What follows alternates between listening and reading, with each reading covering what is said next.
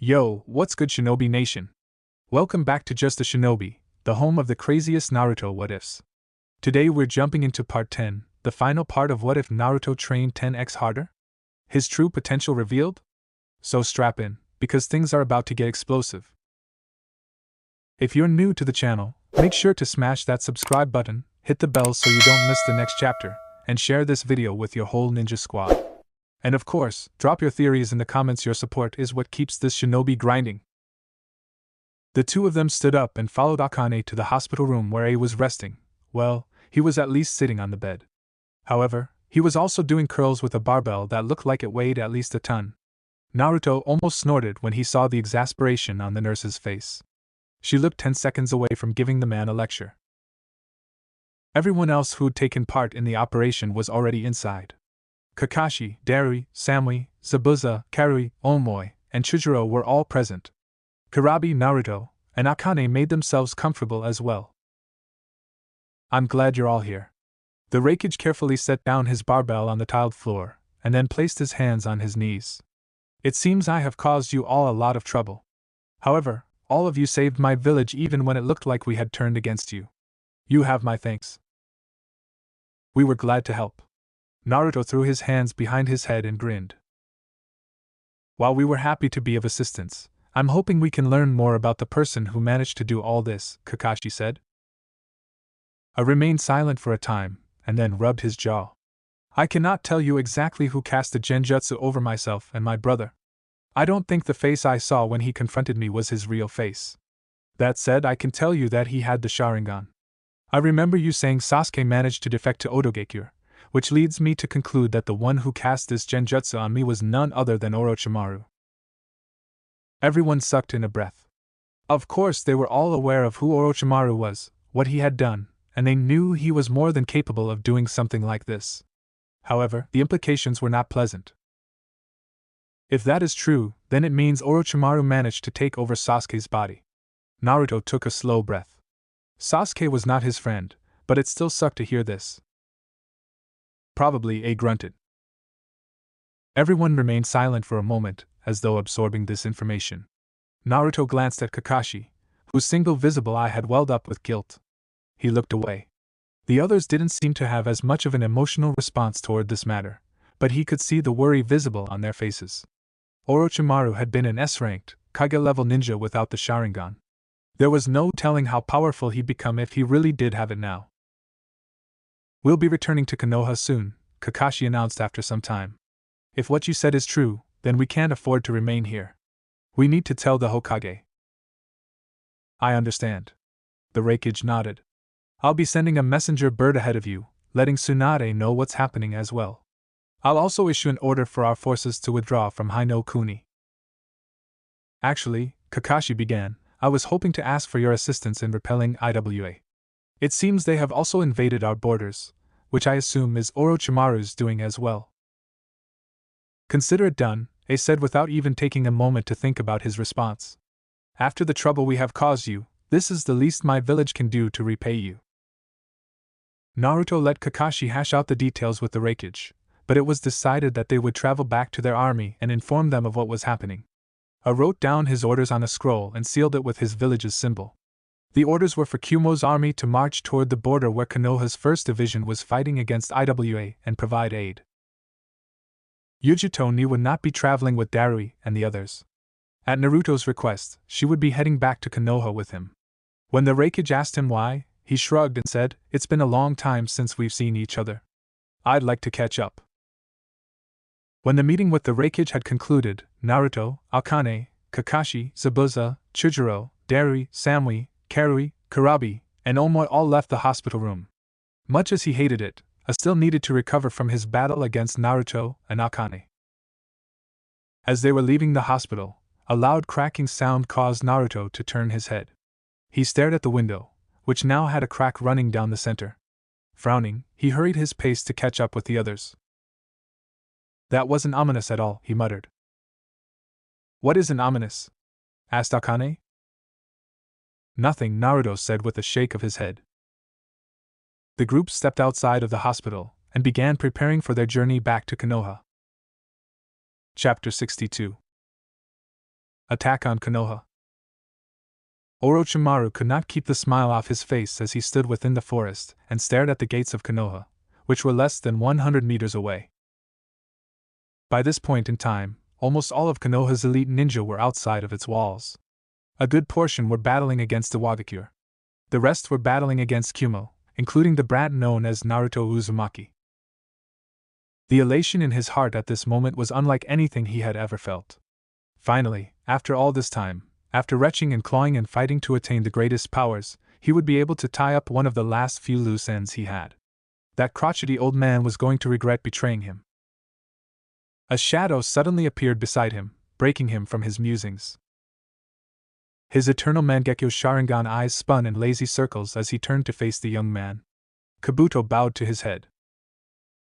Lord Orochimaru, all of our sleeper agents are in place and awaiting my command. Shall I give the order? Go ahead, Orochimaru said in a voice that seeped amusement. Nodding once, Kabuto made a single hand seal and a surge of chakra encapsulated him. Nothing seemed to happen. However, the young man soon let the seal go and nodded his head. It's done. I imagine Konoha is about to break into chaos very soon, Kabuto announced. Good. This is excellent. Still smiling, Orochimaru turned to face the groups of ninja surrounding him. There were about 100 in total. However, this small force was all he needed now. Konoha's most powerful ninjas save a handful were currently dealing with the separate forces of Kumo and IWA. It was unlikely that there were more than a handful of Jonin and Chunin left within the entire village. Ishidate, Karenbana, Kongo Orochimaru smiled. Take your forces in and kill anything that moves. The three ninjas smiled. With pleasure. Orochimaru stood in place, Kabuto beside him, as the 100-strong force rushed toward the village of Konoha. Many of them scaled the walls, though he could see a few traveling toward the gates. Once they got inside, their job would be to wreak havoc. Are you sure 100 ninja is enough to defeat Konoha? Asked Kabuto. Maybe not in normal circumstances. Orochimaru chuckled. However, the vast majority of Konoha's forces are away dealing with IWA and Kumo. According to your report, there are, at most, 20 Jonin and about 30 Chunin. The rest are just Genin. All of the ninjas I have brought are either Chunin or Jonin. They may still outnumber us, but our forces are not weaker than theirs. He shrugged. Besides, should I find myself in need of more force, I can always unleash my trump card. Kabuto nodded. What would you have me do? Tapping his chin, Orochimaru thought for a moment. Why don't you stay here and enjoy the show? Kabuto did not seem appealing by the prospect of sitting this battle out, which caused Orochimaru to chuckle. He loved teasing his subordinates. However, as fun as this was, he actually had somewhere to be. There was an old friend he wanted to meet. It would be a shame if they couldn't talk properly. Tsunade was first alerted to the trouble when several massive explosions ripped through the village. She had been doing her paperwork when it happened. When the explosions occurred, she whipped her entire chair around and stared through the rattling window to find massive plumes of fire and smoke rising in the air. Her eyes widened. The place where the explosions had occurred had been Konoha's underground bunkers where civilians were supposed to head to in the event of battle breaking out in Konoha. Before she could even get her head on straight, the door opened and a Chunin rushed into the room. Lady Tsunade! We're under attack! He shouted. By who? Asked Tsunade as she stood from her seat. Our own forces. What? Tsunade couldn't make heads or tails of what this man was saying, and so she quickly decided to figure out what the problem was for herself. She exited the Hokage Tower and stepped onto the streets. Her senses were almost immediately assaulted with signs of battle. The scent of blood hung heavily in the air, making her nose wrinkle. Everywhere she looked, there were corpses or ninja fighting. Loud clanging rang in her ears as metal struck metal. Ninja shouted out jutsu and launched fire from their mouths, created walls of earth, and spat bullets of water. A cacophony of murderous intent caused the hairs on her arms to prickle. Those are Konoha headbands. Perhaps even more shocking than the battle itself was the fact that the people fighting each other were Konoha ninja. Her pupils dilated as she stared at the situation in shock. However, she was not the Hokage for nothing. Head over to the hospital and order Shizen to prepare a squad of medical ninjas. After that, find Inoichi Yamanaka and tell him to find me." She whirled on the Chunin by her side, who hurriedly nodded and rushed to follow her orders. Tsunade did not know what was going on, but she knew she had to do something. Without knowing why her own ninja were attacking, Tsunade couldn't outright kill them. Remembering what Inoichi had discovered on the corpse, she had a hunch they might have been sleeper agents, but she couldn't say that with any certainty. That being the case, her best option was to subdue them. Acting quickly, Tsunade rushed toward the nearest group of battling ninja. There were two genin fighting against each other. One of them was shouting at the other, asking the young girl why she had betrayed him as tears sprang to his eyes. The girl didn't respond with words. She attacked him and forced him back. Tsunade narrowed her eyes and pushed forward. It happened before the boy could blink. Tsunade appeared behind the girl and touched the back of her neck, sending a burst of chakra through her body. The girl jolted. Then her eyes rolled into the back of her head and she collapsed like a puppet without chakra strings. Tsunade eyed the girl, and then looked at the boy. "Get her to the hospital now," Tsunade ordered. The boy seemed unable to say anything, but he did give her a dumb nod. Tsunade didn't wait to see if he would do as she ordered. She leapt onto the roof, found another group of battling ninja, and raced toward them. Tsunade had no idea how long she performed these actions. She found ninja fighting, knocked out the one that seemed to be a sleeper agent, and ordered the other to deliver their traitorous comrade to the hospital. It was just after she had finished knocking out the nth Konoha ninja that someone appeared before her. "Lady Tsunade." Inoichi knelt before Tsunade as he appeared on the roof she was standing on, his expression grave. "It seems several sleeper agents have somehow awakened and are wreaking havoc on our forces," Tsunade said without hesitation. "I know." Inoichi nodded. "I was forced to fight against several of them on the way here." "Can you undo whatever happened to them?" Inoichi hesitated. "That would depend on whether or not they were originally loyal to Konoha. I can't do anything for someone who was always a sleeper agent." Tsunade accepted that with a nod. "Do what you can. I'm going to continue doing what I can." "Yes, Lady Tsunade."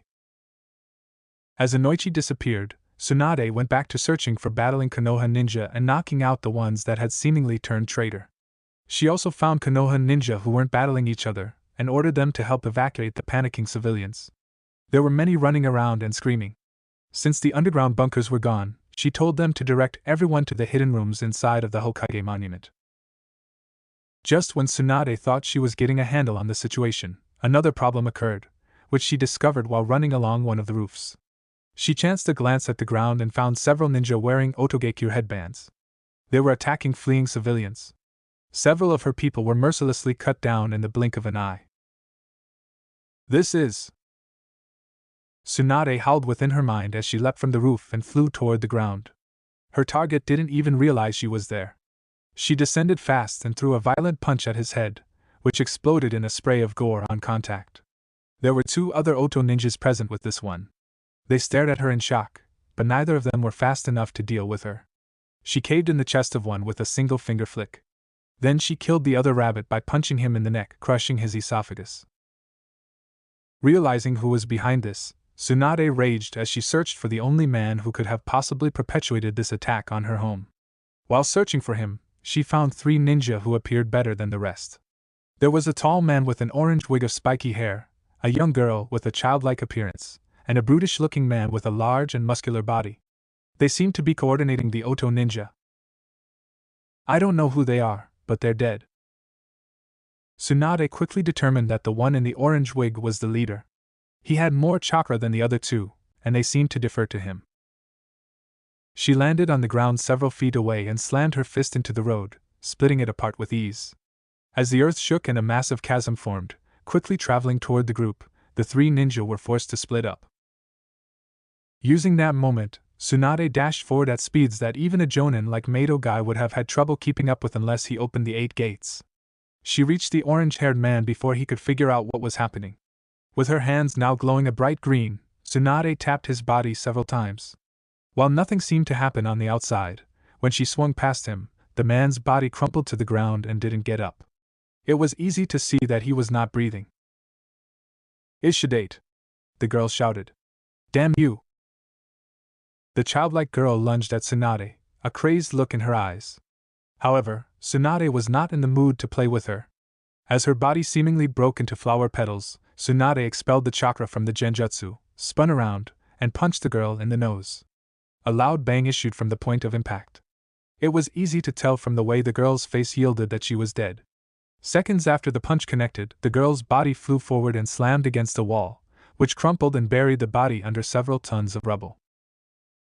After staring at what happened to his two companions in horror, the big man tried to run, turning around and fleeing as fast as his legs would carry him. Tsunade wouldn't let that happen. She darted forward faster than he could, leapt into the air, and crushed his skull with a spinning heel drop. As she removed her heel from the dead man's skull, several more massive explosions caused her to look up. Her eyes widened as numerous giant snakes appeared within Konoha and began going on a rampage. Glaring at the snakes as a red film hovered over her eyes, Tsunade could only grit her teeth as she began going through the hand seals necessary for the summoning jutsu. However, before she could even complete them, her sense of danger sense, which had been honed by war, warned her that something was coming. She stopped her hand seals and leapt backward as several snakes tried to bite her. Grimacing, she stomped her foot on the snakes, killing them with ease. Mocking applause filled the air. Tsunade turned around to see the figure of a man who she'd recognized no matter how much she wished she could forget. His pale skin was nearly translucent, and dark hair hung from his head. A robe had been thrown over his body, tied together with a purple rope. Tsunade sucked in a breath when she saw the man's eyes. They were not the snake-like yellow orbs she remembered. They looked like a black three-sided shuriken within a red star surrounded by darkness. "Hello, Tsunade," the man said with an amicable but sarcastic smile. She growled and spit out the man's name. Orochimaru. Ku. The sound of his laughter grated on her ears, causing her to gnash her teeth together. Matters were only worsened by the smug look on his face. "You shouldn't frown like that, Tsunade. You'll get wrinkles." Tsunade would have liked nothing more than to pound this man into oblivion. There were a few reasons she hadn't. First and foremost was that it looked like he had some strange variation of the Sharingan. Having read the diary written by her grandfather, she knew this was likely the Mangekyo Sharingan, an infamously powerful variant of the original that could only be acquired when an Uchiha underwent great emotional trauma. The easiest way to acquire it was killing the person you loved most. Itachi Uchiha had this. He'd used it to put Kakashi in a coma at one point. The second reason was that she didn't have any information that could prove useful in fighting him. When they had last fought, their battle had been a stalemate. And that had been when Orochimaru's arms were ruined.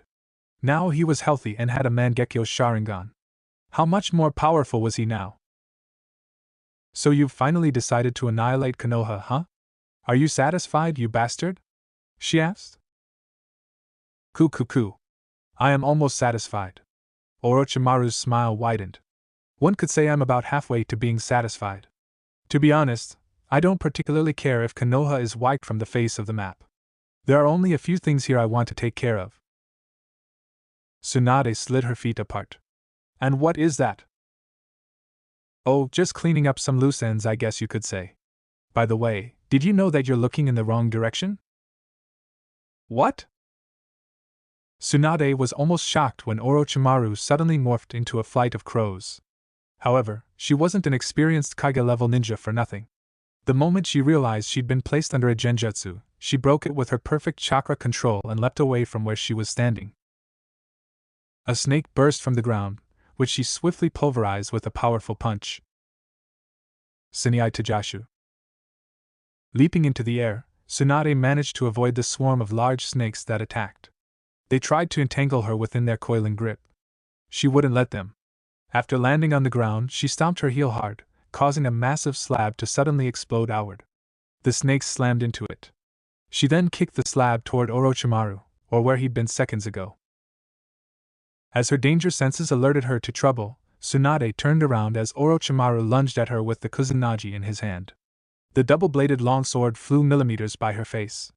Tsunade was forced to jerk her head back as several strands of hair were cut. Knowing better than to let the poison blade cut her, she quickly retreated a step, backpedaling as her opponent chased after her. She grimaced as he stayed on her tail. Tsunade liked to think she was a good taijutsu expert, but she had no proficiency with weapons, putting her at a disadvantage in a battle such as this. What is the matter, Tsunade? Orochimaru asked. Are you having trouble? Why aren't you looking at me? Damn bastard. Tsunade had done her best to avoid making eye contact with Orochimaru. She knew perfectly what would happen if they made eye contact. There was no way she would allow herself to fall into a genjutsu. However, as the fight continued, Tsunade also realized that she was at a great disadvantage. Thanks to the Sharingan, Orochimaru could predict all of her moves even without eye contact. Already several nicks and cuts had appeared on her skin. The slow burn of poison had already entered her blood, and while she was healing it, that pain was also distracting her. Even worse, the longer she let this go on, the more damage would be done to her village. She needed to finish this now. Stomping her foot on the ground, Tsunade caused the entire village to shake.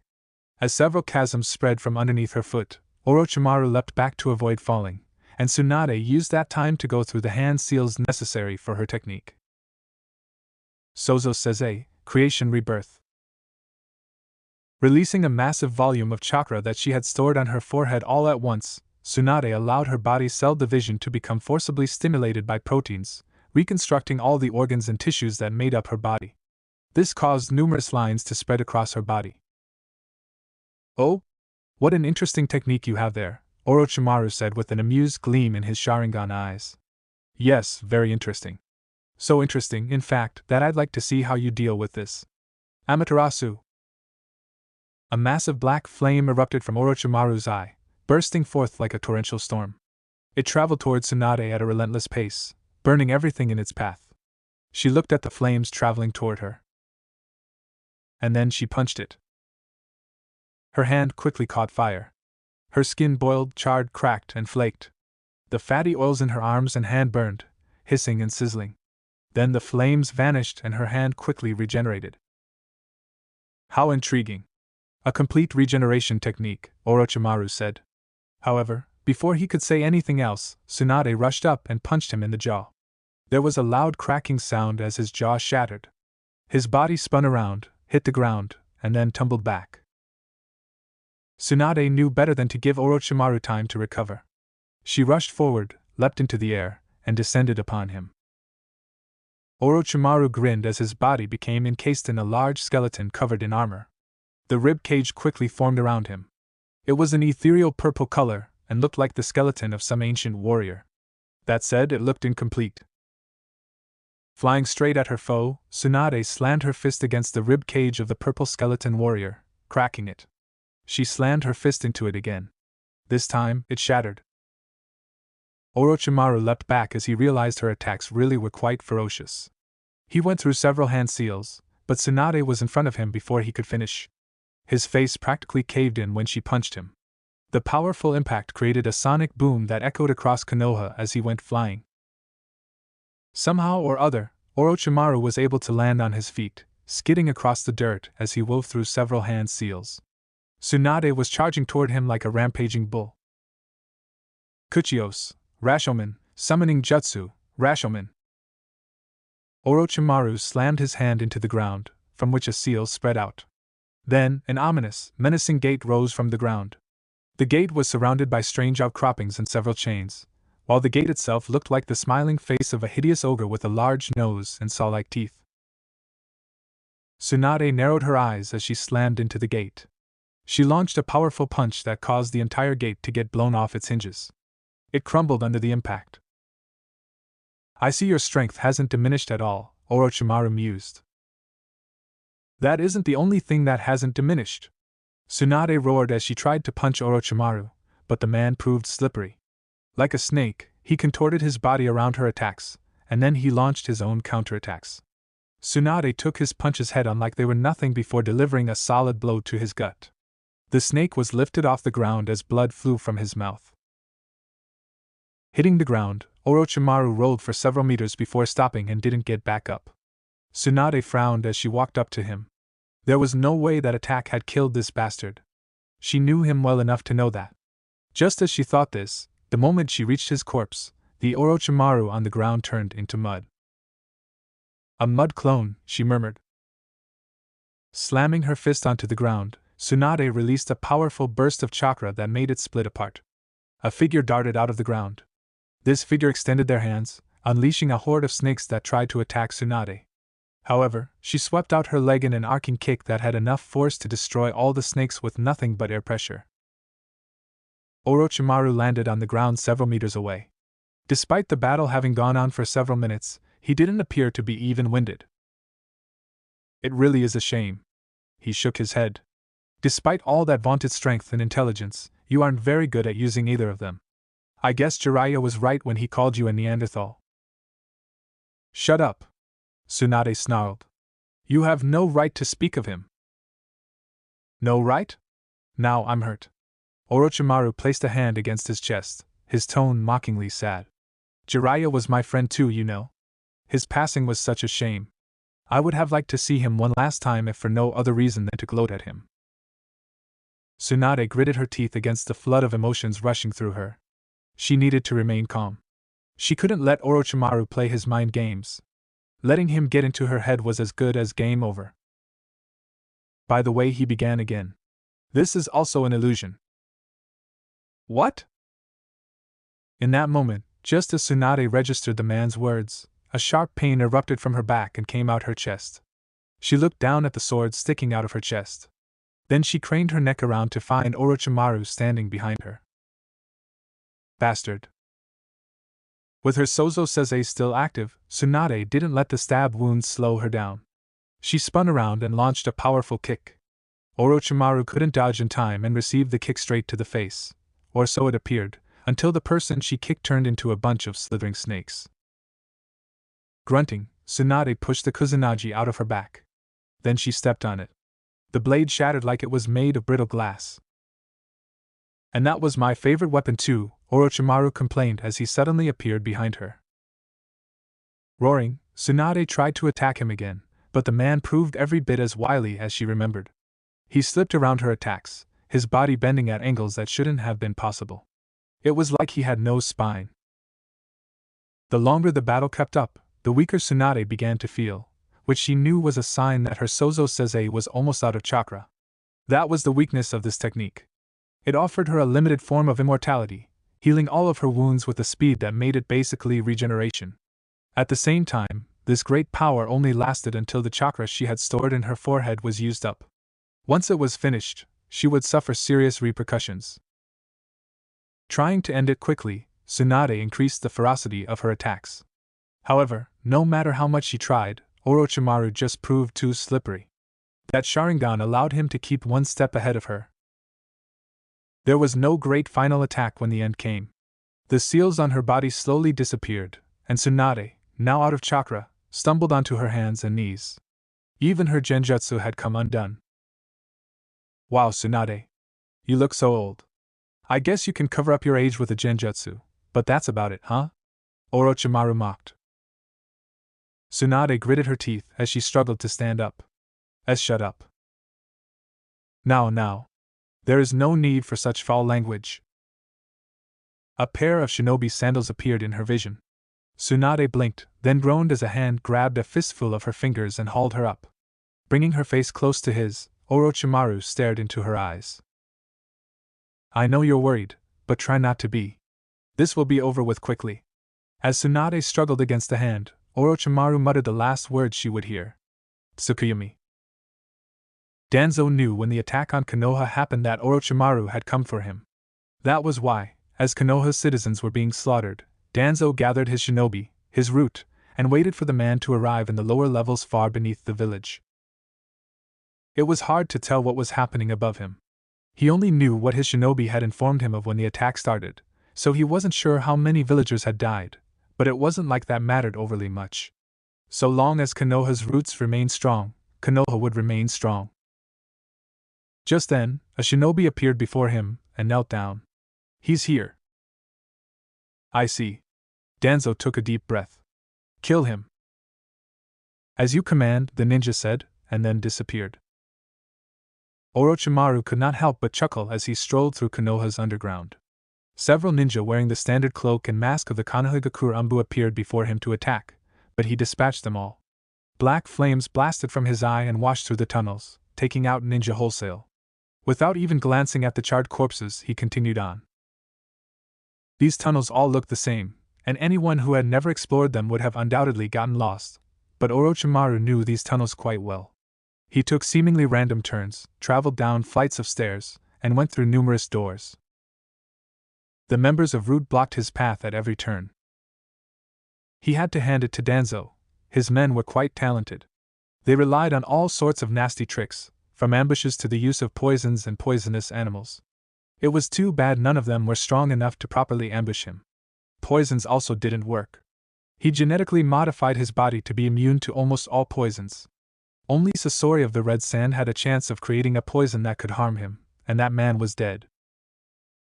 During his travel through the tunnels, several thousand bugs suddenly appeared around him. Oh?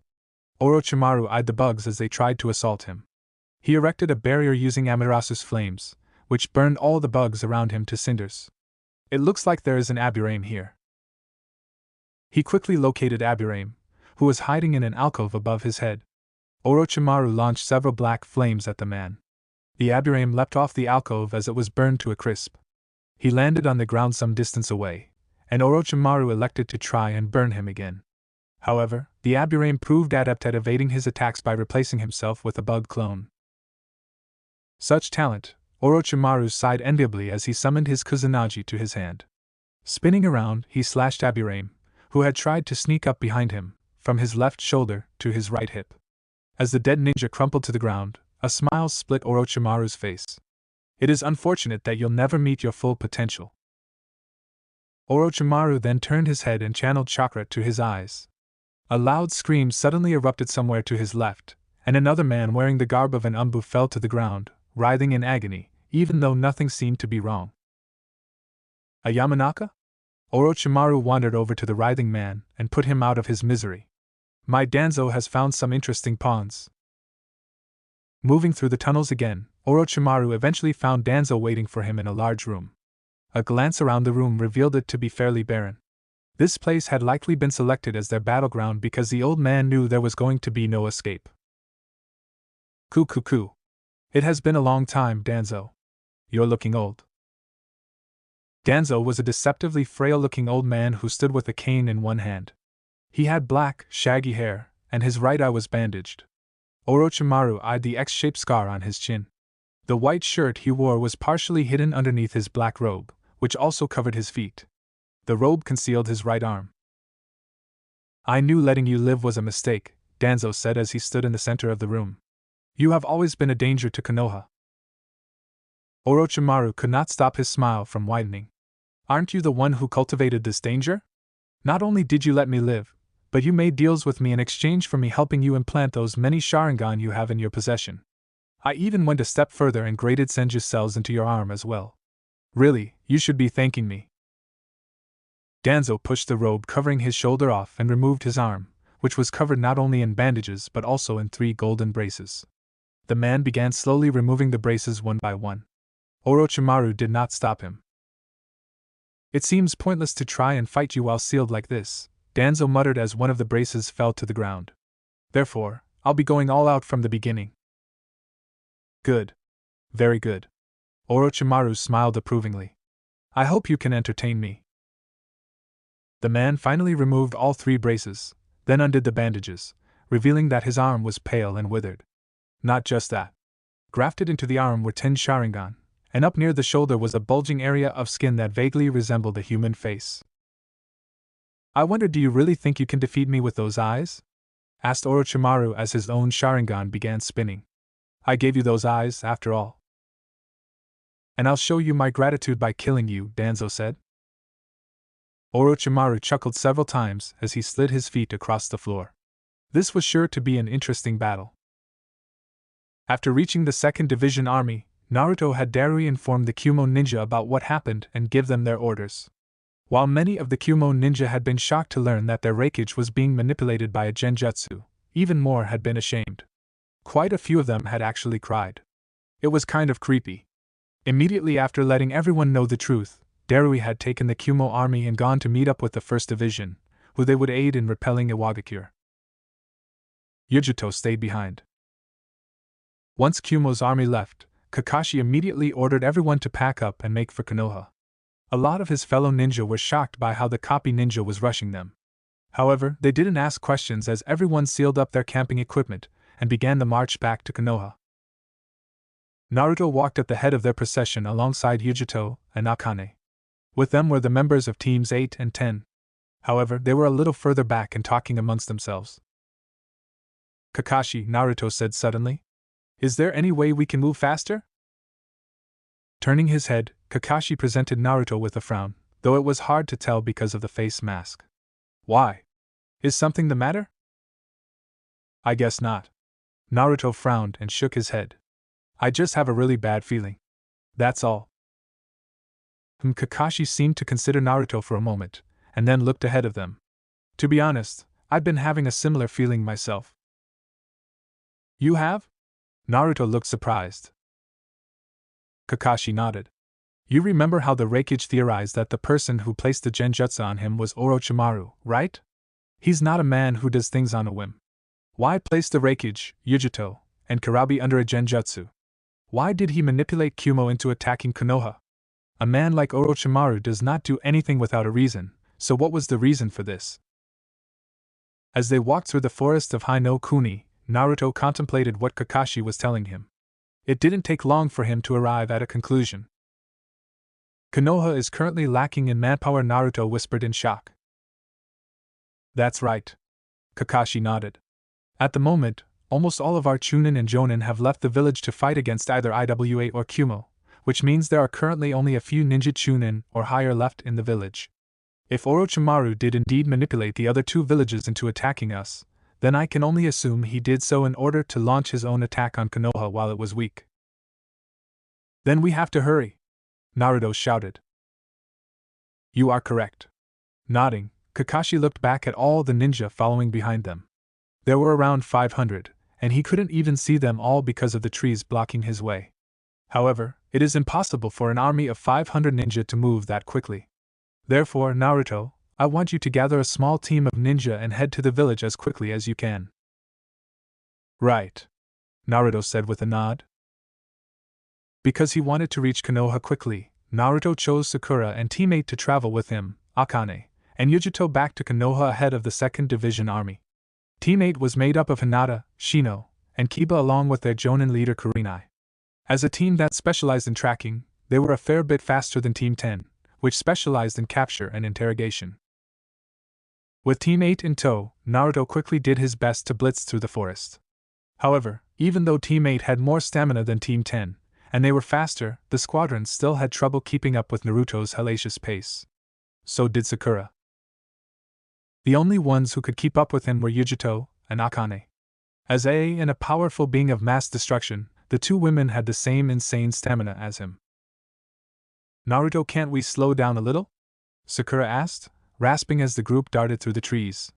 While Sakura was barely managing to keep up with him, Shino, Kiba, Hinata, and Kurenai were lagging behind. I don't think we can keep this up. Naruto glanced back at the others to see what she meant, and when he noticed how far behind the other four were, he sighed and agreed to stop. We'll take a 1-hour break, he determined. However, we can't afford to waste any more time than that. Sakura gave him a tumultuous smile, as though lamenting how they'd only been given 1 hour to rest. That said, she plopped herself on the ground without a second thought, and quickly brought a flask of water to her parched mouth. When the others caught up, Naruto told them the same thing. They would have 1 hour. While Kiba had loudly complained about how 1 hour was not nearly enough, Naruto silenced him with a swift glare.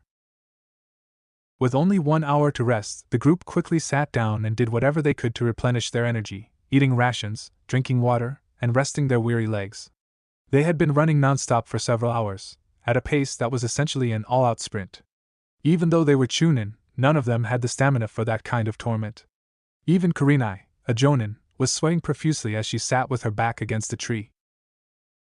That damn Naruto, Kiba grumbled. Why is he having us push ourselves so hard? You know why. Kurenai admonished the boy with a stern look. While there's no evidence, given the situation and everything that has happened, there's a strong possibility that Konoha may be under attack right now. I know that. Kiba scowled. But even if we head there as quickly as we can, what good could we do if all of us are exhausted? All I'm saying is that we should be in peak physical condition on the off chance that Konoha really is in danger. I agree, Shino said, his sunglasses glinting in the light. Let us say that we did proceed to Konoha with all due haste, only to arrive and discover that Konoha is under siege. We would not be able to defend the village if we were tired. That is true, Hinata added. However, I think Naruto-kun is thinking about what would happen if we are too late. Probably, but I still say we need to be at least rested enough to battle, Shino said. Well, I don't disagree, but I think we all need to remember that Naruto is grown up now, Sakura said. He's doing his best to become a good shinobi who puts his village first. Right now, there's a chance that the village is under threat, so of course he's going to become a little, taciturn. Whatever you say, Sakura, Kiba muttered as Akamaru barked several times. Naruto listened to the conversation happening several meters behind him. He sighed as he leaned against a tree, his arms crossed as he stared through the trees like he could see Konoha from there. He couldn't. Konoha was still nearly 100 kilometers out, but he gazed in the direction of the village anyway. Standing beside him were Akane and Yujito. Both of them were silent as they glanced at him in what he guessed was concern. Perhaps they understood how he felt and were being respectful by not trying to engage him in conversation. Once the 1-hour period was up, the group moved off again. Their pace was no less furious than the previous one that Naruto had set. Perhaps because they were moving so fast, the group needed to take one more break before they reached Konoha, and when they finally did arrive, the group of ninja could only stare in horror at what they saw. This is... Oh no. Smoke could be seen rising from behind Konoha's wall, large billowing clouds in numerous locations. Anyone with half a brain could tell this was from a fire. Naruto did not wait for the others as he rushed up toward the gate. He ignored their shouts, broke onto the main road, and gawked at the now destroyed gates of Konoha. It looked like someone or something had smashed its way through. The gates were not just destroyed. The wall around where the gates were also completely gone. It looked like someone had used a summon to wreck the gate. Stepping past the entrance, Naruto could not stop the blood that drained from his face. Everywhere he looked were scenes of incredible violence. Corpses littered the streets. Some of them were ninja, but there were also a lot of civilians. A young man in his early 20s lay staring sightlessly at the sky. A young mother and her child were sprawled across the ground, the mother hugging the child to her chest. It looked like she had tried to protect her son. Both were dead. The other Konoha ninja plus Akane and Yujito stepped past the gate as well. The looks on their faces were almost the same as his. Kiba had paled, Hinata was staring in wide-eyed horror, and Kurenai was gaping at the pointless destruction.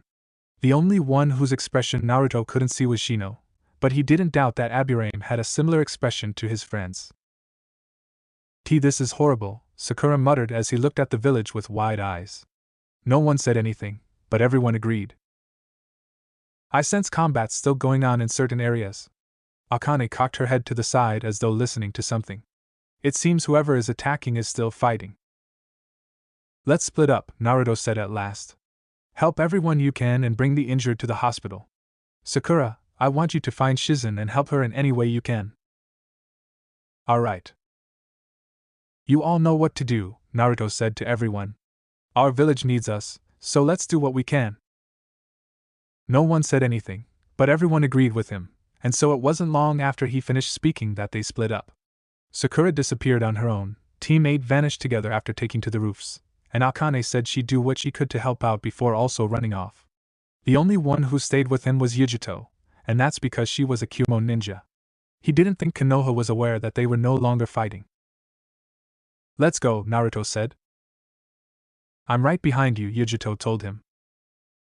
The two of them rushed through the village with the same speed as the others. Naruto used his enhanced hearing to track down the sounds of combat, then he and Yujito would fight against whatever enemies they came upon. Over there.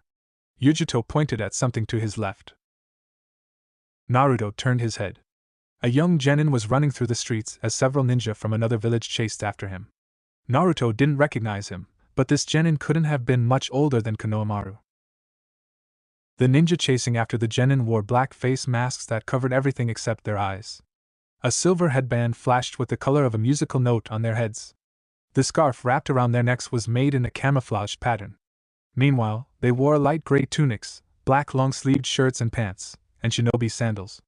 An obi was tied around their waist. Oto Ninja. Narrowing his eyes, Naruto tapped his foot against the ground and suddenly disappeared. He reappeared between the three ninja and the genin they were hounding. The three ninja abruptly stopped upon seeing his appearance. Yujito, who had taken off her headband at his suggestion, appeared near the young boy. "Who the hell are you?" asked one of the ninja. Naruto didn't answer. He suddenly disappeared in a burst of speed as he dashed across the ground. A swirling blue ball of chakra appeared in his left hand, which he thrust out the moment he reached the ninja. Rasengan! A loud tearing sound echoed all around them as his jutsu tore through the clothes and flesh of the person before him. The Oto ninja let out an agonized scream, but that was quickly cut off when the man was blasted away. He struck the ground, rolled, and then came to a stop. "Why, you bastard!" one of the Oto ninjas shouted as she turned toward Naruto to attack. The flash of a kunai appeared in her hand as she tried to impale him. Naruto wove around the kunai, took a step forward, and slammed a fist into her throat. As the kunoichi gagged, he spun around and made a slashing motion at the ninja to his right. The man who had been getting ready to attack him suddenly froze. Not even a second later, blood spurted from his chest as the wind blade tore into him. By this point, the woman had recovered, but Naruto rotated on his left foot, raised his right foot, and launched a powerful kick into the woman's neck. There was a loud cracking noise that issued from her neck. The kunoichi fell forward, hitting the ground with her knees, and then pitching forward to lie on her face. With the three ninja dead, Naruto turned to the petrified genin. "Are you okay, kid?" he asked. The genin's eyes widened. "You're Naruto." Naruto nodded but didn't pay attention to the hero worship in the kid's voice. "Where is your team?" Immediately after Naruto mentioned the boy's team, the genin became silent. He looked down at the ground. Several sniffles issued from his mouth as tears began leaking out of his eyes.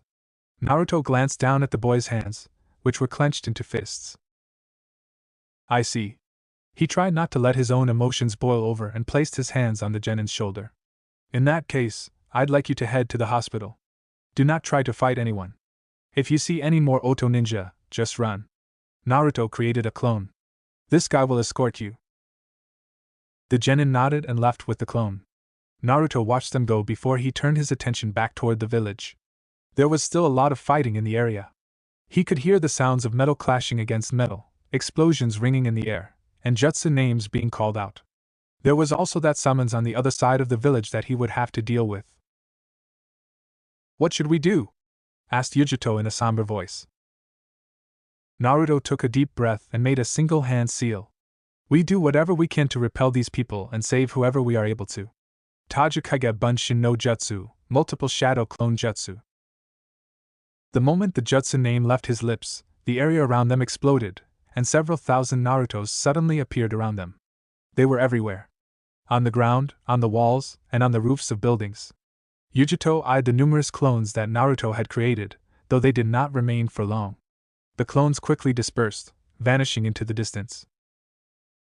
"Shadow clones are weak and will be dispelled with just one solid hit," Naruto began explaining.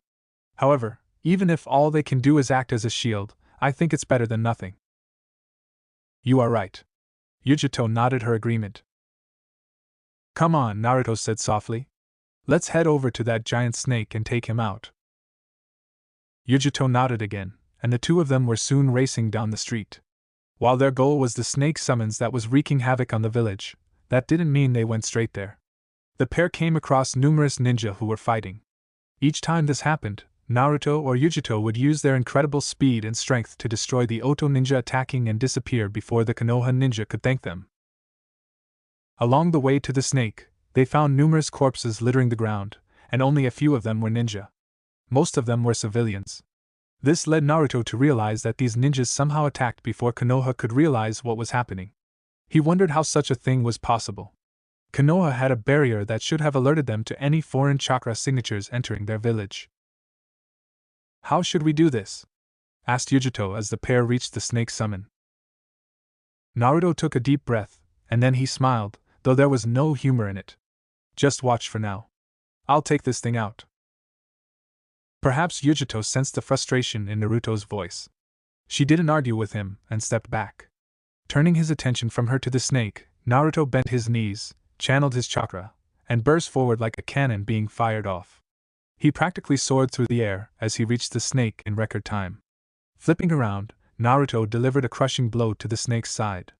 His attack was so powerful that the massive creature fell to the ground while releasing an ear-splitting shriek. Landing on a roof several meters away, Naruto jumped into the air and created a shadow clone. As he and the clone descended to the ground, Naruto created a Rasengan in one hand and had the clone infuse its chakra into the technique. The small sphere about the size of his palm soon grew increasingly large, until it was about twice the size of his head. Then he finished his fall and stuck out his hand. Oedoma Rasengan. The Oedoma Rasengan was just a bigger, more powerful Rasengan. It used the same concept as the original technique, but with more chakra. When Naruto slammed the giant ball against the snake's hide, the energy within the swirling nebulous of chakra was immediately released. An explosion went up. The force was such that Naruto was pushed back into the air, but he used it to flip around several times and land on the nearest roof. Meanwhile, the snake that he had slammed his technique into had a huge chunk of its body gouged out. Blood, bones, and organs poured from the now open wound. The snake, clearly dead, writhed several times before going completely still. It didn't get summoned back to its own domain. Naruto stared at the dead snake for several seconds, his breathing heavy. Gentle footsteps came up behind him during that time. "What should we do now?" asked Yujito. "Let's help whoever we can," Naruto said, closing his eyes. "Okay." Naruto opened his eyes and glanced at Yujito. Now wasn't the time to mourn or feel angry. Konoha needed him.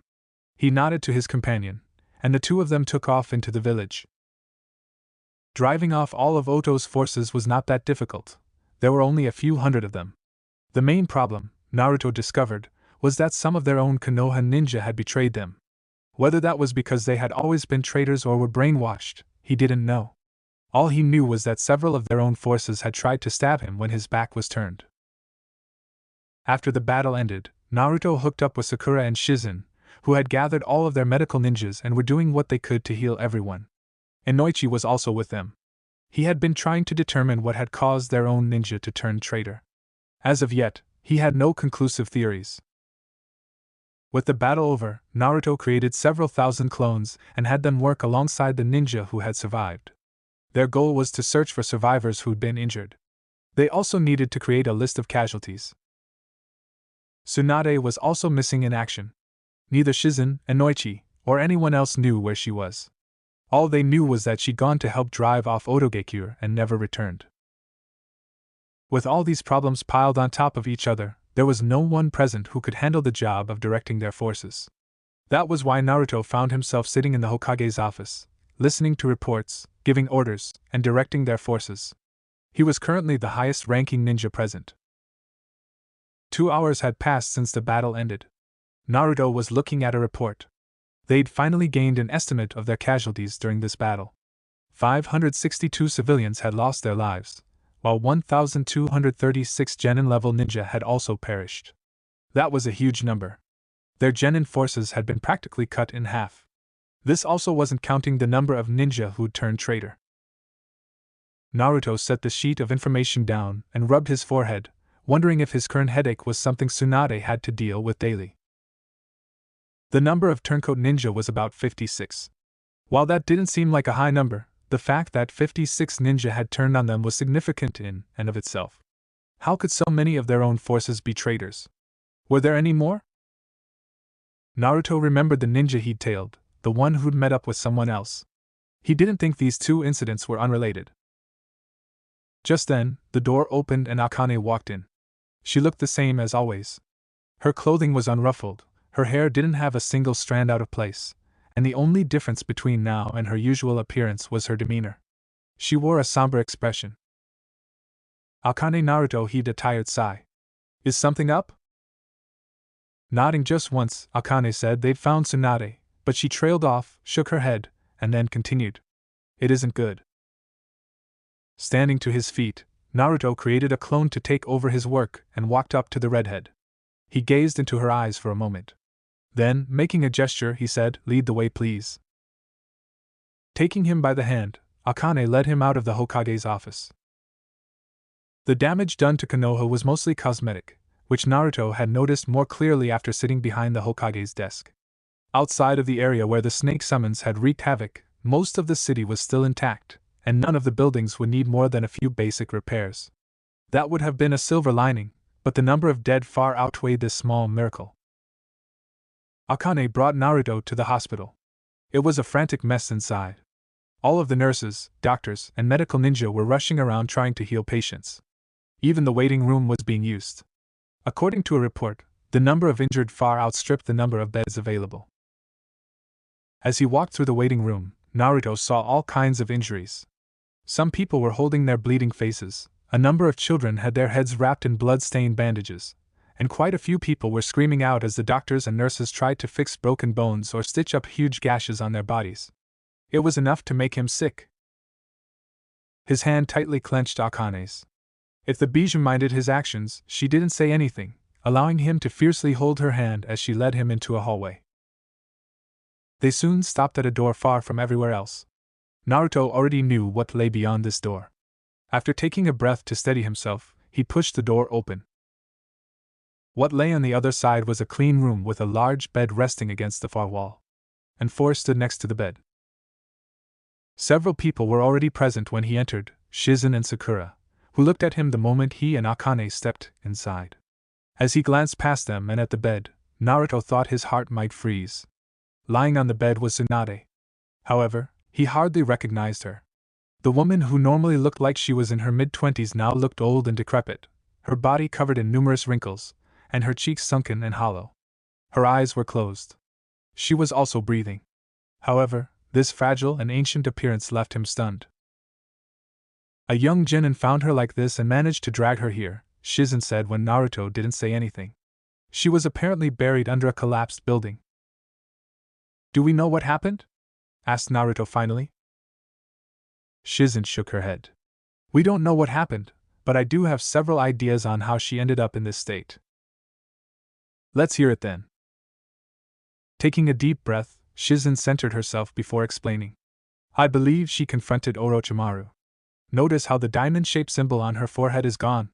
That symbol is the Byakugo no In, a powerful seal which is reputed to be the pinnacle of chakra control. By storing a vast amount of chakra over an extended period of time into her forehead, Tsunade was able to create this seal. With it, Tsunade is able to perform techniques without any wasted energy, and when released, the stored chakra is unleashed into their body. This greatly amplifies the power of Tsunade's techniques." Naruto absorbed the knowledge Shizen was telling him with a nod, but he wasn't 100% sure he understood it all. He wouldn't call himself a slouch when it came to ninjutsu. That said, the nuances of many of the more complicated jutsu escaped him. "After releasing the seal, I believe Tsunade used Sozo Seize, a technique in which the body's cell division is forcibly stimulated by proteins. It grants her a limited form of immortality, allowing her body to reconstruct any organs and damaged tissue at a rate so fast it could be called a form of regeneration." Shizen took a shuddering breath. "However, it isn't true regeneration. What this technique does is hasten the creation of new cells through division. It's a powerful technique but not without its drawbacks." "What do you mean?" asked Naruto. "A body's cells can only be split a certain number of times in one's lifetime," Sakura said. "By speeding up this process, Tsunade is basically shortening her own natural lifespan." "So this state Shizen was self-inflicted?" Naruto glanced at Shizen. "Partly," Shizen admitted. "I believe when she fought against Orochimaru, she was forced to unleash her full strength and lost." "Do we know for sure if it was Orochimaru she fought?" asked Naruto. "Who else could it be?" Shizen answered his question with one of her own, to which he could only nod. It was true. There weren't that many people who could force Tsunade to this state. Of them, Orochimaru was the most likely candidate. "Will she wake up?" asked Naruto. At his next question, Shizen and Sakura glanced at each other and remained silent, as though unsure of how to answer. Naruto frowned at them. She should eventually, Shizen said, choosing each word with care. However, we have no idea how long that might take, and we don't really know what happened to her. From the residual chakra in her body, it looks like she was placed under a powerful genjutsu, but we can't figure out anything more than that. Naruto didn't like the sound of that. He spoke to the pair of medical ninja for a little bit longer, asking them to take care of Tsunade, and then he left with Akane in tow. As he was heading back to the Hokage's office to relieve his shadow clone, Naruto paused when he caught sight of Yujito surrounded by a group of genin. He didn't know what was going on at first. However, as he got closer, his ears twitched as he heard the group speak. "What the hell are you doing here? You damn bitch. This is all your fault. Kumo betrayed Konoha. Go back to where you came from."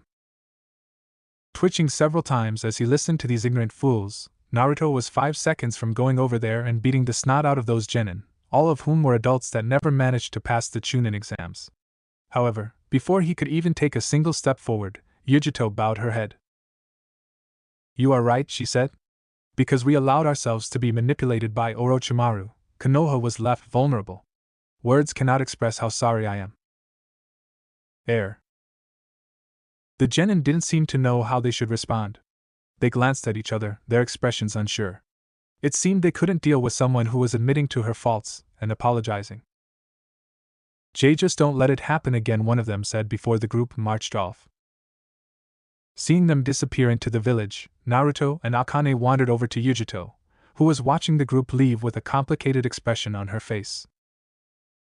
"You handled yourself pretty well," Akane said. "Had it been me, I would have killed them." Yujito glanced at Akane, then at Naruto, before looking back at where the genin had vanished. Her shoulders sagged as though a weight was pushing down on them. She sighed. "They aren't wrong," she said in a soft, quiet voice. "This really is Kumo's fault.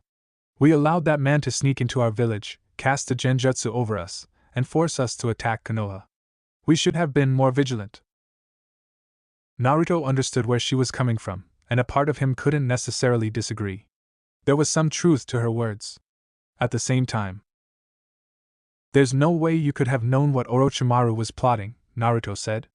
"That man has been a thorn in Konoha's side for so long, and honestly, if we blamed you for what happened, then we would have to blame ourselves for all the times he duped us. This isn't the first time one of Orochimaru's plots dealt a great deal of damage to Konoha."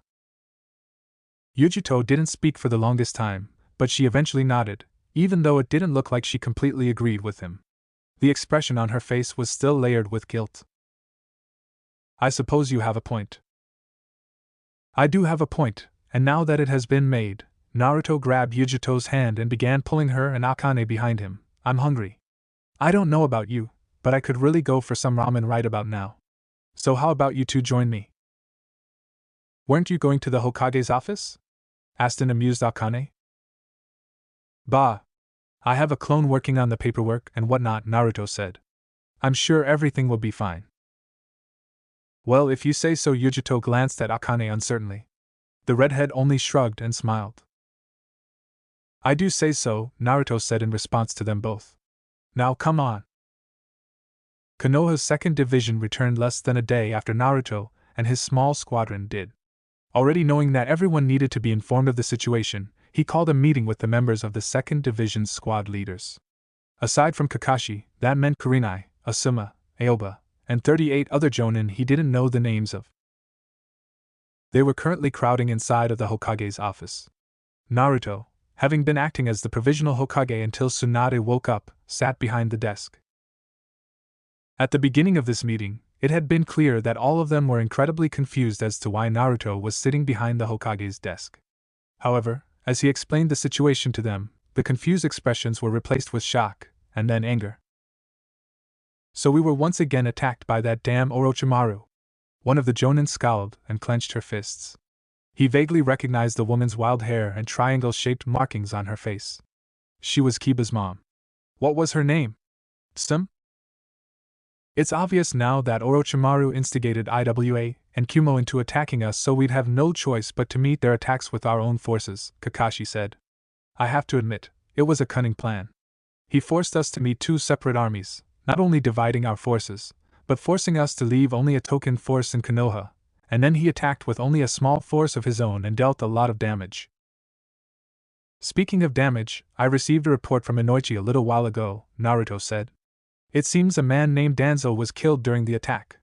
From what Inoichi has told me, this Danzo was in charge of a defunct Umba unit called Root. According to the report, Danzo was found underneath Konoha alongside nearly 200 ninja. The ninja present began murmuring. I believe the reason Orochimaru attacked Konoha was actually to dispose of Danzo. But why would he do that? Asked Kurenai. Asuma, who looked more than anything like he wanted to smoke, sighed. Because Danzo and Orochimaru have had dealings in the past. I heard it from my old man. It seems the two of them had been involved in the kidnapping and experimenting on several Konoha citizens. However, at some point, Danzo felt like Orochimaru was becoming too dangerous and tried to have him killed. I believe Orochimaru decided to kill Danzo in order to tie up this loose end. Naruto actually had not known anything about this, but it didn't really matter in the end. This was just an interesting bit of extra information. What we need to do now is consider how to proceed from here, Naruto said.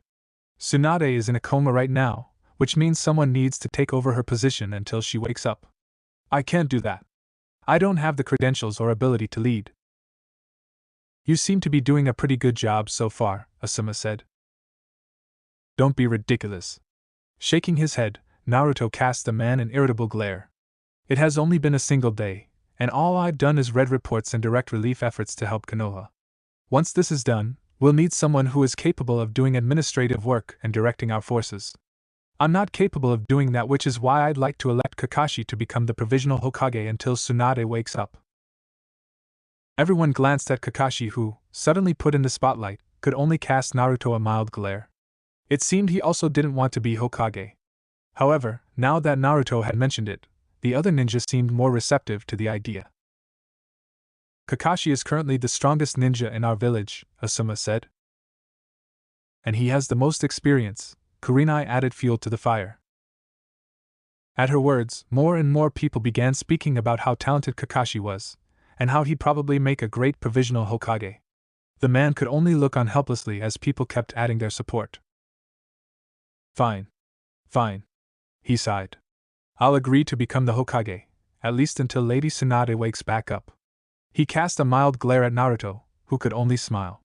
That said, I'm curious to know why you decided to so quickly replace yourself with me. Don't give me that lie about me being a better choice than you. I might have more experience, but I know you're perfectly capable of acting as our leader. Naruto nodded as Kakashi spoke. It seemed the man had seen through him. This is the second time that Orochimaru has damaged Konoha in an attack, Naruto said. While this attack seemed less designed to destroy us and more to accomplish his own objectives, it does not change the fact that our village has suffered greatly. During the attack on the Chunin exams, we were too busy rebuilding to do anything about it. However, this time, we cannot allow him to get away with this and not retaliate. Naruto stood up, placed his hands on the Hokage's desk, and leaned over to pierce everyone with the most fierce look he could muster.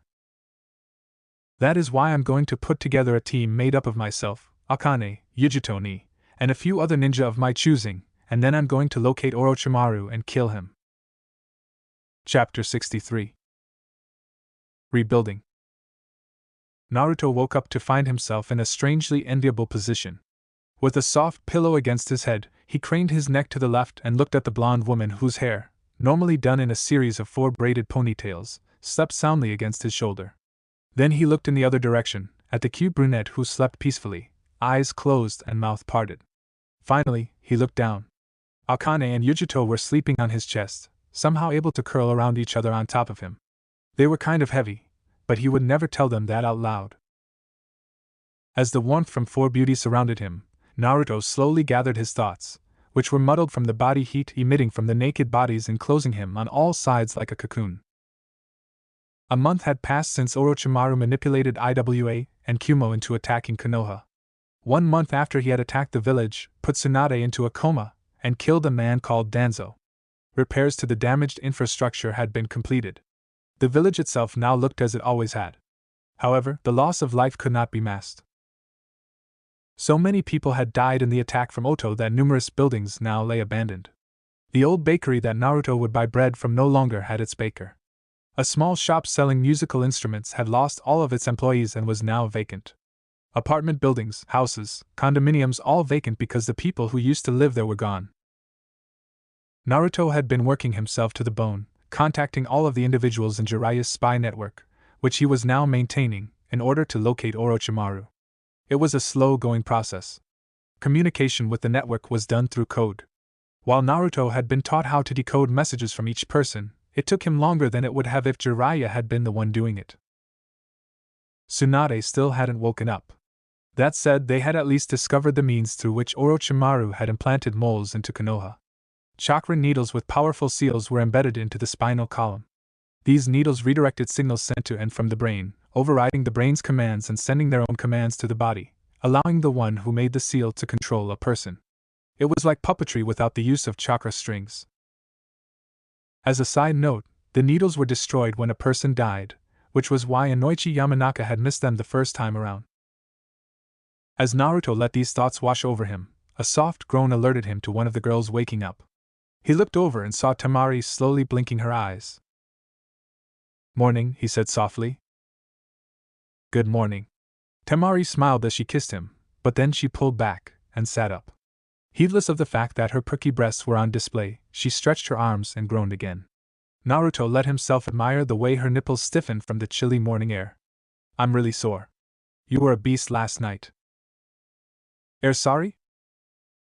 Shaking her head, Temari smiled at his apology. "That was a compliment. I don't know any man who can have sex with 4 women at once." "The benefit of shadow clones, I guess." Naruto shrugged. "Can you please help me wake up everyone else?" "Sure." Temari graced him with an amused smile. Naruto and Temari woke the other 3 women on their bed, and each one reacted similarly to Temari, expressing how sore they felt. Tenten was even walking with a pronounced limp. Fortunately, none of them seemed to blame him, which he guessed was good. After taking a shower, getting dressed, and having a quick breakfast, Naruto and the others got a start on their day. Temari was currently staying here with a token force from Suna. Gaara had expressed his concern given Konoha's state, and ordered 200 of his ninja to remain in Konoha. Likewise, as an expression of apology, the Reikage had sent 100 of the ninja who'd help repel IWA to protect Konoha indefinitely. Yujito, Darui, Samui, Karui, and Omoi were a part of that group. Since Temari and Yujito were needed at their respective posts, they left after giving him a kiss goodbye.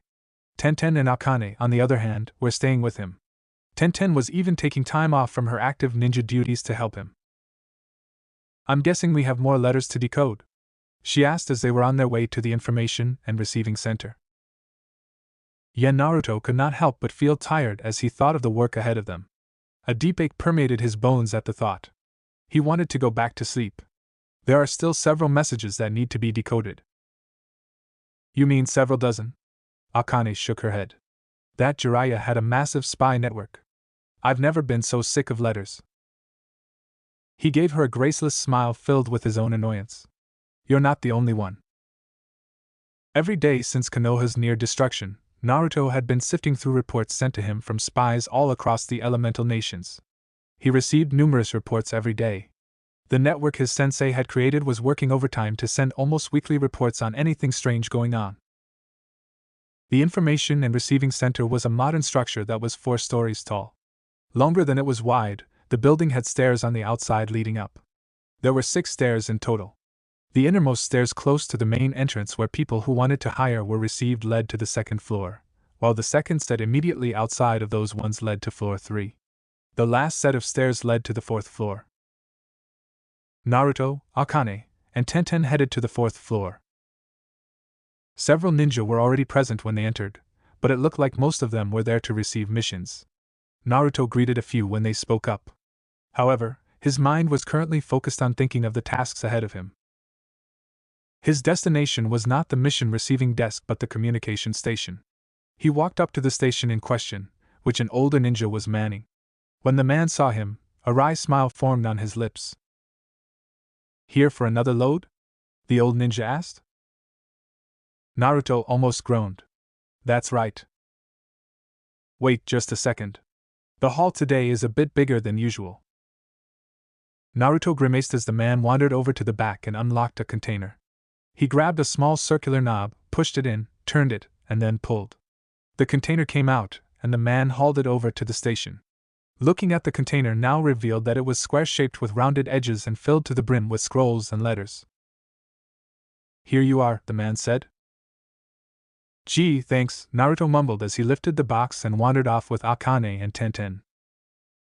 Since they weren't allowed to take these containers back home, Naruto, Akane, and Tenten journeyed into one of the unused rooms and sat down at a long table. "All right," Naruto released a heavy sigh as he stared at the container. "Let's get to work." "I'm not looking forward to this," Akane muttered in distaste as she grabbed a letter. Tenten followed suit. "I'm not very good at decoding, but I can at least help sort them for you." "Thanks." Tenten and Akane were working together since they weren't as skilled at this as he was. Akane knew how to decode the letters thanks to Naruto, but Tenten was still learning. All messages were written using a form of code. To solve the code, one would have to figure out what coding method was being used, and then use the corresponding decoding method to reveal the contents of the message. Jiraiya had drilled all of the decoding methods his informants used into him, but that didn't make decoding them any easier. None of the messages had names attached to them. Naruto had no idea which letter had been sent by who. This meant that he had to apply each coding method to a message until he got a match, which meant decoding even one message could take anywhere from 5 minutes to an hour. There were, after all, over 100 different decoding methods used by Jiraiya's informants. Time passed slowly for them, but they eventually were able to finish decoding all the messages. Sadly, none of them contained the information they wanted. Orochimaru's whereabouts were still unknown. "Well, that was useless," Akane mumbled as she stretched her arms. "Orochimaru certainly knows how to hide," Tenten agreed. "No wonder he's called a snake." Since they were finished decoding, Naruto, Akane, and Tenten stopped to get lunch before heading off to the training ground. They weren't eating at Ikaraka's this time. Akane and Tenten had vetoed his proposition before he'd even had a chance to propose it. The restaurant they ate at today was owned by the Akimichi clan. This restaurant specialized in sukiyaki, a hot pot dish that consisted of thinly sliced beef, which was slowly cooked or simmered, alongside vegetables and other ingredients. As such, there was a large pot in the center of this table. A cooking unit underneath the pot caused the ingredients to simmer inside, releasing steam from which the scent of soy sauce, sugar, and mirin wafted. "I wonder where he could be," Naruto pondered out loud as he leaned against the booth. Jiraiya's informants are spread all across the elemental nations. They're literally located in every country. Surely with all these people, one of them would be able to find information on such a powerful individual. "It looks like Orochimaru has abandoned a lot of his bases, though," Akane pointed out. "We've already ransacked several and found nothing." While Akane said we, she was really talking about the Umbu. After discovering the location of several bases used by Orochimaru, Kakashi had sent out a team of Umbu to infiltrate 16 bases that had been discovered by Jiraiya's informants. Sadly, all of them had turned up empty. According to the teams sent out, each one had been completely cleaned out, leaving no trace of Orochimaru. "This is beginning to feel like a pointless endeavor," Naruto said. "In that case, maybe we should do something different." Akane placed her hands on the table and eyed Naruto as she and Tenen sat across from him. "I've been meaning to bring this up, but I think it's about time you confronted Yami." Her words startled him, causing Naruto to close his eyes and take a slow, shuddering breath. "Why do you say that?" Akane gave him a look that all but screamed, "Don't try to play ignorant." "Naruto, even if you did find Orochimaru, as you are right now, you do not have the strength to defeat him," she said. "According to the Reikage, Orochimaru now has a Mangekyo Sharingan. If that is true, not only is he going to be a great deal more powerful than he used to be, but my abilities will also be limited. For whatever reason, that blasted eye has the ability to subjugate me, so I won't be of much help battling against him." A woman wearing a kimono soon came up to their table. In her hands was a tray filled with numerous dishes. She put several bowls of raw beaten eggs in front of them, and then placed 2 jars of sake on the table. They thanked her as she left. The 3 of them began eating once the woman vanished. Naruto snapped his chopsticks in half, and then went straight for the beef. He grabbed a small bit of thinly sliced beef, dipped it into the raw eggs, and placed it in his mouth. As the burst of flavor filled his tongue, Naruto decided that while sukiyaki was nowhere near as good as ramen, it wasn't bad either. So, you think I should confront Yami? Naruto restarted their conversation. I think you need to gain full control over your abilities, Akane said as she snagged a piece of tofu. She dipped it into the raw eggs, blew on it, and then stuffed it into her mouth. After swallowing, she continued. You won't be able to bring out the full power of your hybrid form unless you can subjugate your other half. And if you want to stand a chance of defeating Orochimaru, you are going to need to master this power. Naruto knew she was right. He knew that. However, he still didn't like it. How would I go about defeating him? Asked Naruto. The seal is gone, so it's not like I can enter it and fight him anymore. Why don't we ask Yujito if she knows of a way to help you? Asked Tenten. I know you aren't anymore, but maybe she and Karabi know something that could help. After pondering her words for a minute, Naruto gave a slow nod. Yeah. Okay. We'll ask her after training. To keep his skills sharp, Naruto trained with Yujito and Temari in the afternoon. Tenten sometimes joined them, but she also had to man her father's store. Akane never joined them. He'd asked her why she didn't train once, and she said there was no need to since she already had perfect control over her powers. She would simply sit underneath the tree and watch. Training often consisted of Temari and Yujito teaming up to fight him. They would use teamwork to attack him in unison. What's more, Naruto would always have a handicap such as not being able to use jutsu or only being able to use ninjutsu, which forced him to push his abilities to the brink. By the time his training was over, Naruto was exhausted. As he lay on the grass with his eyes closed and his head on Akane's lap, Naruto vaguely remembered the conversation at the restaurant. Hey Yugi, he said suddenly. What's up? Asked Yujito, who sat beside them underneath the tree. Temari was also present, but she didn't have the stamina and fell asleep after training. She was resting her head against Yujito's shoulder. Do you know of a way to battle one's dark self? What? Yujito looked at him in a stupefied manner. What I mean is say there is someone who has a dark version of themselves sealed away inside of them. Do you know of a method to confront this dark version? Yujito crossed her arms and lowered her head, her brow furrowing for a moment. Naruto glanced at Akane. The woman sensed him looking at her, and looked down at him, though he could only see her eyes because her boobs were in the way. She shrugged and went back to looking at Yujito, whose face had finally cleared up. I think I know what you are asking, she said at last. I don't know if this is what you want, but there is a place where Killer Bee and I train to control our bijou. It's called the Falls of Truth. It's a waterfall that can reflect one's true self, forcing them to confront and overcome their own darkness. This is actually the first step in learning how to control a bijou. Can you send a message to Karabi and ask him if he'd be able to take me there? Asked Naruto. I can. Thank you. You're welcome, Yujito said before she looked at the darkening sky. It's getting kind of late. We should probably head home. Yeah. Removing his head from Akane's lap, Naruto scooped Temari into his arms and stood up. The blonde woman's legs swayed a bit, but she didn't wake up. She just shifted around until she got comfortable. With Yujito and Akane in tow, the four of them traveled back to Naruto's place. 2 more months passed. During that time, 16 of Orochimaru's hideouts had been found, but each one appeared to have already been abandoned. All of the messages from Jiraiya's informants had likewise been useless in helping discover the man's location. Tsunade still had yet to awaken. Kakashi was acting as interim Hokage until she woke up. As Naruto entered the room alongside Akane and Yujito, he found the man in question sitting behind the Hokage's desk, reading over various reports and signing documents.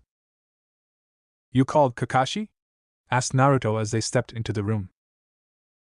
I did. Kakashi smiled at them, though there was a dark circle under his eye. I remember a while ago how you mentioned wanting to conquer the darkness inside of you. As you know, we sent a message to the Raikage. We've finally received a reply from him, which grants you permission to head for the Falls of Truth. Naruto felt his shoulders slowly ease as Yujito graced him with a smile. Akane didn't smile, but she at least appeared satisfied. That said, Kakashi continued, the location to the Falls of Truth is apparently a well-kept secret of Kumogakure. While you are being granted special permission to travel there, we're not being allowed to send an escort with you. You'll be traveling alongside Kurabi and Yujito. What about Akane? Naruto asked with a frown. She will have to remain in Konoha, Kakashi said. Akane did not look pleased to hear that, but she also didn't say anything. Remembering her stories, Naruto was sure she would have tried to manipulate or force Kakashi into letting her go until recently. That she wasn't showed she had probably changed a lot. When do we leave? Asked Naruto. You'll be leaving tomorrow, Kakashi said. Yujito and Team Samui will escort you to Kumo, and then you, Yujito, and Kurabi will travel to the Falls of Truth. I understand, Naruto said. The next morning was a rush to get ready. Naruto ended up oversleeping because Akane, Tenten, and Temari had decided to keep him up all night. According to them, it wasn't fair that Yujito would have him all to herself. They thoroughly exhausted him. After a light breakfast, Naruto, once more dressed in his black and orange clothing, headed for the gates of Konoha. The girls did not come with him. They said the idea of saying goodbye after a night of passionate sex was kind of pointless, so Naruto went there himself and met up with the members of Team Samui and Yujito, who had not joined them last night. Why the hell do you look so worn out? Asked Carrie the moment he arrived. Do you really want to know? Asked Naruto. Let's not get into that, Samui said. I'm pretty sure I can guess what happened. Carrie, stay cool and don't say anything stupid. I wasn't going to say anything stupid. Oma, a lollipop in his mouth, frowned. Now that Carrie has said it, I'm kind of curious to know why you look so tired too. Were you up training late last night? I sometimes get jitters when I'm about to go on a mission of great importance, so I occasionally go out and train in the middle of the night. And no, that wasn't it, Naruto said. He didn't speak up again. His sex life was a very private affair, and these people had no need to learn about it. Smiling as though she knew exactly what he was thinking, Yujito gestured for everyone. All right, people. Let's move on. The trip from Konoha to Kumo took exactly 1 month. Not only was Haino Kuni a large nation, but to reach Kumo, they had to travel through Otogekure and Kaminari no Kuni, which were both located northeast of Haino Kuni. There were fortunately no problems on the way, which meant the group arrived in Kumo without incident. It felt a little weird coming back to Kumo after so little time had passed. The village wasn't completely repaired from the battle that Naruto and Akane had with the Raikage, but repairs were a bit more difficult when the buildings were built into a mountain. It wasn't like Konoha's buildings, which were made from a combination of wood and bricks. Yo yo yo! Naruto! How's it going? The moment he entered the Raikage's office, Naruto was given an enthusiastic greeting by Kurabi. Who sat on the bench and lifted weights like always, looked annoyed by his brother's bad rapping habits. However, he ignored that in favor of focusing on Naruto. I've heard about your problem already, so I know what's going on, he said. There is a darkness inside of you that you need to master. That's right. Naruto nodded. Grunted. We do have a method for confronting one's own darkness and overcoming it. Tomorrow, I'll have A and Yujito take you to the place where you can do that. For now, you should get some rest. Rest isn't what he needs, Kurabi suddenly said. A nice hot meal and some good drink is how a ninja relaxes when in town, and then we can come up with some new rhymes. You feel me, fool? Don't call me a fool. Naruto, Yujito, Samui, Karui, and Omo winced as the Raikage leapt to his feet and performed a lariat on his brother. The direct hit to Kurabi's chest created a loud bang that echoed around them. Following this, Kurabi was slammed back first into the floor, where he began twitching and moaning. Glared at his adoptive brother before glancing at everyone else. Yujito, I'll leave it to you to show him where he can stay. Yes, Lord Raikage. Yujito gave him a smart salute before tugging on Naruto's hand. Come on. You can stay at my place tonight. Yeah, okay. Naruto let himself be pulled out of the Raikage's office. He didn't look back. It was probably a good thing because it meant he missed the shocked looks on Karui and Omo's face. Did she just say he was staying at her place? Asked Karui. That's what I heard, Omo said. Samui just sighed. Naruto! Naruto! Naruto! Naruto grunted as he pistoned into Yujito from behind. The woman was pressing her hands against the wall as he held her hips, pushing his dick into her sodden entrance. Every time he shoved his throbbing cock into her, she would cry out his name, and the walls around him would tighten as though trying to keep him from leaving. Fuck. You're so tight. Is this his thing? How should I know, OH? Yujito's back arced into his chest as Naruto leaned over, removed his hands from her hips, and began fondling her breasts. Her shirt hadn't been removed. However, the blouse had, and the black shirt she wore underneath it was rolled up to expose her breasts to the cold air of Kumo. Her tits were slick with sweat.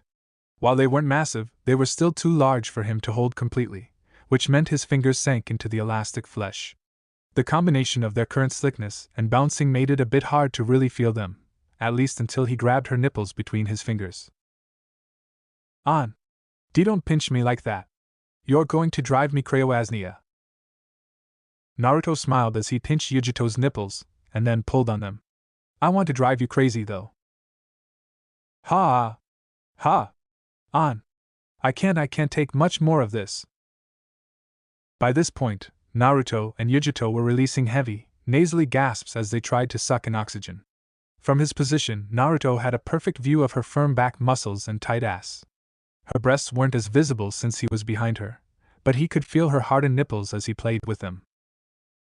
Yujito craned her neck to look at him. Her eyes were clouded over and hazy. Kiss, I want a kiss now, please. Naruto didn't speak as he leaned over and kissed her. Now back to chest, there was no space between them as they shared a sloppy kiss. His hips smacked against her tight tush every time he thrust himself inside of her. Neither of them were bothered by the drool their actions released, nor were they concerned with the juices flowing from Yujito's pussy as he continued churning her insides. When he felt his end coming, Naruto stopped kissing Yujito and placed his hands underneath her thighs. Naruto? What are you? Yujito's words were cut off when Naruto lifted her into the air, spread her legs apart, and fucked her from this new position. She released a loud cry as she fell backwards against him. He grunted and turned around to use the wall to stabilize himself, and then continued to thrust his hips. The sound of their skins slapping together mixed in with his and Yujito's moans and grunts, until Miya! Naruto gritted his teeth as he pressed his face against Yujito's shoulder. The almost unquantifiable tightness as she milked him caused Naruto to release everything he had. Their bodies shook in unison for a moment, but then, as their strength ebbed, Naruto slid down the wall and onto the floor. His now flaccid dick slid out of Yujito with a wet plop, and their combined juices spilled from her pussy and created a small puddle. As the two of them caught their breath, Naruto slowly relaxed. You were pretty aggressive today, he muttered as he kissed Yujito's shoulder. She turned her head to smile at him. I haven't been able to sleep with you during our travels thanks to the others. Let's just say I wanted to make up for lost time. That's as good an excuse as any. After remaining on the floor for several minutes, the two regained enough strength to rinse off in the shower and crawl in bed. As they snuggled underneath the covers, a thought occurred to him. What's the fall of truth like? He asked. It's just a waterfall, Yujito muttered in a drowsy voice. It isn't even that big. However, for some reason, it can transport a person into their own mind. That's how they're able to confront themselves. I see. You did this, right? What was it like for you? For me? Yujito shifted against him as though getting more comfortable. For me, it was like fun, yeah. For what? Naruto asked. No one answered. Yujito? When the woman didn't answer him, he looked down and discovered that she had curled up against him like a cat. She's asleep. Realizing he was not going to get any answers out of her today, Naruto closed his eyes and drifted off. Akatsuki had numerous hidden bases scattered throughout the elemental nations. Of course, they weren't using them anymore, which was why Orochimaru had decided to use them for himself. Konoha had been trying to track him down ever since his attack on their village, and it seemed that Naruto Brat was using Jiraiya's spy network to search for him. He'd been careful not to tip the network off by leading them to his bases. He wondered if the Umbu who'd ransacked them were disappointed when they discovered that each base had been abandoned. The thought made him chuckle. As he wandered down the winding tunnel, he pondered his next move as the footsteps of himself and his subordinate rang out. "Lord Orochimaru," Kabuto began, "what should we do now? Konoha is after us, and I'm pretty sure that both Kumo and Suna have joined forces with them." "Indeed." Orochimaru nodded, unconcerned as he turned a corner. The tunnel they were following wound around and around like a coiled snake as it led deeper underground. "I will have to deal with them eventually if I want to finally find the time to study all the jutsu in the world." Ever since he'd been denied the seat of 4th Hokage, Orochimaru's goal had been discovering all the world's jutsu. He was a researcher at heart. He loved discovering new things. That was why he experimented on all those people and himself. However, it had never been enough, and sadly, he couldn't overtly begin kidnapping too many people or the leaders of the world would catch on. If he could just wipe them all out, then maybe he could take over the elemental nations himself. That would be nice. Then he could experiment all he wanted. The pathway finally came to an end. A large cavern opened up before him. Orochimaru gazed around the space, which contained the massive roots of a tree. The demonic statue used by Akatsuki to seal away the bijou was also there. However, what caught Orochimaru's attention was the bed located several meters from the tree. Cables ran from the bed to the tree, but they weren't attached to anything. He reached out and placed a hand against the tree, studying it with both his chakra and his vision. Now that he was looking at it more closely, it resembled more of a flower than a tree. He sensed Hashirama's chakra within it as well. Also, it looked like there were pods, or maybe cocoons, hanging from it. A smile rose to his face as he realized what this was. "Yes, I think this will do nicely." "Lord Orochimaru?" Kabuto questioned. "It's nothing." Orochimaru pulled his hand off the tree and continued walking. He eventually came into a room that looked like a laboratory. It was a fairly plain room that had been sterilized. There was a single bed in the center. Inside the lab was a massive wall with the Uchiha clan symbol on top of it. As he eyed the wall, which contained a massive collection of Sharingan eyes, laughter bubbled from his throat. With this lab, he would easily be able to study all the world's jutsu. And he would also be able to wage his war on the elemental nations. The ship Naruto was unrocked across the water, back and forth, back and forth.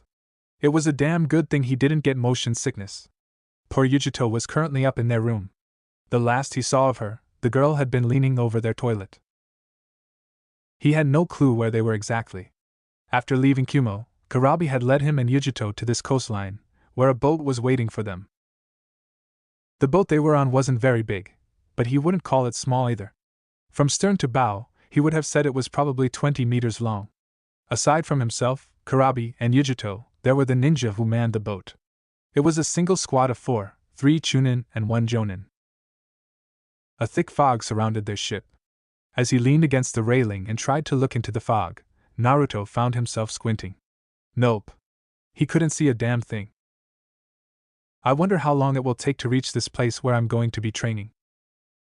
"It won't take long now," one of the ninjas said. "Just be patient." Naruto sighed. "I am being patient." "Hey, you fools! Killer Bee is in the house. We better get there soon 'cause I'm waiting for my chance to shine. Gonna help Mr. 9, yeah?" As the loud voice rang out across the boat, Naruto turned his head to see Karabi strolling out of the ship's interior. A sickly Yujito was trailing behind him. She looked like she'd seen better days. When compared with Karabi, who was bright as sunshine and spouting rhymes like they were going out of style, the poor girl looked like she'd taken one step into the grave. "We're coming up on it now," the ninja from before said. "Take a look." At those words, Naruto turned around and glared into the fog, which soon cleared up to reveal an island that looked like the back of a gigantic porcupine. All he could see were massive stakes jutting from the island. Several creatures that had an avian appearance were impaled upon a few of those stakes. There were also a number of corpses floating in the water. As he gazed upon the place, which looked very much like the forest of death back in Konoha, an unsettling knot tied up his stomach. He turned back around. "This is where the Falls of Truth is supposed to be?" The ninja just grinned. "That's right. Don't worry. I know it looks rough, But so long as you don't provoke any of the animals in there, it'll be alright. There's just one creature here that you need to worry about. Naruto gave the man a dubious look. And which creature is that? Before anyone could respond to his question, the water beneath their boat was disturbed. Several bulges appeared like someone was using a water jutsu. However, when the water broke, what appeared before them was not a jutsu but numerous massive tentacles. Each one easily towered over the boat. They had suction cups that were about the same size as him. In other words, they really were freaking big. The waves created from the tentacles rising above the water's surface caused the boat to rock. Yujito, who was quite pale, suddenly turned green as she stumbled across the boat. Naruto rushed over to her side and wrapped an arm around her waist, keeping the woman from going overboard. You okay, Yugi? I've been better. As the massive tentacles rose from the water, another, even larger bulge suddenly appeared before, like a fire dragon breaking through the sky. A massive head suddenly burst out of the water. It was long and sleek. Staring at the massive body, Naruto realized that it was a giant squid.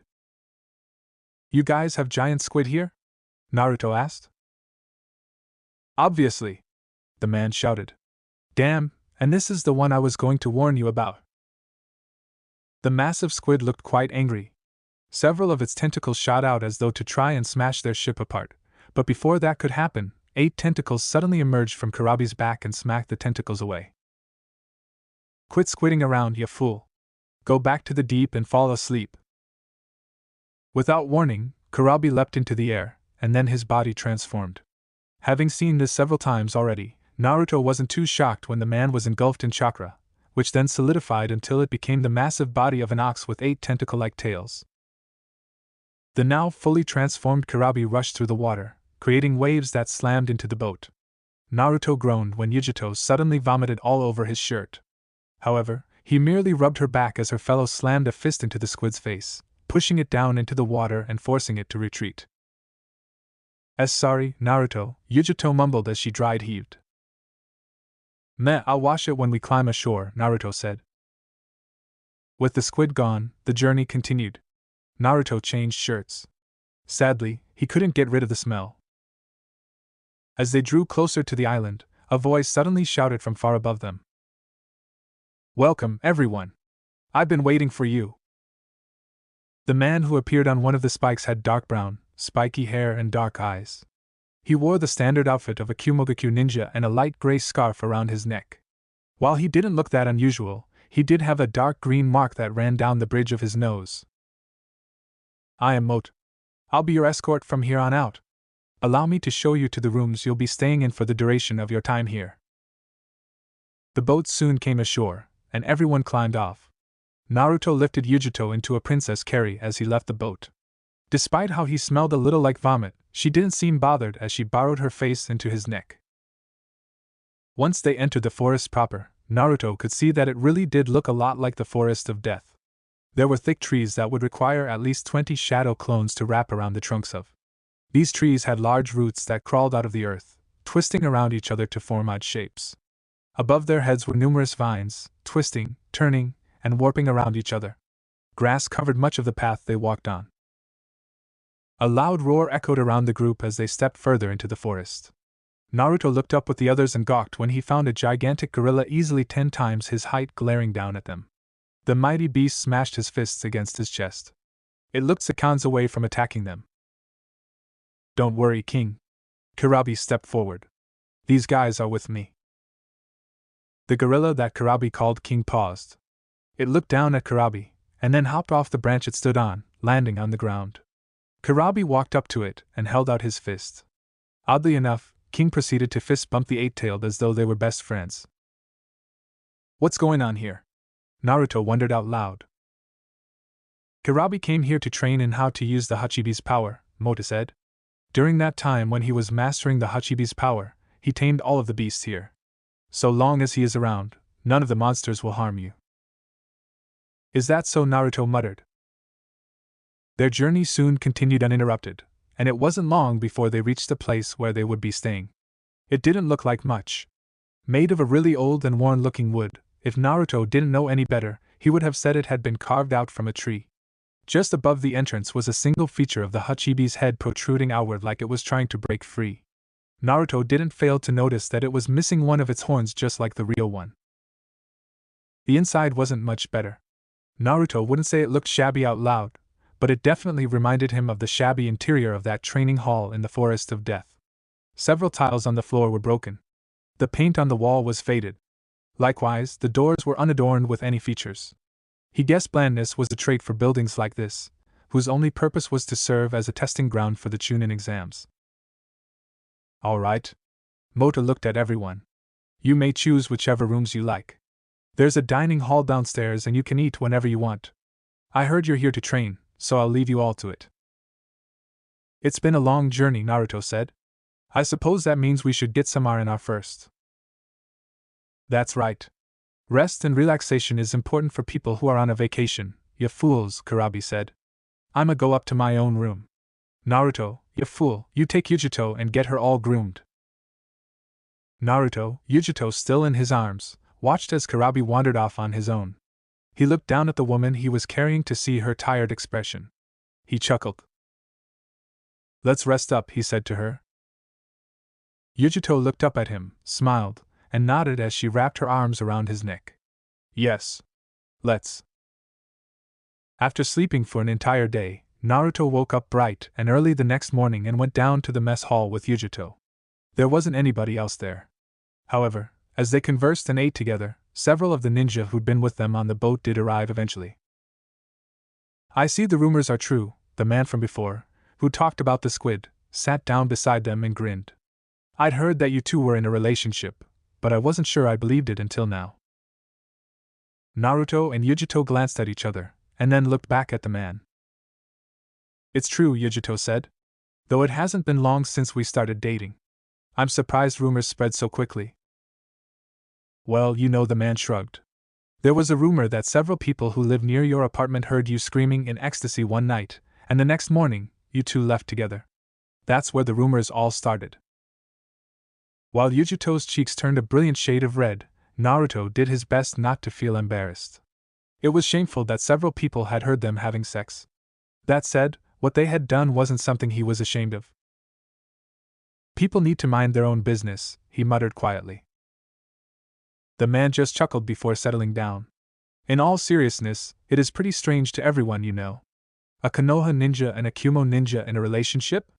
Until the Chunin exams in Konoha several years ago, our villages were always at war with each other.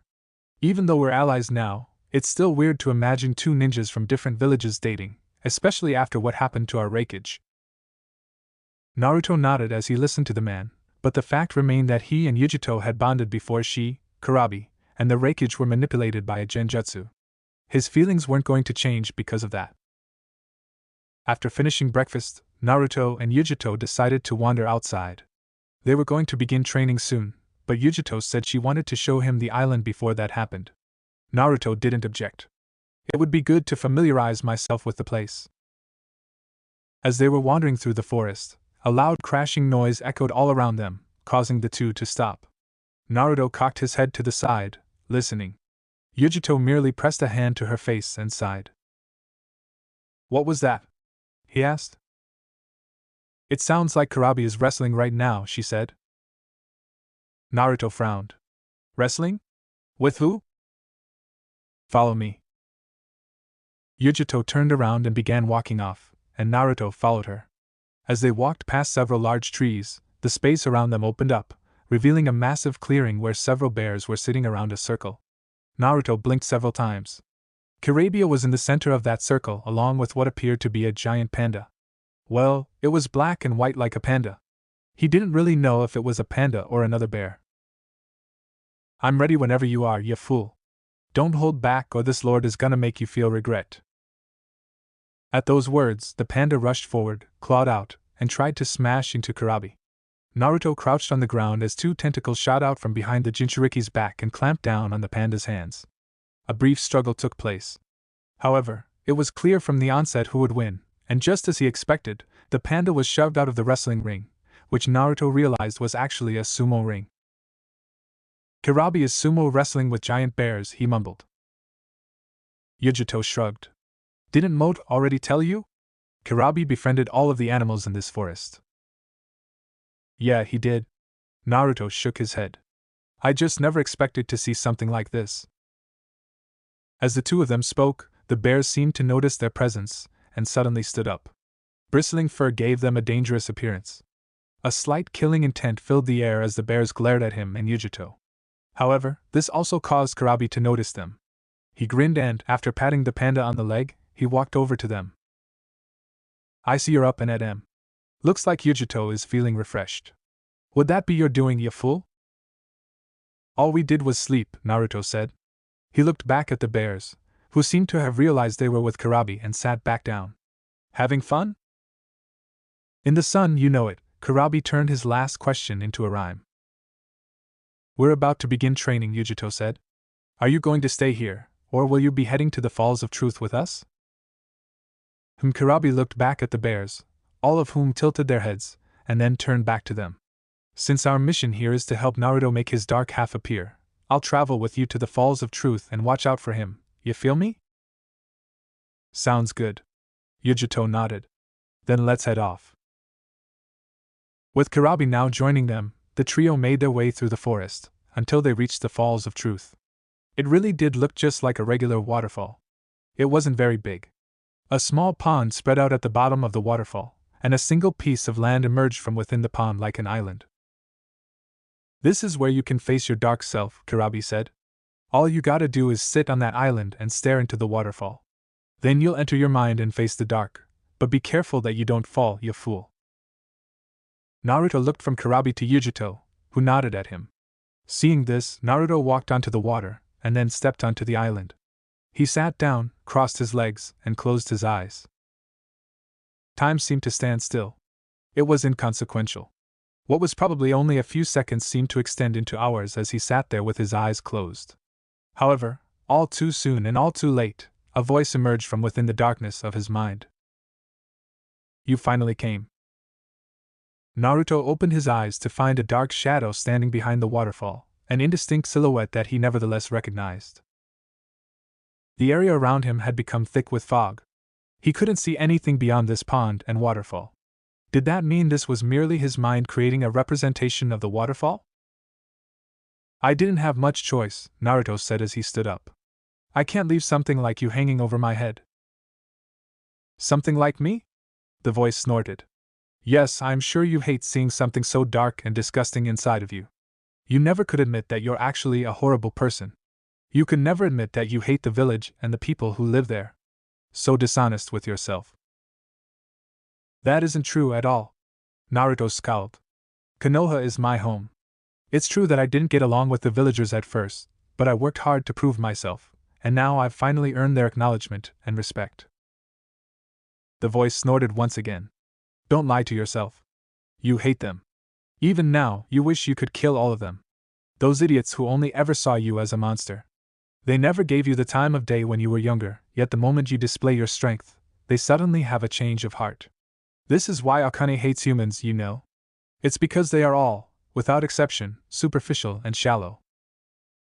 As the voice continued talking, the water split and the figure walked out from behind the waterfall. He looked just like Naruto. His face, his height, his clothes, his build. It was like staring into a reflection. However, the reflection was distorted.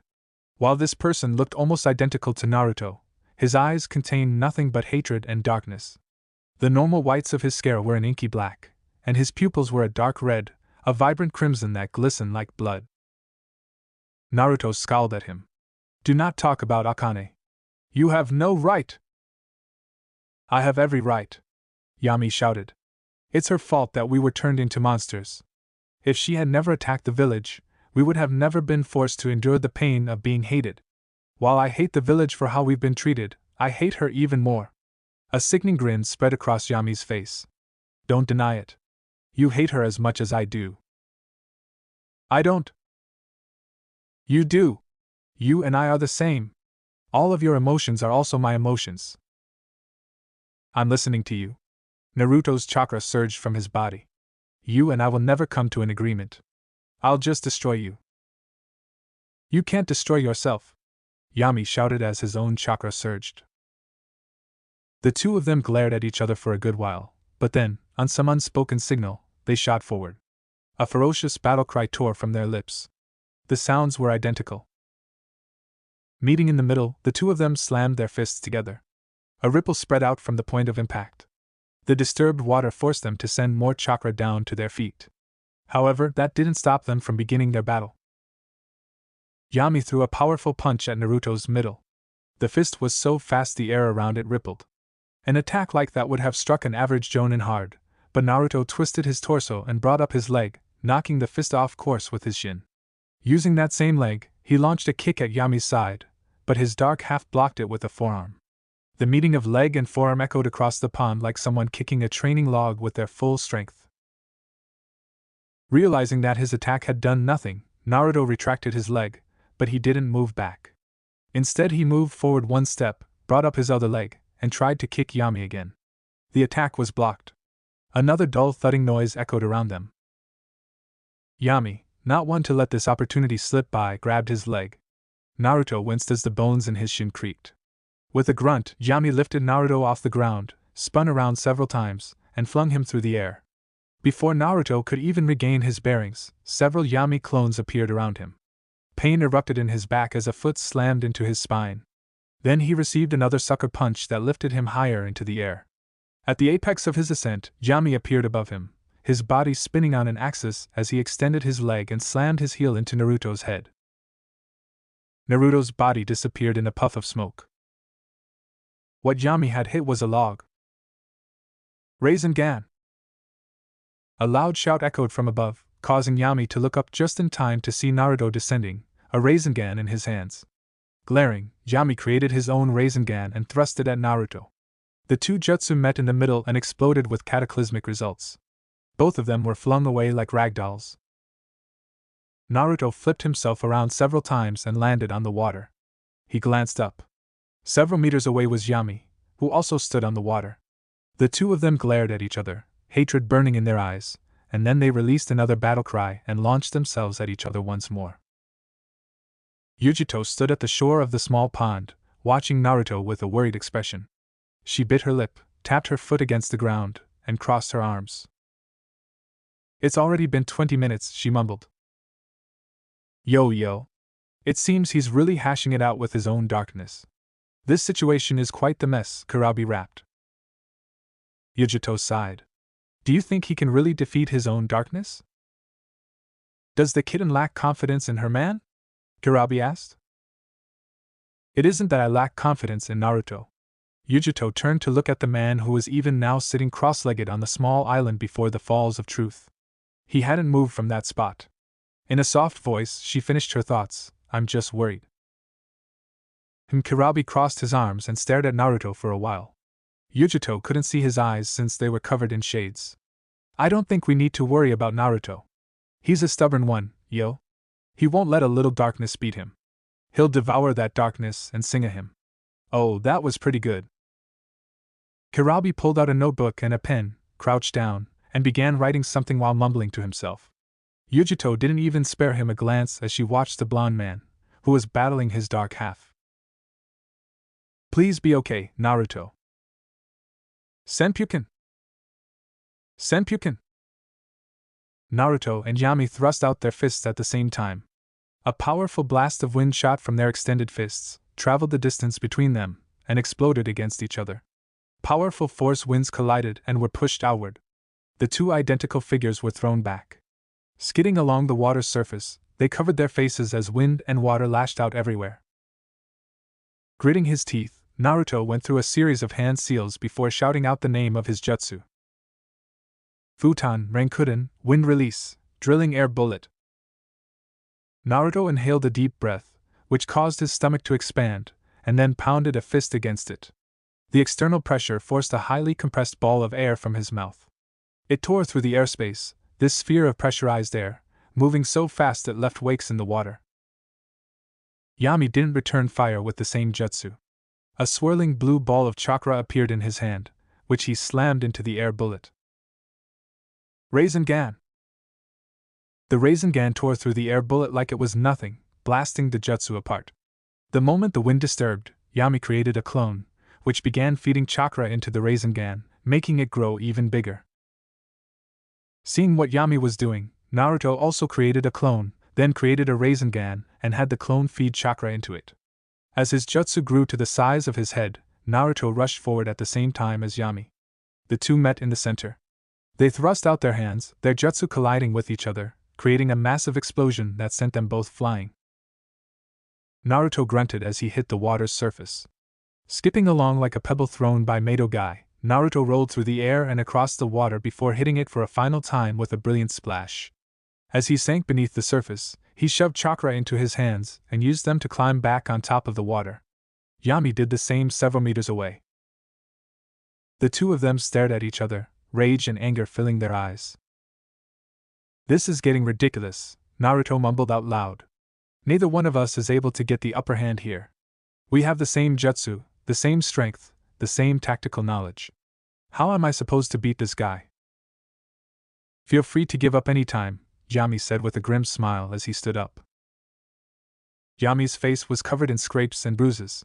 His clothing was torn in some places. Blood leaked from cuts on his arms and legs where one of Naruto's jutsu had hit him. Of course, it wasn't like Naruto was in much better shape. He was also covered in cuts and bruises. This battle had been going on for a long time, though Naruto didn't know how long since time seemed skewed in this strange place. That said, in all the time they'd fought, either he or Yami had been able to claim the upper hand. It was just as Naruto said. Their fighting style, attack patterns, tactics, jutsu, all of it was the same. Fighting against Yami was like fighting a reflection of himself. A reflection of myself. Naruto frowned as he thought about that single sentence. It was just one line. However, the more he thought about it, the more he thought this line encompassed him and Yami. He's a reflection of myself. He's me. He is my inner thoughts. Gnashing his teeth together, Naruto recalled his past, all the times he'd been scorned, the times he'd been ignored, the way people spoke about him behind his back, telling their children not to go near him. Back when he'd been just a brat, his existence had been a lonely one, and all of it was thanks to the village. It was thanks to Konoha. "It seems you finally got it, huh?" A dark grin spread across Yami's face.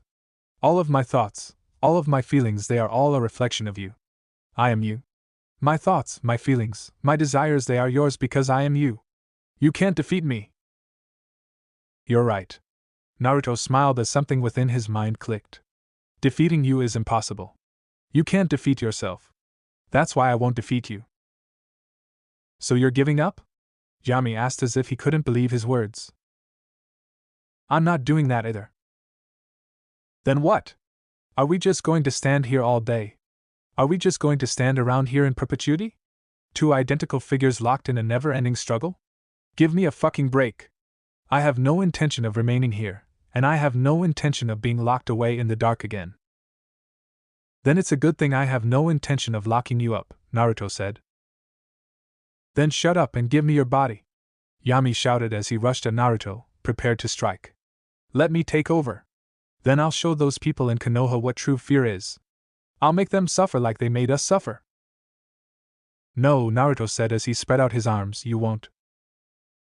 Yami's eyes widened as he slammed into Naruto. The force drove him back a little, but only by a step or two.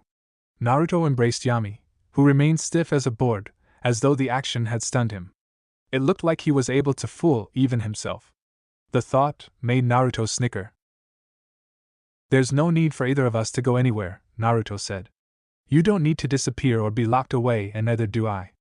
I've been thinking about it for a long time now, ever since you first showed up, and I realized that you and I are the same. That's why I accept you. Your thoughts, your feelings, your emotions, I accept all of them. I'm not going to let you remain in that dark space where I locked you away. You're staying here."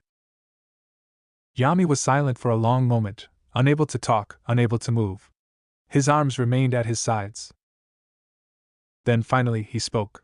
"You won't lock me away again?" "I won't lock you away." "Can I remain here?" "You're staying right here with me." "I see." Yami sniffled. It was the only sign he revealed that he was crying. As he shed silent tears, his body soon wavered like a ghost. It became translucent before finally disappearing. Naruto opened the eyes that he had closed and stared at the Falls of Truth, the real Falls of Truth and not the illusionary world that he had journeyed to when facing Yami. After staring at the waterfall for a few seconds, he raised his hand, glancing at it as he clenched and unclenched it. I don't feel much different than I did before. He wasn't sure what he'd been expecting, but he figured that after accepting the darkness within himself, he would feel slightly different, like maybe he'd be more angry or something. But no. He felt no different really. Well, maybe a bit more irritable. However, the hatred and anger he'd been expecting never came. A sigh escaped him. Naruto? A gentle, unsure voice called his name. Standing up, Naruto turned around and smiled at Yujito, who stood by the water's edge with a grinning Kurabi. The worried look in Yujito's eyes did him a world of good. Hey! He swiped his nose with his thumb. I'm back. You know, fighting my own darkness was easier than I thought. Yujito stared at him for a moment longer, then clutched a hand to her chest, took several deep breaths, and gave a relieved sigh. She looked back and offered him the brightest smile he'd seen yet. I'm glad you were able to accomplish what you came here for. You did it, you fool. Beating your own darkness is the sign of a true man. That's 'cause it means it was all in the plan. You be fighting on land, making a stand. Fool, you fool. Kurabi began rapping, ruining the moment between Naruto and Yujito. The look on Nibi Jinchuriki's face made him snicker. She looked very much like she wanted to punch the guy's lights out. If it's not too much trouble, I'd like to stay here for a few more days to test out my hybrid mode, Naruto said to them. I haven't used it to its full potential yet because of Yami, so I don't know what it can do.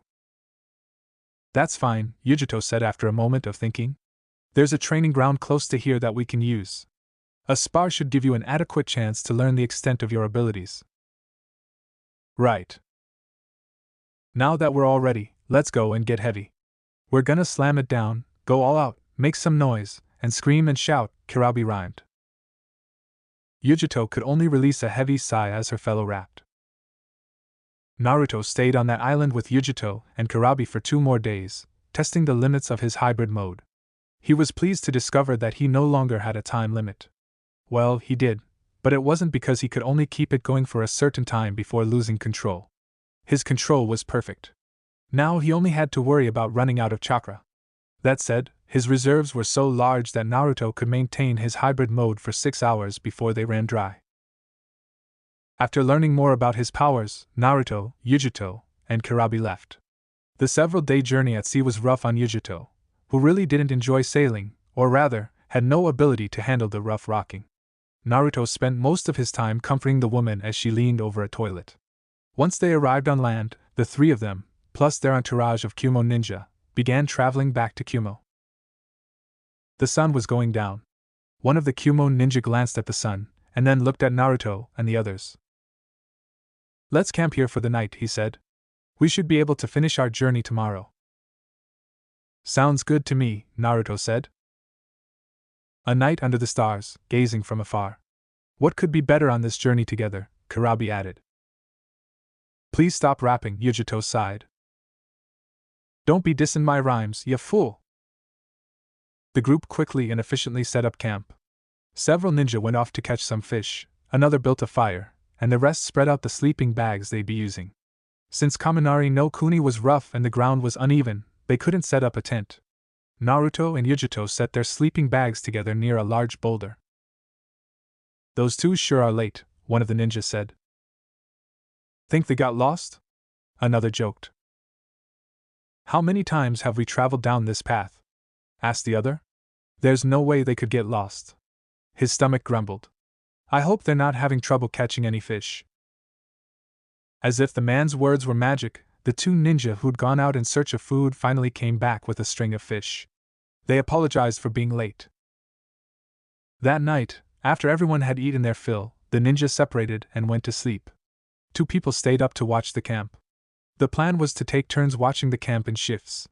Naruto and Yujito slept together, away from the others. Sometime during the night, Naruto woke up instantly when a brief killing intent surged around him. His eyes snapped open as a shadow appeared above him. Even while startled, he reacted swiftly, cutting through his sleeping bag with wind chakra and attacking the person hovering over him. Senpuken! His fist slammed into the dark figure. A surge of wind chakra sent the figure spiraling through the air before striking the ground with a harsh crack. Yujito, who had also sensed the killing intent, leapt to her feet, her long nails coated in dark purple fire. What's going on? A shout came from one of the other ninja. Naruto? Yujito questioned. I'm not sure what's going on either. He shook his head before slowly traveling toward the body he'd launched in the air. The other ninja also came closer to the body, only to discover. This is Matoba, one of the ninja exclaimed. The one who went to catch fish? Asked Naruto. The very same. The ninja frowned. What was he doing? Why did he try to attack you? I don't know, but Naruto's hand flashed out just as the other ninja who'd gone with Matoba tried to leave. A small bullet of wind slammed into his leg, sending him to the ground. I have a feeling this guy knows why. All of the Kumo ninja looked shocked by what happened. However, they didn't have time to do anything as Naruto pinned the man to the ground. He'd already channeled chakra into his eyes, which caused them to become a dark amethyst. He glared at the ninja and sent a wave of killing intent this man's way. Who are you? What are you talking about? The man asked. You know who I am. Why are you attacking me? Seeing that Naruto's cold face remained unchanged, the ninja looked at his fellow Kumo ninja. What are you all doing just standing around? This Konoha ninja is attacking me without provocation. Help me! Do not think that's going to work. Naruto narrowed his eyes as he sneered. I'll admit, your disguise is almost perfect. Even with these eyes of mine, I can't tell the difference between your chakras. It's the exact same as the guy who went to get fish. However, while you seem to have the incredible ability to change your appearance and chakra, you can't change your scent. Who are you? His words caused the Kumo ninja to glance at each other. Naruto ignored them as he placed a hand on the man's chest and shoved his chakra through the person, jolting them. As the man screamed, all the Kumo ninja except Yujito and Kurabi pulled out their weapons as if to attack him, but then they paused as the man suddenly transformed. His dark skin became a pasty white. His body was deformed. The entire left side from his foot to his face gave him a plant-like appearance. He had green hair and yellow eyes. This is Zetsu? Naruto blinked. No, Zetsu is supposed to be black and white. Who is this? What's going on? Asked Yujito. This person, Naruto gestured toward the struggling man. He looks almost like the man called Zetsu, a member of Akatsuki.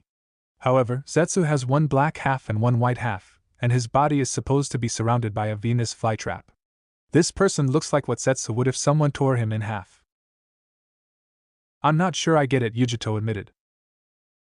Neither do I. Naruto thought for a moment before turning to one of the ninja. Hey! Go to where these two were catching fish and see if you can find anything unusual. What, I mean, yes. While the man appeared startled that Naruto was ordering him around, he quickly did as he was asked and rushed off. Naruto and the others waited for the man to return. While they did, Naruto knocked the person beneath him unconscious and sealed both him and the deceased body of the other imposter into a scroll. The man who'd gone out returned several minutes later. It's just as you said, he reported. We found the bodies of Matoba and Aishiki. It looked like someone had slit their throats from behind.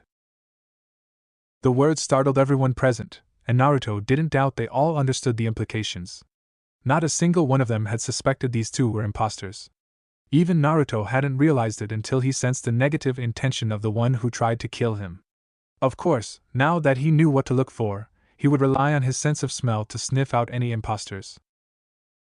Let's return to Kumo and report what happened to the wreckage, Naruto said. Yes. Everyone agreed. Since they had no designs to stay the night anymore, Naruto and the others packed up their camp and began racing off again. They made good progress. None of them slept or ate as they ran through Kaminari no Kuni, all to reach Kumo in record time. However, when they arrived, they found Kumogakure in a state of emergency. What's going on here? Asked Yujito. Looks like something serious happened, Kurabi said. They were right. Ninja were rushing all around the village when they arrived, and it looked like several buildings had been destroyed. Naruto looked over at what appeared to be relief efforts to help people who'd been trapped by rubble. Several ninja were removing large chunks of sediment away from a group of civilians. There were also even more ninja patrolling the village.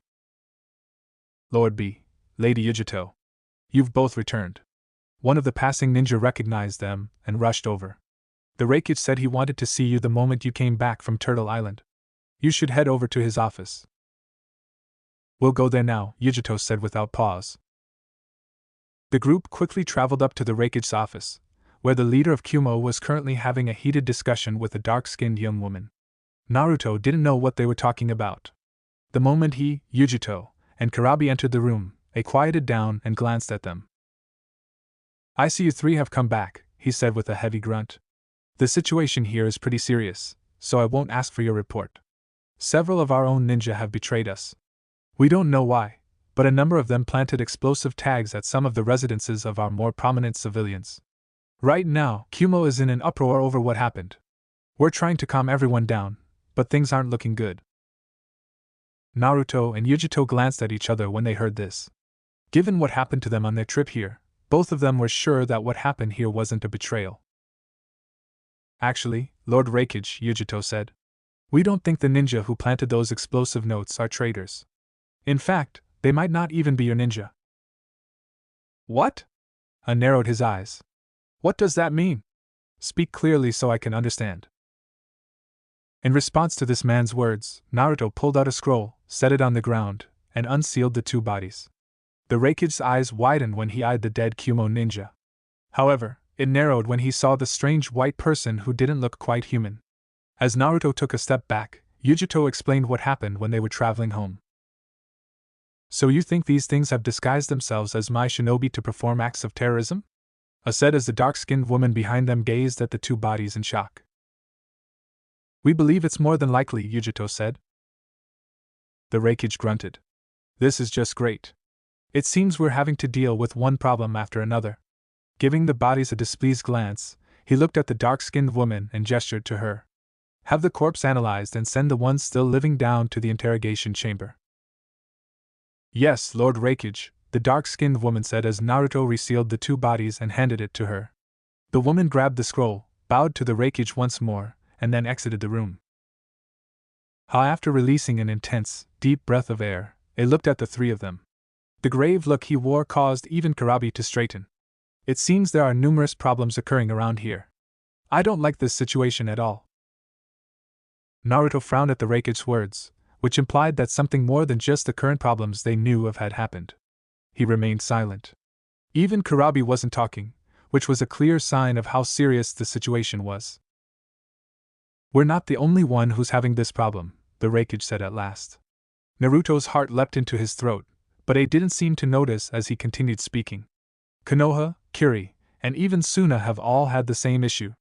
Several of their ninja appear to have gone rogue and caused damage to their villages.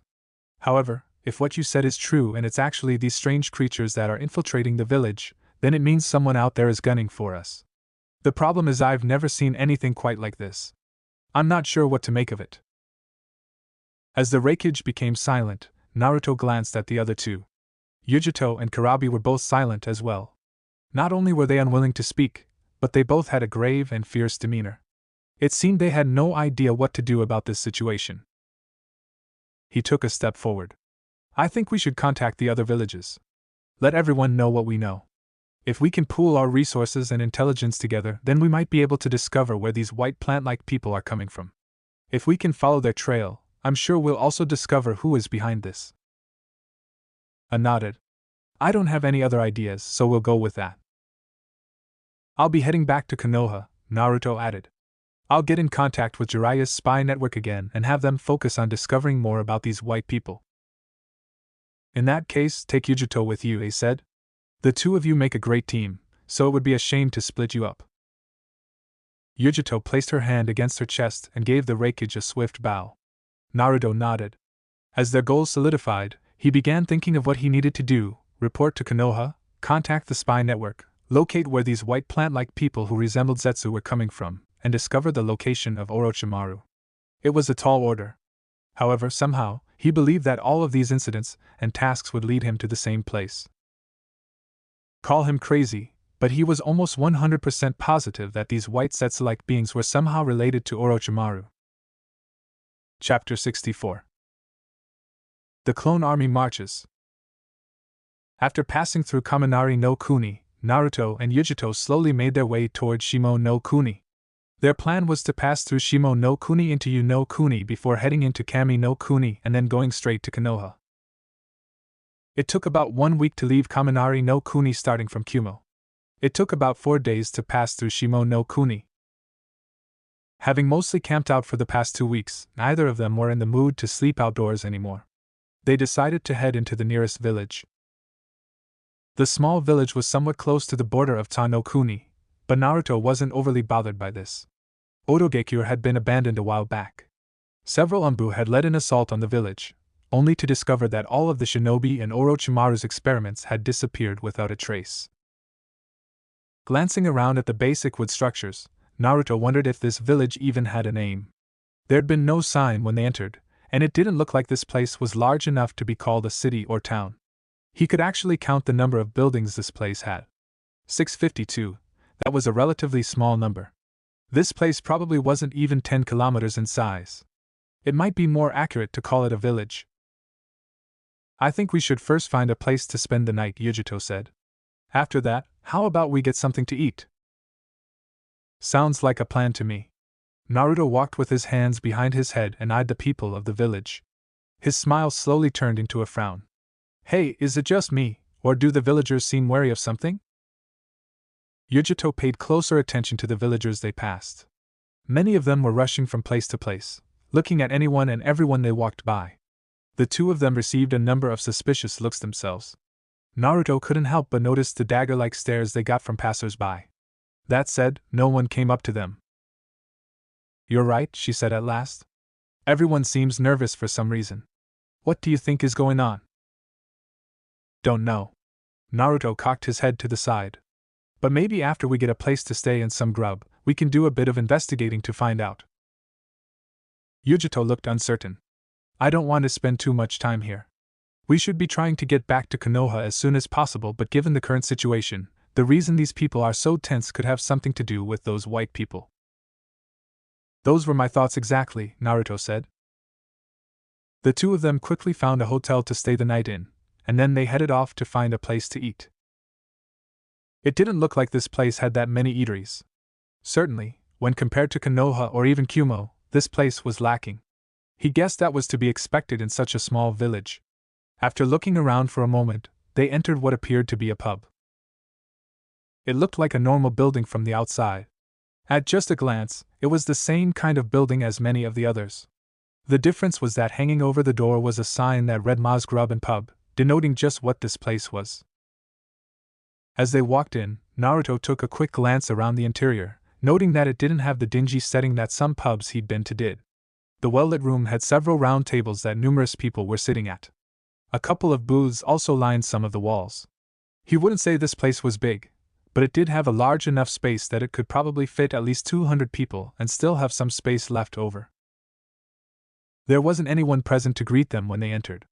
Naruto and Yujito walked further into the pub to find a place to sit. Along the way, several people glanced at them with hard eyes. The suspicion present in the gazes of the pub's patrons set Naruto on edge. While none of these people were shinobi and therefore posed no threat, the fact that they would glare at two shinobi, whose headbands were on clear display, caused an uneasy feeling to settle in his stomach. He found a table close to the center of the room, which they decided on after some debate. Yujito wanted to sit in the furthest corner from the entrance, where they would have a clear view of the entire room, but Naruto vetoed that idea. If we sit where everyone else is, we'll be able to listen in on their conversation, Naruto explained. We might learn something. While Yujito wasn't keen on sitting so close to people who might turn hostile, her words, not his, she also recognized that he had a point. Thus the two of them chose a small table that could seat 4 and waited to see if someone would come to take their order. Hey, those two are ninja, aren't they? A voice said as they sat down, causing Naruto's ears to twitch. Yujito must have heard them too because she perked up. They've got those headbands, so they must be ninja, right? I think so, another voice murmured. You don't usually see ninja around these parts. Wonder what they're doing here. Maybe they're here to cause more trouble. Naruto cocked his head gently and strained his ears, not just listening to the conversation, but tracing the sound back to the owners. It sounded like the people talking were behind him. He couldn't tell where exactly, but that was unimportant. What he really wanted to know was why those two thought he and Yujito would be there to cause trouble. This small village had nothing worthwhile in it from what he'd seen. Causing trouble here would just be a waste of time. At that moment, Naruto decided to hail down a barmaid who was wandering between the tables. She was a plain girl. He wouldn't call her unattractive, but he wouldn't have called her gorgeous either. She had normal brown hair, light skin, and brown eyes. Her body was about what he'd expect from a civilian. In a small village like this, she'd probably be considered the flower of the village. "Excuse me," he said after the woman finished putting down some mugs on another table. "Could my friend and I have 2 jars of warm sake, please?" The woman appeared somewhat startled when she saw the headband, but she nodded a couple of seconds later. While curiously glancing between the two of them with a frown, she said, "Sure thing. Your sake will be out in just a minute." The barmaid drifted between tables and vanished through a door near the back. Naruto and Yujito didn't talk much during the wait. To be honest, they had run out of topics to discuss on the way to this village. Traveling for 2 weeks with nothing new to talk about meant they had basically exhausted all conversational topics. Most of their time not spent traveling had been spent sleeping together. That was okay. Naruto found he didn't always need to hold a conversation. Silence was good sometimes. "Here you are," the barmaid said as she came back, setting down 2 jars of sake and 2 drinking saucers on the table before them. "Thank you," Yujito said softly as she grabbed a jar and poured some for Naruto. The barmaid didn't respond to Yujito's thanks as she eyed the two of them. "You two are ninja, right? That's what those headbands are for, right?" While Yujito was a bit startled by how forward this woman was, Naruto, who had more experience with small-town bars like this thanks to Jiraiya, responded with a smile. "That's right. My friend is from Kumogakure, and I'm from Kanehegakure. So you're both from different villages." The woman cocked her head to the side as she considered this. Then she shrugged. "Well, if you two are ninja, does that mean you're here because of the rumors about the white men?" While Yujito perked up, Naruto tried to maintain his nonchalance. He raised an eyebrow at the girl. "White men? You mean you haven't heard?" The barmaid's eyes flashed a bit as she leaned down and cupped a hand to her mouth. This forced Naruto and Yujito to lean in so they could listen. Rumor has it that a large army of white men were spotted marching through Tetsu no Kuni a few days ago. This is just a rumor. However, people have been saying that these white men are able to take on the appearance of other people. Someone said that one of his good friends had been acting a little strange recently, and it turned out that one of the white men had killed and replaced his friend. While Yujito appeared intrigued by that last statement, Naruto discarded it as a silly rumor that had been propagated by the first piece of information. Stories like that always came about whenever some interesting new rumor spread. It likely wasn't true. What probably was true was the first rumor about white men marching through Tetsu no Kuni. "When did this rumor start?" asked Naruto. "About a week ago," the barmaid said after thinking about it for a moment. "Word on the street is that the white men attacked and completely destroyed Tetsu no Kuni's samurai army before making their way south, but nobody knows if that's true or not." The word startled Naruto enough that he finally showed emotion on his face. His reaction seemed to amuse the barmaid. She giggled and, as if shocking him had been her goal, she departed with a sway in her hips that hadn't been present before. Naruto took a deep breath. "Do you think what she said is true?" asked Yujito. "Which part of what she said are you talking about?" asked Naruto as he took a sip of sake to calm down. "All of it." Him grabbing one of the jars, Naruto poured Yujito some sake, and then took another sip from his own saucer. The part about one of the white men replacing some random jabroni's friend is probably fake, but the part about these white men marching through Tetsu no Kuni is likely true. "What makes you say that?" asked a curious Yujito. Naruto didn't speak at first, instead choosing to collect his thoughts and remember what Jiraiya had taught him about information gathering. Whenever something happens that sends ripples across the elemental nations, it always invites people to tell tall tales in order to get a reaction out of others. People will do anything for those 15 minutes of fame. It's likely that someone heard about how the white men can transform into other people and made up a story about one transforming into his friend. However, since these white men would have no reason to do that, it is likely false. That said, a rumor like these white men marching through Tetsun no Kuni is too big to be false, so it's probably true. Yujito nodded as she took a slow sip of her sake. A quiet moment passed in the bar, at least between the two of them. Conversations were still going on all around them, and Naruto made sure to keep his ears open in case someone said something interesting. He did learn through some of the conversations that the story about someone's friend secretly being a white man was why the village was so wary. As the silence between them spread, Yujito seemed unable to maintain her silence. "What should we do about this?" she asked. "We might want to consider taking a detour," Naruto admitted after thinking about what they had learned. That woman said the army of white men was marching south from Tetsun no Kuni, which means it is heading toward Hai no Kuni. If we hurry, we can probably reach Tetsun no Kuni's border before this so-called army passes through. "Can't you just use your clones to do reconnaissance while we travel to Konoha?" asked Yujito with a strange look on her face. "Oh." Naruto blinked. "That's a good idea. I hadn't thought of that." Obviously. Yujito's response to his words was to roll her eyes and smile. Tai no Kuni was a land filled with numerous small mountains, rice paddies, and winding roads. Some forestry was mixed in between the rice paddies, roads, and mountains, but the amount of forest was nothing compared to Hai no Kuni and some of the other nations. This small nation had supposedly been taken over by Orochimaru at some point in time when he established Odogakure. Within this small nation, 16 shadows cut a path through the land. These shadows moved so swiftly that anyone passing would have seen nothing but several blurs. They'd been running nonstop for the past several days. Their destination was unknown to everyone but them. These shadows leapt through trees, ran along the ground, and even ascended over mountains in their path, cutting through the entire nation to reach Tetsun no Kuni in record time. The warm weather dropped as they moved closer to Tetsun no Kuni. Rice paddies were eventually replaced with snow. Tetsun no Kuni was a cold land. The trees were all frozen over, with no leaves hanging from their branches. It was surprising this place even had trees, but perhaps the snow would melt during the summer and provide nourishment for this seemingly dead vegetation. As one, the group suddenly stopped moving when the shadow in front sensed something up ahead. When the shadow stopped, it revealed who they were. All 16 figures looked identical. They had the same spiky blonde hair, blue eyes, and whisker marks on their cheeks. These figures were, of course, the shadow clones that Naruto had created. "I sense a lot of chakra signatures up ahead," the lead clone said. He had nicknamed himself Alpha since he was in charge. He called the rest of the clones Beta, followed by a number. "Should we check it out?" asked Beta 1. "Of course we should." Beta 4 rolled his eyes. "Isn't that why we were created?" "But what if it's not those white men?" asked Beta 2. "Given the number of chakra signatures, I do not believe this can be anything but that army of white men," Beta 14 said. "Let's find some higher ground," Alpha suggested. "It will give us a better vantage point to observe the moving chakra signatures." "Yes," all the betas responded.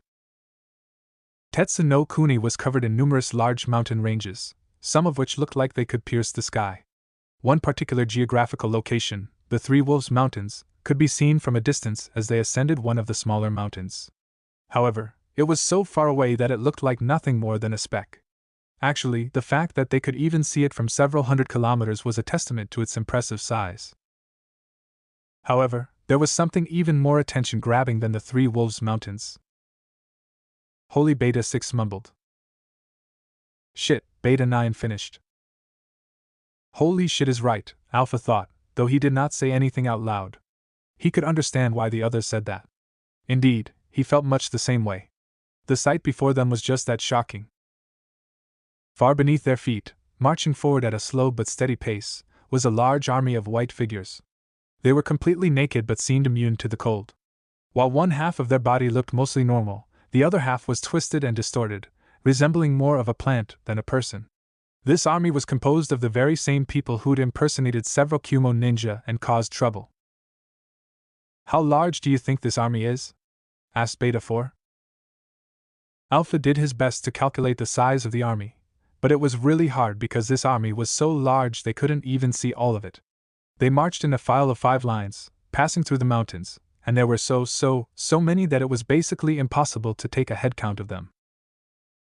There's gotta be at least 50,000, Alpha muttered. However, I think there might be even more than that. So there's at least 50,000 of these white men, Beta 3 said as he bit his lip. Hey! Beta 8 suddenly pointed at something. Look at the front of their formation. Those people aren't white men.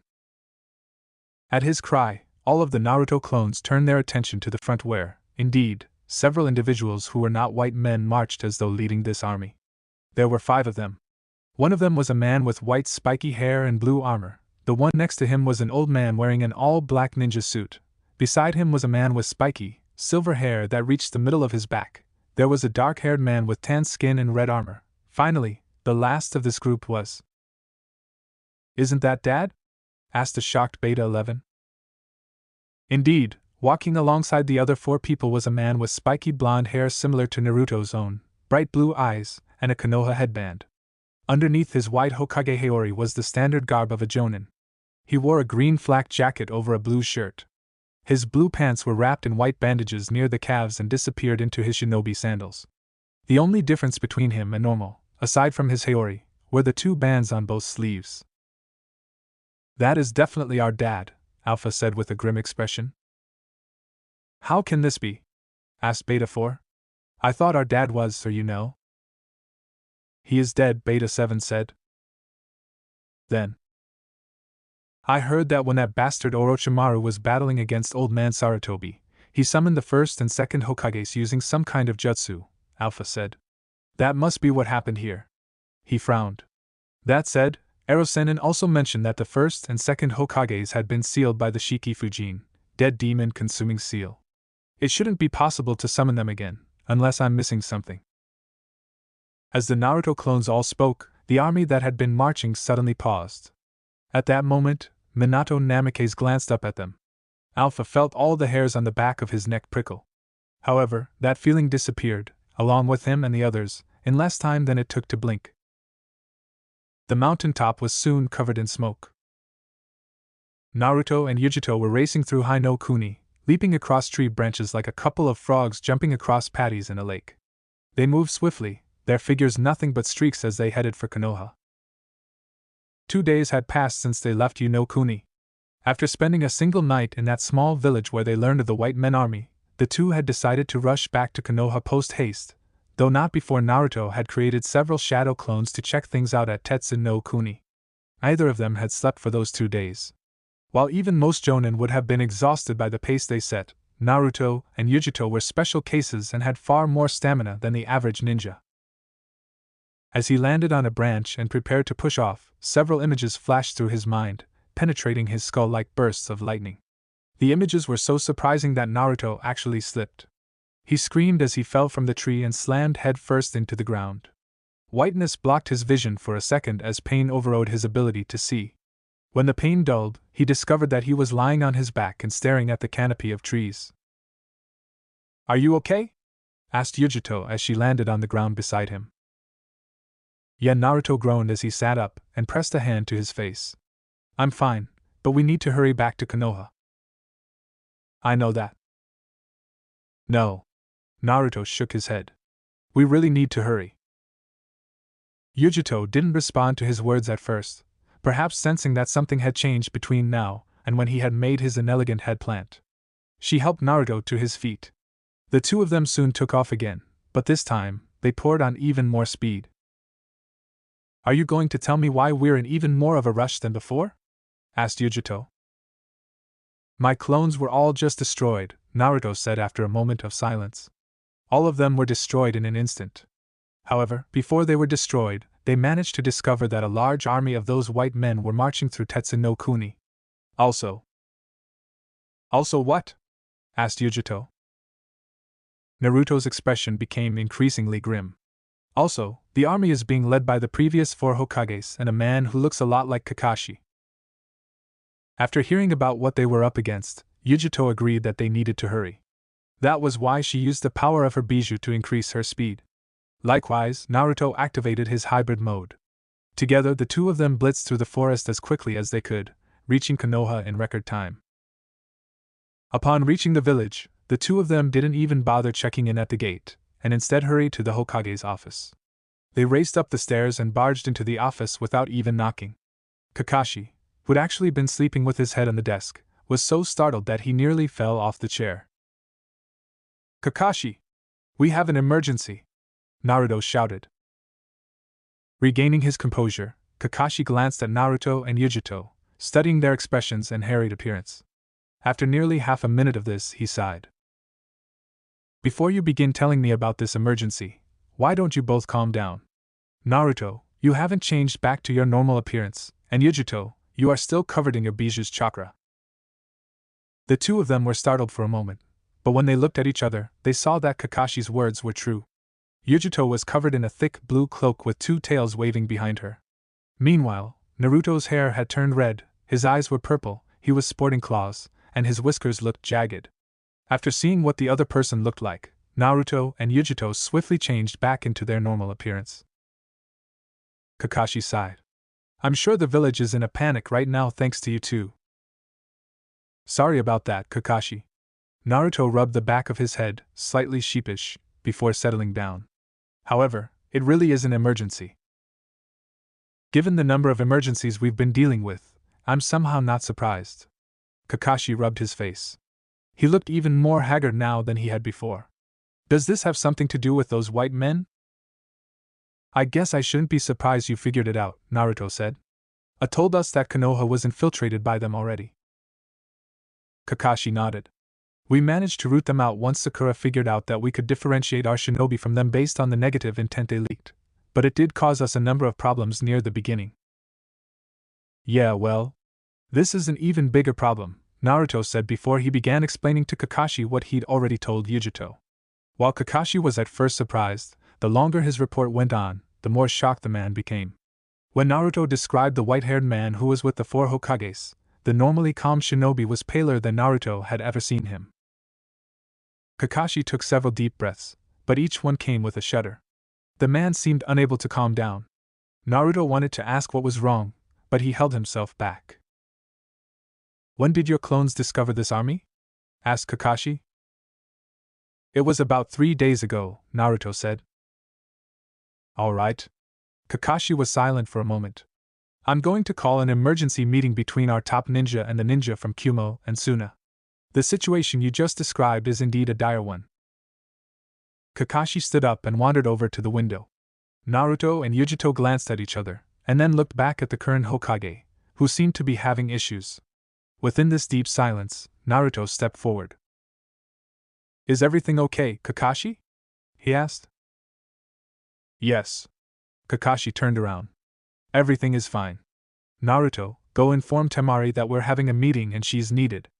Yujito, do the same for Darui. The meeting place will be the operations center in 30 minutes. While Naruto and Yujito were confused by the sudden change in Kakashi's demeanor, the two of them were smart enough not to say anything. They nodded and quickly parted ways to do as they were told. Naruto arrived at the operations center with Temari in tow.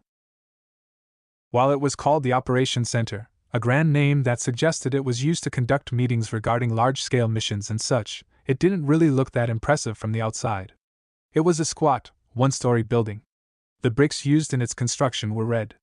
Like most of the buildings, a lot of wood was also used to build it, including the roof. Naruto and Temari entered the operations center to discover that a good number of people had already gathered. Naruto recognized many of them like Shikaku Nara, Yamato, Inoichi Yamanaka, Chozo Akimichi, Mato Gai, and Shizen. Akane was with Yujito.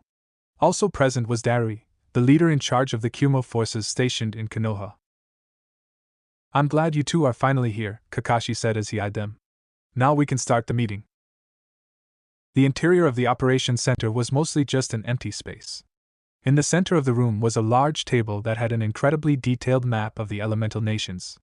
It was an impressive piece of work. Not only did it show where a good majority of the major and minor cities and towns were, but it revealed details such as elevation, mountains, caves, ravines, etc. Everyone was gathered around the table, so Naruto and Temari squeezed in beside Yujito and Akane. I received this information from Naruto just a little while ago, but it appears there is a large army heading toward Konoha, Kakashi revealed to everyone, causing a chill to enter the people present.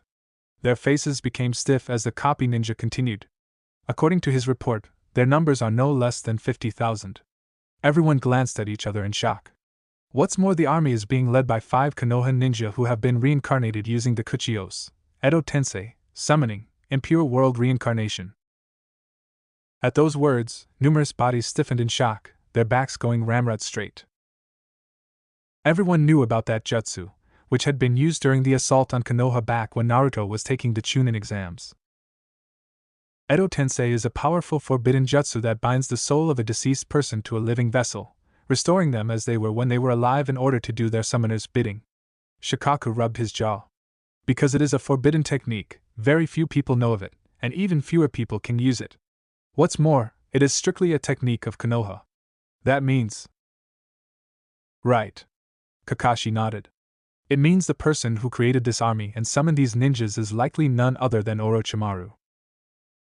With all the trouble Orochimaru had given them lately, it was no wonder the ninja inside of the operations center listening to Kakashi were agitated. Naruto glanced at Shikaku, Inoichi, and the others. All of them had pale faces filled with concern and anger. Who are the people that Orochimaru has summoned this time? Asked Inoichi. The grave expression on Kakashi's face was more than enough to make everyone wary as he said, "They've summoned the previous 4 Hokages and Tsukumo Hatake." An unsettling atmosphere pushed down on everyone. Tension filled the air like a thick fog. The news that an army of 50,000 was marching toward Hi-no Kuni was grave enough, but adding the news that the 4 Hokages and a famous ninja with Kage-level strength was leading them was like adding salt to an open wound. "This is pretty bad news, isn't it?" asked Temari. "Do we even have a plan of action to deal with this?" "We do." "Well, kind of." Kakashi sighed, paused to collect his thoughts, and plunged on. "Right now, Konoha does not have the kind of numbers required to fight against such a large army.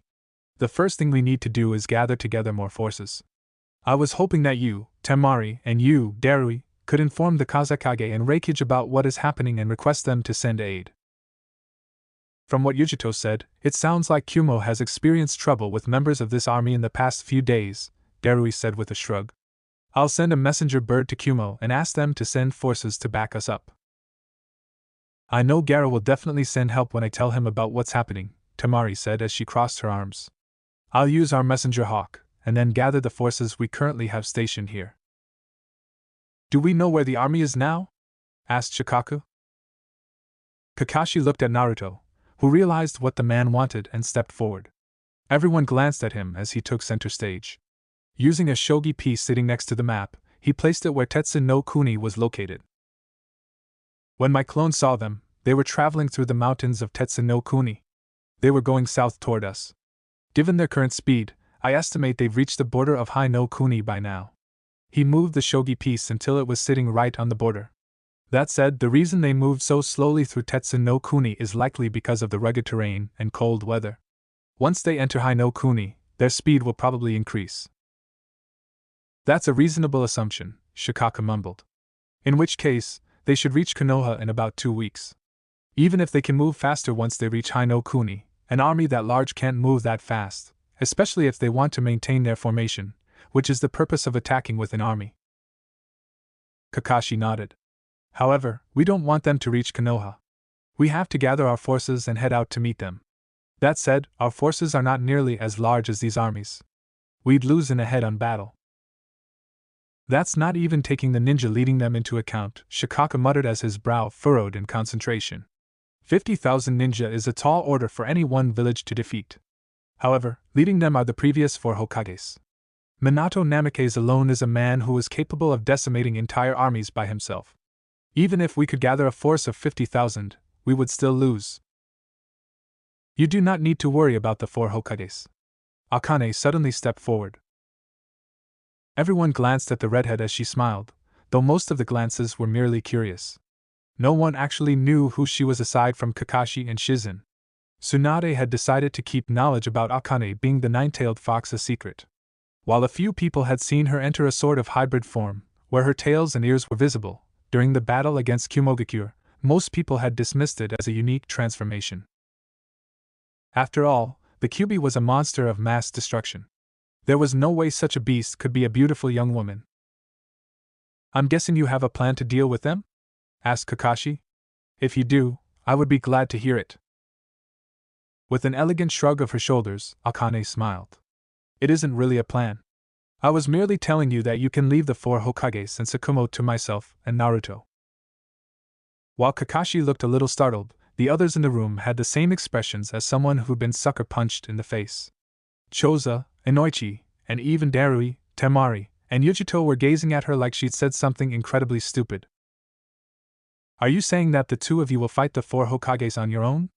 Asked Shikaku with a frown. That's suicide. I'll admit that Naruto has grown incredibly powerful over the years, but that is a far cry from being able to contend with a Hokage. Kages are ninjas whose power and skill greatly exceeds that of the average jonin.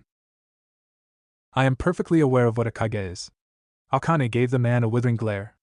That is why I can confidently state that Naruto and I can handle this. Shikaku glanced at Naruto, then Akane, and then Kakashi. The frown on his face grew. Naruto could almost see the fire jutsu igniting in his head as he created theories and possibilities regarding the redhead. He didn't think Shikaku would get close to the truth without being told, though.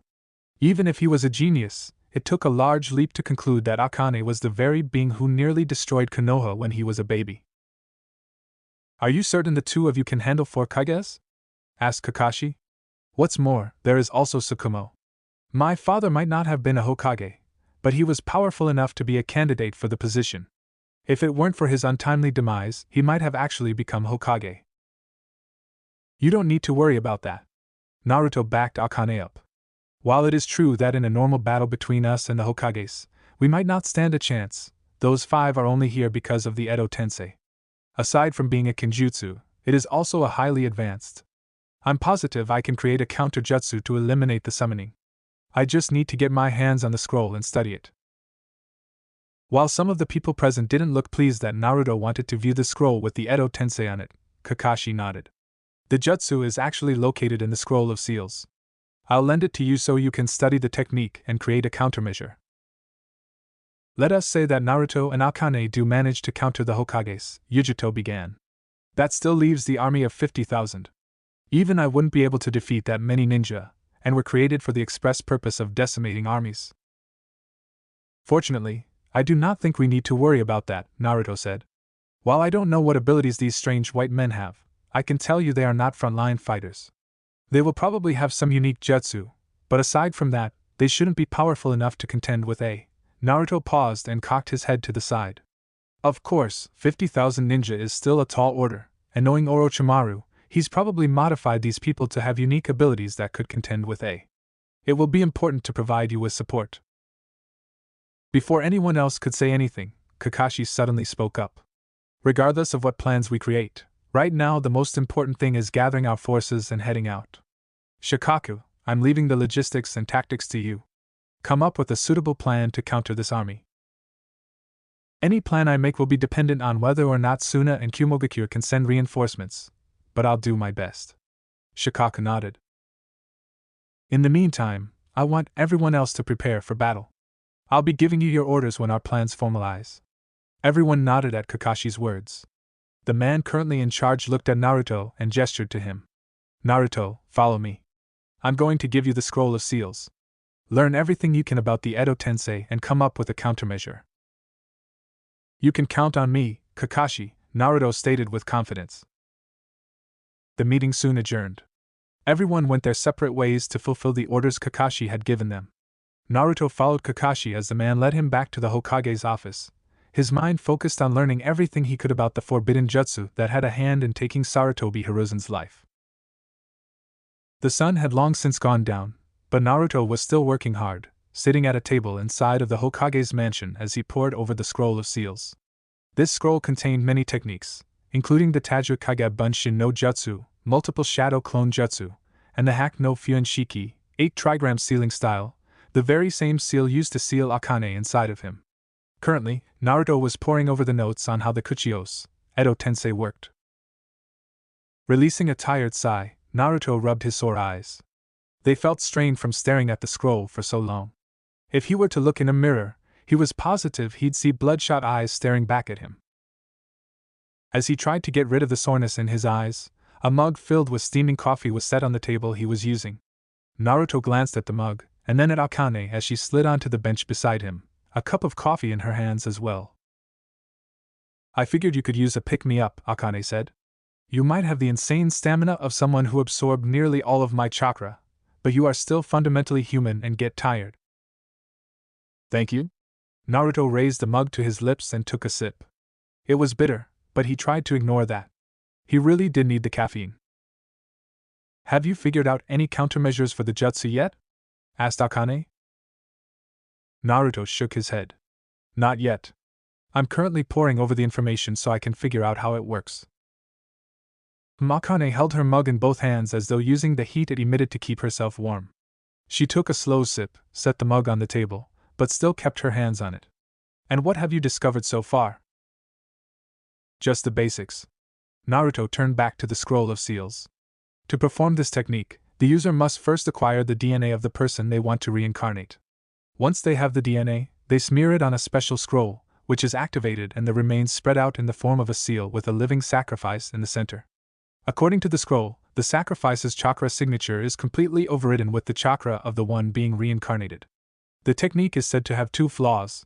The reincarnated souls are nowhere near as powerful as they were while alive, and only so many reincarnated people can be controlled at any time. Naruto paused after saying all this and leaned back a bit. Of course, given that this technique is being used by Orochimaru, I suspect he's made improvements to it, so some of this information might be outdated. Summoning the dead. Akane sighed and shook her head. You humans always love desecrating the natural laws of this world. I never did understand it. Me neither. Naruto gave her a helpless smile before he continued explaining the jutsu. It says here that in order to control the actions of the one summoned, the user must implant a special talisman within the reincarnation's brain. The talisman's design determines how strong the control is. At its most basic level, the reincarnated souls retain their personality, giving them the freedom to approach a given task however they like so long as it broadly carries out the summoner's bidding. At its strongest, the reincarnated soul's personality is eliminated. Naruto stopped speaking for a bit to take a few sips of the coffee Akane had given him. It was still warm, but the longer he let it sit there, the colder it would become. He had no desire to drink cold coffee. From what I've gathered, there are only 3 known methods to end the technique. The first is to remove the soul from the reincarnated body, the second is to have the summoner end the technique, and the third is to have the reincarnated soul be affected in some emotional way that gives them closure. Akane didn't speak for a moment. When Naruto looked at her face, he saw that she had narrowed her eyes as she stared at the scroll. Her brow was wrinkled slightly. This let him know that she was probably thinking about what he'd said. The first one sounds like the easiest method of stopping the jutsu, she said at last. Anyone who casts this jutsu isn't going to cancel the technique, which means you'd have to use a genjutsu to trick them into canceling it. Likewise, giving emotional closure to one who is already dead is oftentimes impossible. Naruto nodded. I've determined that there are other ways to defeat the jutsu. One method is neutralizing the talisman controlling the reincarnated person with a counter seal. The problem with this is I won't know what seal is being used to control the person who is reincarnated, so I can't actually create a counter seal. Another method is to bind their bodies with a binding seal. This method might actually be the easiest, but it also won't release the jutsu. Akane thought about his words for a little while. I think you should go with the binding seal. Even if you can't release the jutsu right away, so long as they can't fight anymore, we can find a way to release them later. I suppose. Naruto nodded. Anyway, Akane stood up, grabbed Naruto's hands, and pulled him to his feet. It's been several hours since you started reading that scroll. I think it's about time you got some rest. You can continue creating a counter seal tomorrow. Right. Knowing that Akane would probably fight with him on this if he refused, Naruto packed up the scroll of seals and grabbed it before she dragged him off. The next few days were filled with war meetings as Konoha rushed to gather their forces and prepare for combat. Naruto, whose only job this time was to create a means of countering the 4 Hokages and Tsukumo Hatake, played no real role in these meetings. However, as one of the strongest ninja in the village, he still had to be there. He generally sat in the back and listened. "I've received a message from Gaara," Temari said to the gathered group. "He is currently in the process of gathering his forces. He said he'll be able to send an army of 5,000 ninja to supplement our forces." The meetings were still taking place in the operations center, but the table had been removed to make way for several chairs. Given how long these meetings lasted, Kakashi had decided it was better if everyone was sitting. The map had been pinned to the wall where everyone could see it. "If we combine Suna's forces with ours, we have 10,000 ninja in total." Shikaka shook his head. "That isn't a lot compared to the 50,000 of our enemy." "I am aware of that, but it's all he can send." Temari shrugged. "Our forces only total about 6,000 to begin with, not including genin. However, we can't send genin, and we need at least enough ninja to protect our village in the event of a sneak attack." "True." Kakashi agreed with Temari's reasoning before turning to Darui. "Has there been any word from Kumo?" Darui scratched his head with an expression that was distinctly uncomfortable. "The Raikage sends his apologies, but he won't be able to send reinforcements right away. It seems a second army of those white men have touched down in Kaminari no Kuni. They number about 20,000. The Raikage has gathered an army to confront them." This grim news caused those present within the meeting to look bleak. Naruto, who sat behind everyone as he watched the proceedings, crossed his arms and frowned. "I'm guessing Orochimaru sent this army to keep Kumo from interfering, or maybe even to destroy Kumo outright." Shikaka rubbed his chin in thought. "Are there any resurrected ninja leading the army in Kaminari no Kuni?" "I'm not sure." Darui shrugged. "The Raikage didn't give me that many details, so I only know the estimated size of the army." That wasn't good news, but it wasn't like there was anything they could do about it now. They would just have to let Kumo handle that army. Since there wasn't much they could do on this front, the group switched from discussing Kumo's involvement in the matter to the army currently marching through Konoha. "We've had several Anbu tracking the army for the last few days," Shikaka began. "They'd had to keep their distance due to the presence of the 5 ninja leading them. However, we have determined that their speed isn't much faster than when they were moving through Tetsu no Kuni. Our initial estimation that it would take them 2 weeks to reach Konoha was off by a week. It will probably take them 3 weeks. So our time to prepare was extended by a bit." Kakashi tilted his head. "However, this could also be a trap to make us believe we have more time than we really do. Let's get our preparations done within the next 2 days and march out to meet them.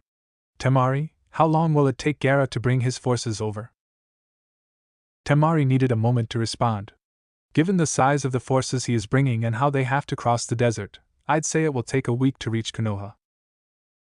We want to be out of here before then." Kakashi grew silent, then nodded. "If you can, tell Gaara to meet at our battle encampment. We're going to create a line of defense near the Nichibatsu temple." "I'll certainly let Gaara know to meet us there," Temari said. The conversation continued. Kakashi's idea was that Konoha would entrench themselves near the Nichibatsu temple and engage the enemy in a defensive war.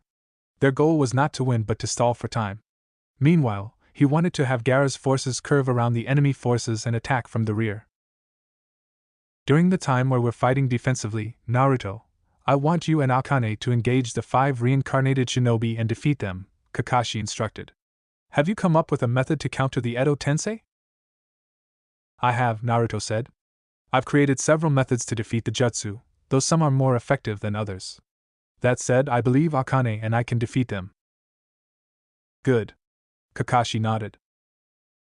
After Naruto expressed his confidence in being able to beat the Edo Tensei, Shikaku decided it was time to bring up another issue. "Even if we defeat this army, that still leaves us with Orochimaru. We do not know where he is right now, and until we can take care of him, the problem he represents will continue to persist." "I know," Kakashi said. "That's why I plan on having Enko take charge of a team of Anbu to locate Orochimaru. We don't know exactly where he is right now, but we do know that he is likely somewhere in Tetsu no Kuni since that is where the army came from. I plan on using Enko's Ten no Jin to have her locate him." Matters were quickly coming to a head. It was decided by Kakashi that after Naruto and Akane defeated the 5 reincarnated ninja, their goal was to meet with Enko, who would hopefully have Orochimaru's location determined. They would be in charge of defeating him. "Just leave it to us," Naruto said as the meeting came to a close. Kakashi was sitting in the Hokage's office after the meeting had ended when Shikaka entered through the door. The man stopped in front of him. While he maintained a respectful disposition, Kakashi could already sense some displeasure in the man. "What is wrong?" asked Kakashi. "Are you really sure it's a good idea to have Naruto face Orochimaru?" asked Shikaka. "I don't want to say I have no faith in his talent, but this is Orochimaru we are talking about. That man has the strength of a Kage." "You aren't the only one who is worried about Naruto." Kakashi sighed, then presented Shikaka with an eye smile. "However, I also have faith in his ability to succeed. He isn't just some random ninja. Besides, he also has Akane with him." "Just who is that girl?" asked Shikaka.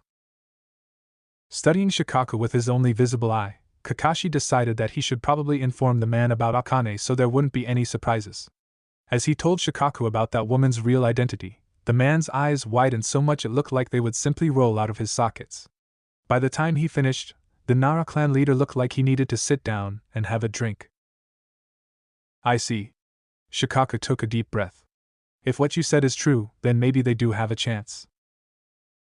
Kakashi gave the man his famous eye smile. "I have faith in Naruto. I'm sure you've noticed it, but Naruto is the kind of person who others can't help but put their faith in. He is his father's son."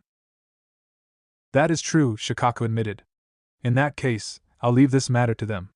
If you'll excuse me." As Shikaka left the office, Kakashi eyed the pile of paperwork sitting on the desk. With the war approaching, he had even more papers that needed to be signed and sorted. His shoulders slumped. He couldn't wait for Tsunade to wake up so he could foist this job back on her. Being Hokage kind of sucked. Chapter 65. Naruto and Akane vs. the Four Hokages. The Nichibatsu Temple was located in the north of Hai no Kuni. If one were to be more specific, it was located several dozen kilometers from the Valley of the End, which bordered Ta no Kuni. Located essentially in the center between Ta no Kuni and Tetsu no Kuni, it was the perfect place to wait for the army of white men. Situated high atop a mountain, Nichibatsu Temple held a majestic appearance that seemed both ancient and new.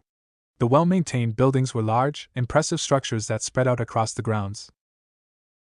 The main gate that allowed one to enter the temple was an impressive object in and of itself.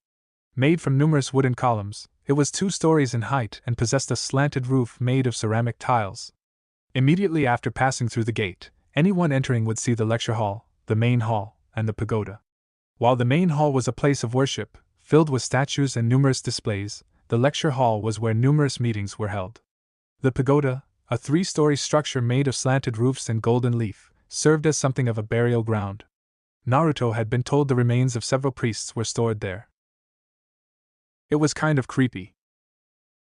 Konoha's army was not allowed inside the temple. The priests had been very strict about this, and Kakashi didn't want to upset them, so the group set up camp several kilometers away from the temple itself. Ultimately, their goal was not to fight at the temple anyway. It made little difference where they were stationed. Naruto had visited the temple with Kakashi when they had first arrived, but outside of the standard greeting and pleasantries, the priests had mostly ignored them. Actually, when Naruto had visited, he got the distinct impression that most of them were glaring at him. It seemed they were a rather insular group and didn't appreciate outsiders. It had taken 1 week to reach Nichibatsu Temple. After reaching their destination, the army set up a small base. They did this by clearing the forest in a 20-kilometer radius, setting up perimeter seals, and then erecting temporary structures to serve as barracks, medical ward, and command center. Overall, there were about 200 tents that ranged in size from simple 4-person tents to 16-person tents. Naruto stood inside of the command center along with Akane, Kakashi, Shikaku, Yujito, Dari, Mato Gai, Asuma, Kurenai, Tsum, and Temari. They were the leaders who would be in charge of the divisions. The group was standing around a table that had a map of the elemental nations. It wasn't as detailed as the one in the command center back in Konoha, but they couldn't bring that one. Also sitting on the table were several shogi pieces. Shikaku was using them to illustrate the positions of their enemies and their allies. According to a report from our spies, the army has entered Hai no Kuni and is traveling inland toward Konoha. As he spoke, Shikaku moved the shogi piece representing the 50,000-strong army. The army is currently stationed right here. However, they are making quick progress toward our location. The Umbu in charge of watching them have said that this army hasn't eaten or slept since they began marching. I'm not sure what these things are, but thanks to that, they moved a little faster than I anticipated. They had originally anticipated that it would take them 3 weeks to reach Konoha. However, this was under the assumption that the army they were about to face was full of regular soldiers. People needed to eat and sleep in order to remain in peak condition. While shinobi were trained to go for long periods of time without food and rest, that didn't mean they should. An army marches on its stomach, but this army seemed to have been made of creatures who didn't even have stomachs. As it stands, we just barely made it ahead of them. Shikaku glanced at the ninja currently inside of the tent and summed up his thoughts. We'll have about 1 day of rest, maybe 2, and then those white men will be on us. It's a good thing we rushed to get here, Kakashi mused as he scratched his cheek. Giving the map a moment of contemplation, he turned to Temari. Any word on when Gaara will arrive? It probably won't be for another few days, Temari answered as if she'd been expecting that. I received a messenger hawk just a few hours ago. It was from Gaara. He said they've entered Hai no Kuni and are making their way here. In which case, we will need to hold out for several days. Kakashi took a deep breath. Have we managed to get a more accurate estimate on how large the enemy force is? The initial estimation was 50,000. However, that was a rough estimation that Naruto had made based on the memories he received from his clones. We've managed to get a more accurate accounting of our forces' numbers, Shikaku said. Naruto's initial estimation was a bit off. The army is about 60,000 strong. That doesn't sound good, Asuma mumbled. An army that large is going to be trouble, Madogai admitted. While I am confident in our ninja, even the best ninja will fall when faced with such an overwhelming number of enemies. I'm afraid it will get worse, Shikaku said to the group. How can it get any worse? Asked Kurenai. Shikaku gave her a look that truly defined the word grave. The 4 Hokages and Tsukumo Hatake aren't the only people who Orochimaru reincarnated. Naruto felt a slight shiver run down his spine as he glanced at the others, noticing the worry on their faces. Those white men were one thing. Their strength was negligible at best. However, if they were supplemented by reincarnated ninja, well, that was a problem. Who else have they reincarnated? Asked Kakashi. Everyone present stared at Shikaku, who looked more resigned than Naruto had ever seen him. The Umbu who sent the latest report claims they've reincarnated the former members of Akatsuki. You can't be serious, Temari exclaimed. I am dead serious. Shikaku's expression really was resigned. Deidara, Haiden, Kakazu, Kisame, Sasori, and even Itachi Uchiha. All of them have been reincarnated. It was like the temperature had dropped by several thousand degrees. Naruto could practically see the icicles hanging in the air. Each one of those is an S-rank missing ninja, Kakashi muttered. They all have a strength that is comparable to a Kage. If we add Yujuto, Naruto, Akane, and yourself, then we only have 4 Kage-level ninja who can contend with them. Shikaku's frown grew increasingly large.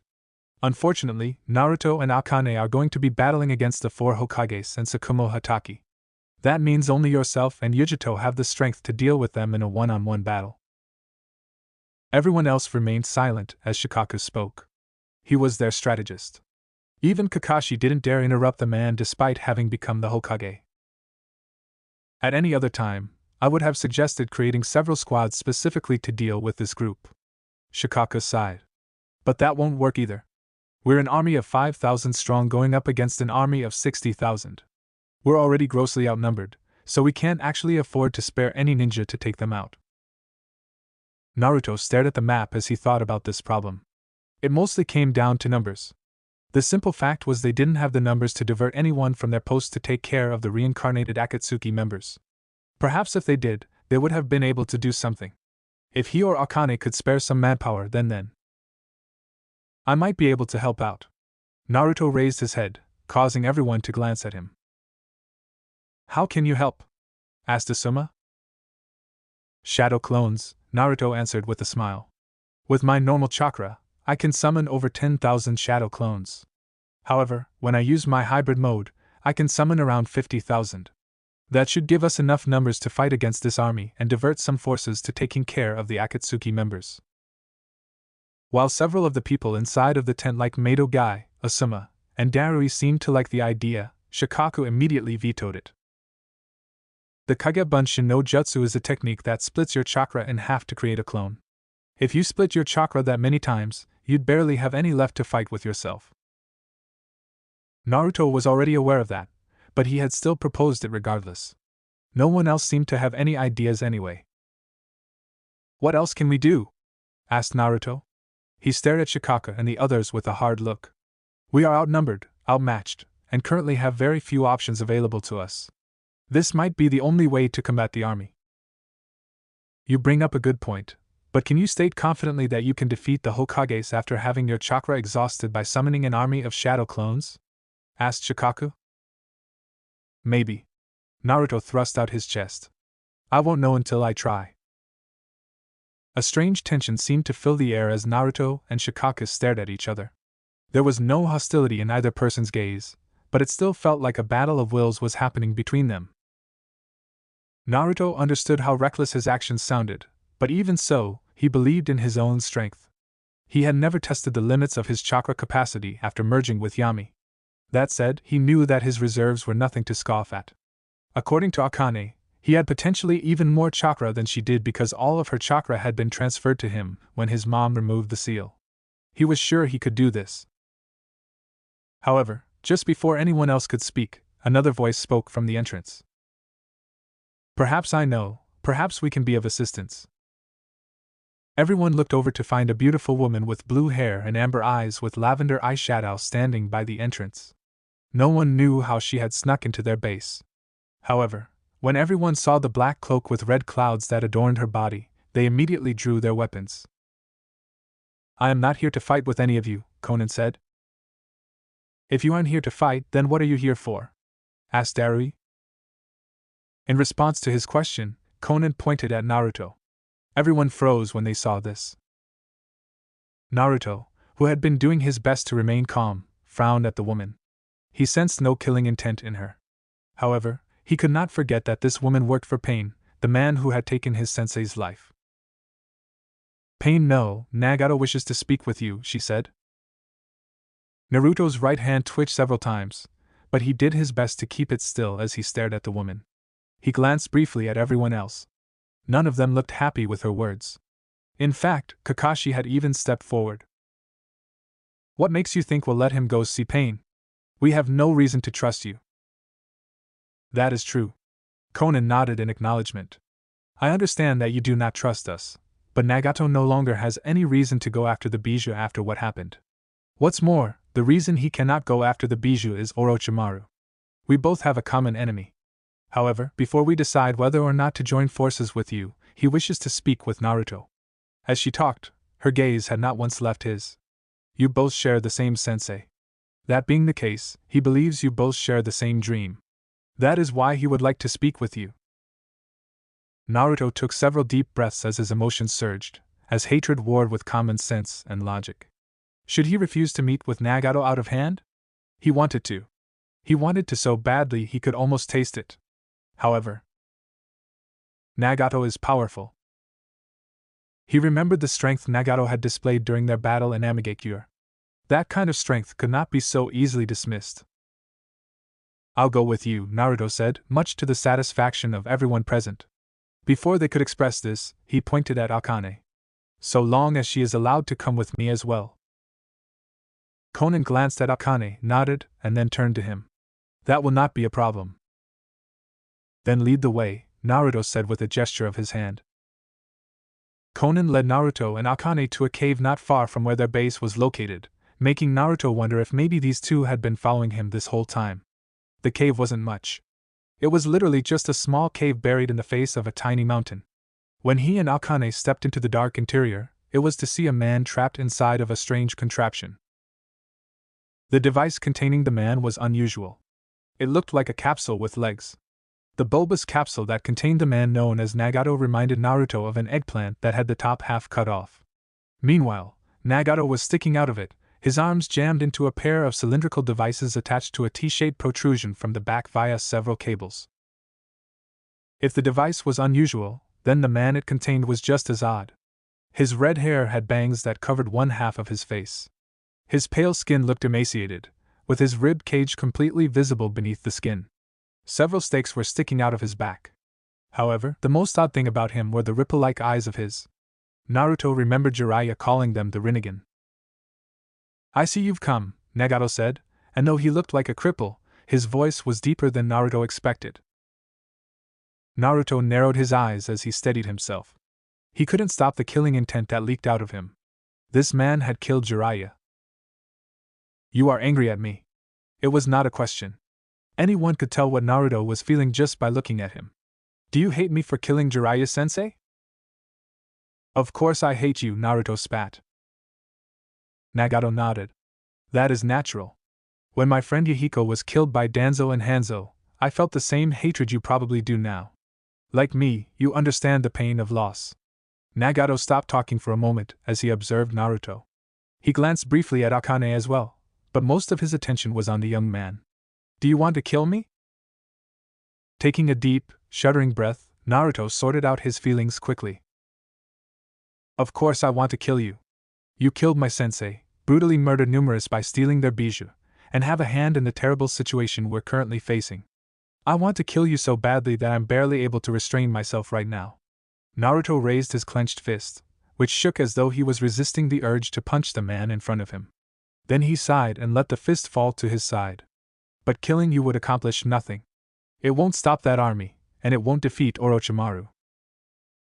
Nagato seemed somewhat surprised by the pragmatism Naruto displayed, even if everything he said was true. Most people did not have the ability or foresight to keep themselves from taking revenge when the opportunity presented itself. Yet here they were. Nagato seemed practically defenseless, confined to a strange contraption like a cripple, a perfect target, but Naruto wasn't attacking him. Besides, Naruto continued, "Killing you isn't what Jiraiya would want, and it won't bring him back either. Jiraiya believed in peace. He believed in creating a world where people could understand each other. You and I have both experienced the pain of losing someone we cared dearly about," Nagato said. "Does that not mean we understand each other? Don't try to twist my words to make it seem like we can somehow relate after everything that's happened." Naruto snapped as his glare intensified. "The sort of understanding you're perpetuating only brings about more sorrow. It won't bring peace. How can we ever have peace if people are so busy hating each other they won't give another person the time of day? Then you do not think that letting everyone experience pain will bring about true peace?" "Of course it won't." Naruto was breathing heavily by this point. His rasping pants filled the room, his chest and shoulders heaved from the force of his anger, and his mind had become a boiling pot. He couldn't believe this idiot. Who the hell had such delusional thoughts? Was this man really Jiraiya's first apprentice? What a piece of work. "Then tell me something." Nagato gazed at him with those deep eyes. The ripple pattern in them disturbed him. "What do you believe should be done to attain peace? What do you think we should do to avoid war?" Calming down by taking several deep breaths, Naruto thought about the questions he was being posed. How to attain peace? How to avoid war? They were more or less the same question, but peace and war weren't always on opposite sides. "Attaining peace can only be done through understanding and compassion," Naruto said at last. "You have to understand the other person. Furthermore, you have to make an effort and reach out to that person. For a nation, that means reaching out toward other nations and joining hands." Naruto thought his words were logical and well thought out, but Nagato snorted. "You can afford to have these lofty ideals because you live in a relatively peaceful village, but what you fail to realize is that your village, Konoha, has been a part of this problem for centuries. You of the 5 great nations constantly wage war against one another, and the smaller villages like my own are often trampled on as a result." Nagato closed his eyes. Beside him, Konan bowed her head. Naruto was so startled by the suddenly solemn air permeating them that he couldn't think of anything to say. While he remained silent, Nagato began telling his story. "I come from a small village inside Aim no Kuni. It was a simple existence. I lived with my family, and even though we were very poor, I was happy." Nagato sighed as though tired. "But that happiness could never last. The Second Shinobi World War happened, and my parents were killed by Konoha ninja in the ensuing conflict."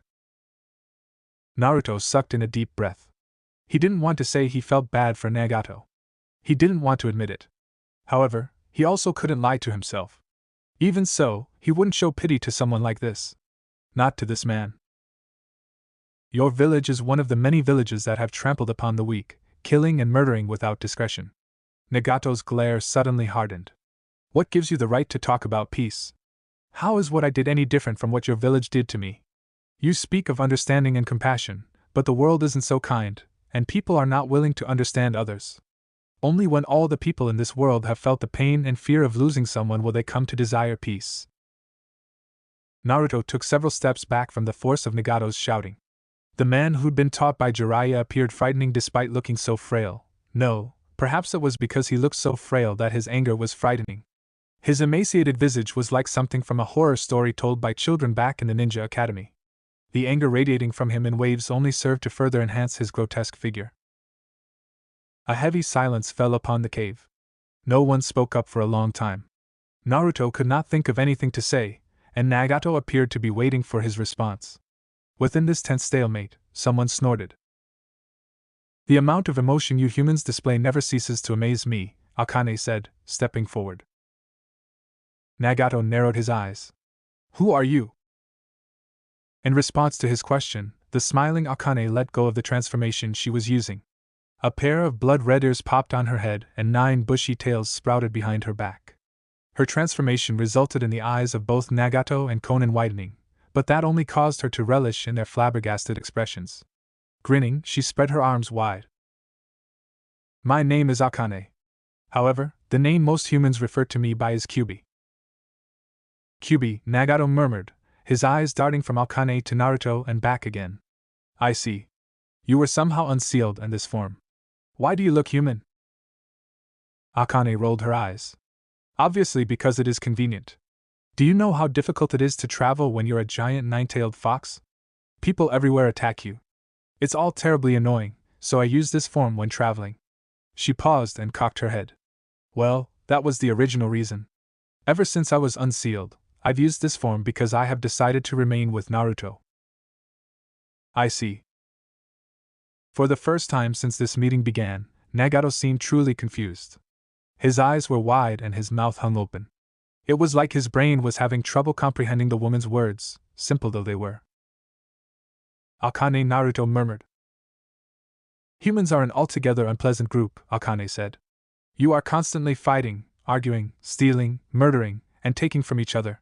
I have lived for over 1,000 years, and in that time, I have never seen this true peace that you keep speaking about.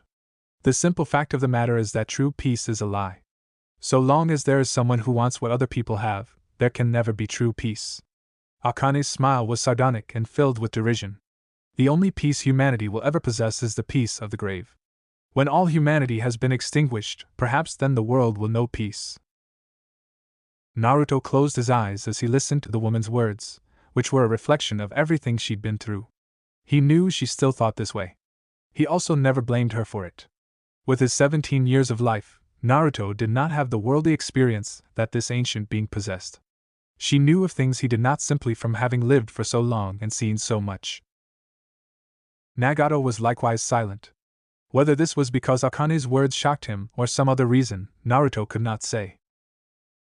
That said, Akane let out a deep, slow breath. For as despicable as humans are, they are also infinitely interesting. I never cease to be surprised by their actions, and occasionally, there will come along one human whose thoughts differ from the rest. These people go on to do great things. Sometimes these great people bring about a peace that lasts for a time. Sometimes they bring a great war that destroys huge swaths of land and takes the lives of numerous people. But all these people had one thing in common. And what is that? Asked Nagato, who had finally regained his voice. The effects of their desires and actions are always temporary, Akane declared. No matter the atrocity, no matter the achievement, everything will eventually get swept away by the sands of time. There was a moment of absolute silence, so deep and encompassing that Naruto dared not break it for fear of what would happen. However, Nagato took a deep breath. You are saying that even if I achieved my goal, it would only be temporary? He asked. But of course. Akane smiled, and it was so bright and cheery that Naruto couldn't help but think she was mocking Nagato. Let us say you accomplished your goal. The world experiences a pain so great they decided to sue for peace because they never wanted to experience that again. Perhaps for a time those people will indeed sue for peace. However, the people who eventually experience that pain will pass away. The people they leave behind will be those who did not experience the pain you brought about, and among those people, there will eventually come a person whose ambitions are to dominate others. This person will gather like-minded individuals and begin his or her conquest, and then the cycle of war and peace will begin again. It has always been this way. In the face of such a bold claim, no one could say anything to dispute her words. Naruto had already accepted that what she said was a fact. He knew, even if he didn't want to admit it, that true peace might very well be a lie. Perhaps it really didn't exist. Nagato seemed to be struggling. A single glance at his face, which was twisted into something truly unpleasant, confirmed this. Akane glanced at Naruto. Her eyes seemed to say it was his turn to speak. Realizing what she wanted, he stepped forward. Her words might be correct, he said at last. Perhaps true peace cannot be attained. Nagato frowned at him. But I also believe it is possible for us to avoid senseless war and bloodshed. And how do we do that? Asked Nagato. Naruto closed his eyes. By creating an order whose job is to uphold the peace. Opening them again, he stared at Nagato. I will create a group who will work in secret to monitor the elemental nations and dispose of cancerous elements, whose ambitions would bring harm to others. If we put out the sparks before they become a fire, we can achieve something close to peace. Nagato remained silent for a long moment, and then spoke slowly. According to the Kyuubi, such a group would only work for a time. There will eventually be someone who will destroy all that you have worked for and war will begin anew. Nodding, Naruto smiled. Yes, but even if I can only achieve a temporary peace, I'll be satisfied so long as the people can live with smiles for a time. Taking a deep breath through his nose, Nagato grew pensive as he stared at Naruto, who did not dare break eye contact. There was no way to know what was going through that man's head. However, Naruto knew this moment would be the deciding factor in their conversation. I think I understand you very well, and you may have a point. True peace might indeed be impossible. The strength in Nagato's shoulders seemed to leave him. Very well. You have convinced me. I will help you in this fight by taking on the ninja who have been reincarnated. I wish to see what sort of peace your way of doing things will bring about. With those words, an accord was struck. Naruto gained an ally, and though it was not someone he wanted help from, he knew better than to not accept the help. After all, given what they were up against, he and the others would need all the help they could get. Hai no Kuni was a nation made mostly of forest, but that didn't mean the entire nation was all forest, and within the thick foliage were numerous large clearings. It was one of those large clearings where the Konoha army had gathered. They stood within the foliage just before the clearing, on top of branches, behind trees, and under bushes. All of them were waiting on bated breath for the moment they would engage their enemy in combat. Sweat slowly dropped from their brows, leaving glistening trails. A few swallowed heavily as though trying to keep from being consumed by the tension. Mixed in with the standard blue and green of Konoha ninja was the black and white of Kyumo ninja. The clearing that spread out before them was large, a flat piece of land that easily spanned 15 square kilometers. At the moment, there was nothing present, but all of the reports they had received indicated that the army of white men was traveling toward this clearing. Standing among these shinobi were several notable figures. The first among these figures was Naruto, whose spiky blonde hair and blue eyes made him easily recognizable. Akane, the red-headed beauty, stood next to him. Temari, Yujito, and Tenten were also nearby, prepared to lend a hand at any given time, though their job was different from Naruto's and Akane's. Of course, there was also Pain and Konan, a pair who received many incredulous glances, though whether that was because of Pain's emaciated figure or the Akatsuki cloaks they wore was anyone's guess. They stood out the most. Pain was leaning on Konan's shoulder as the woman supported him. It was enough to make people wonder what business this cripple had on the battlefield. Kakashi stood at the very head of this army. His single eye was narrowed as he stared at the clearing, watching it for some sign of movement.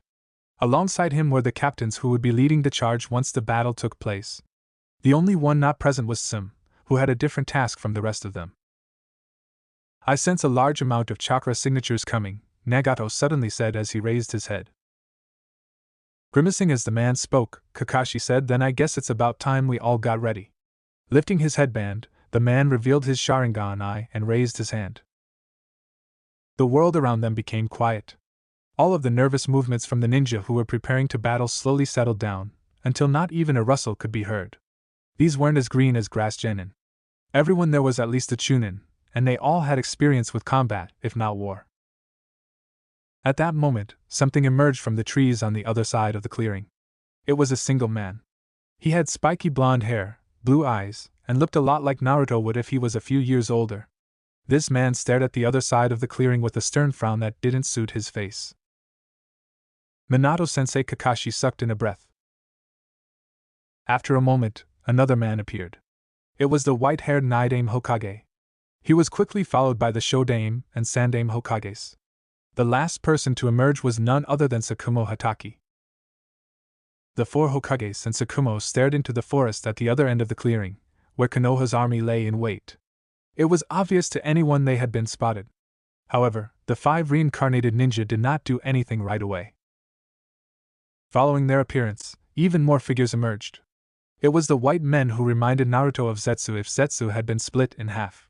They came out of the forest in droves, thousands of them, so many that it was nearly impossible to count them all.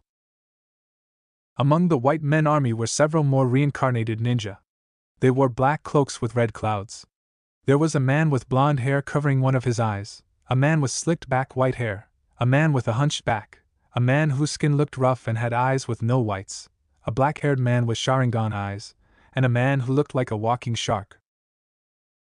"I guess we're up," Naruto said as he looked at Akane. "I suppose so." Akane sighed as though this whole situation was more trouble than it was worth. "I'm not really a fan of fighting, but I guess there's no helping it."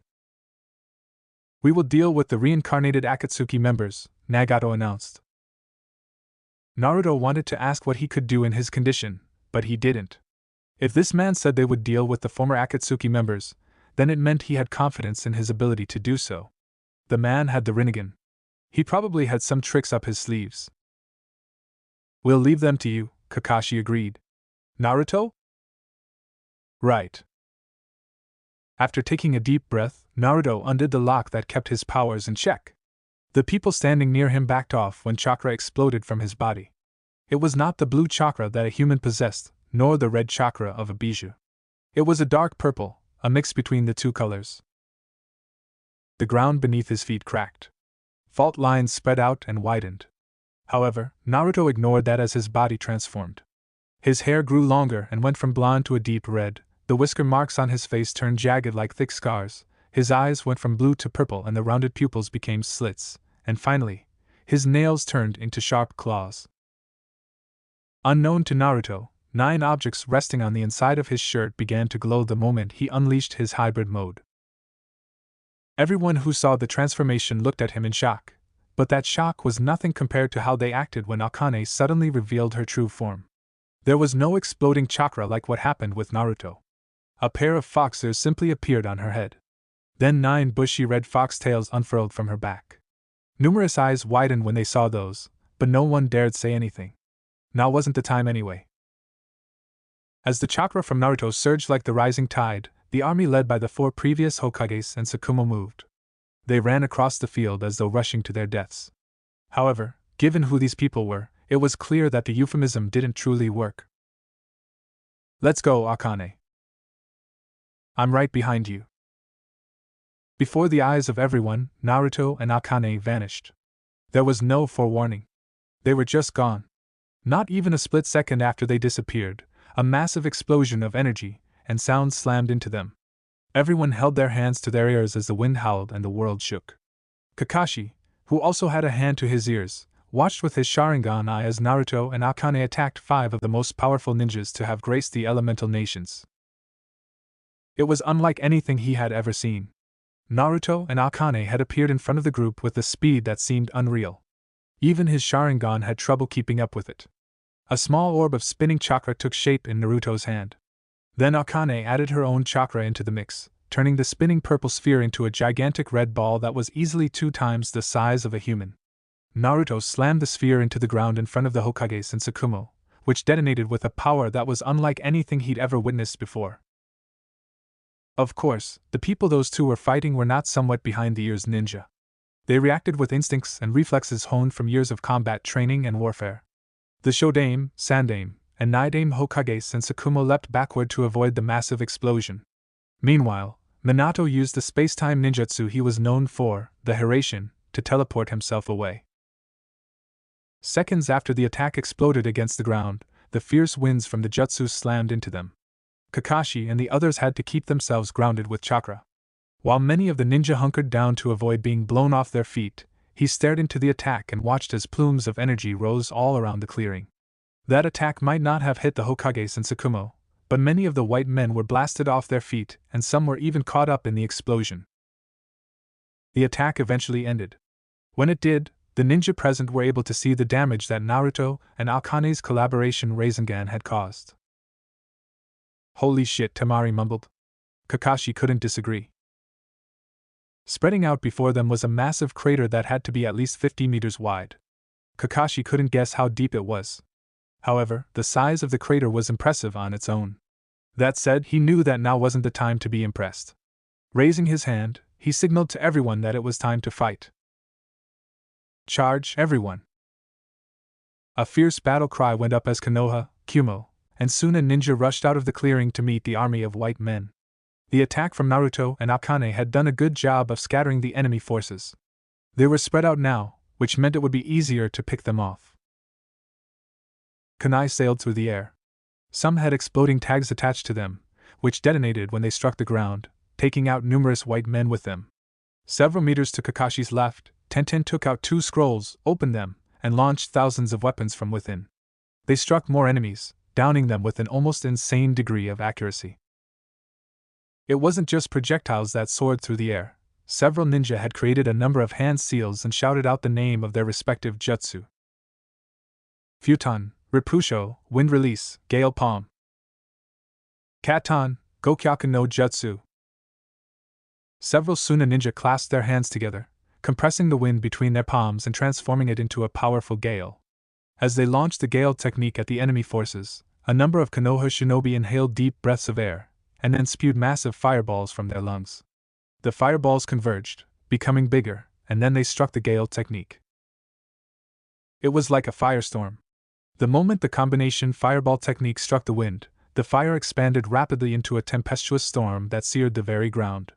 A large number of white men were unable to do anything as the massive sheet of fire, which was reminiscent of a tidal wave, washed over them.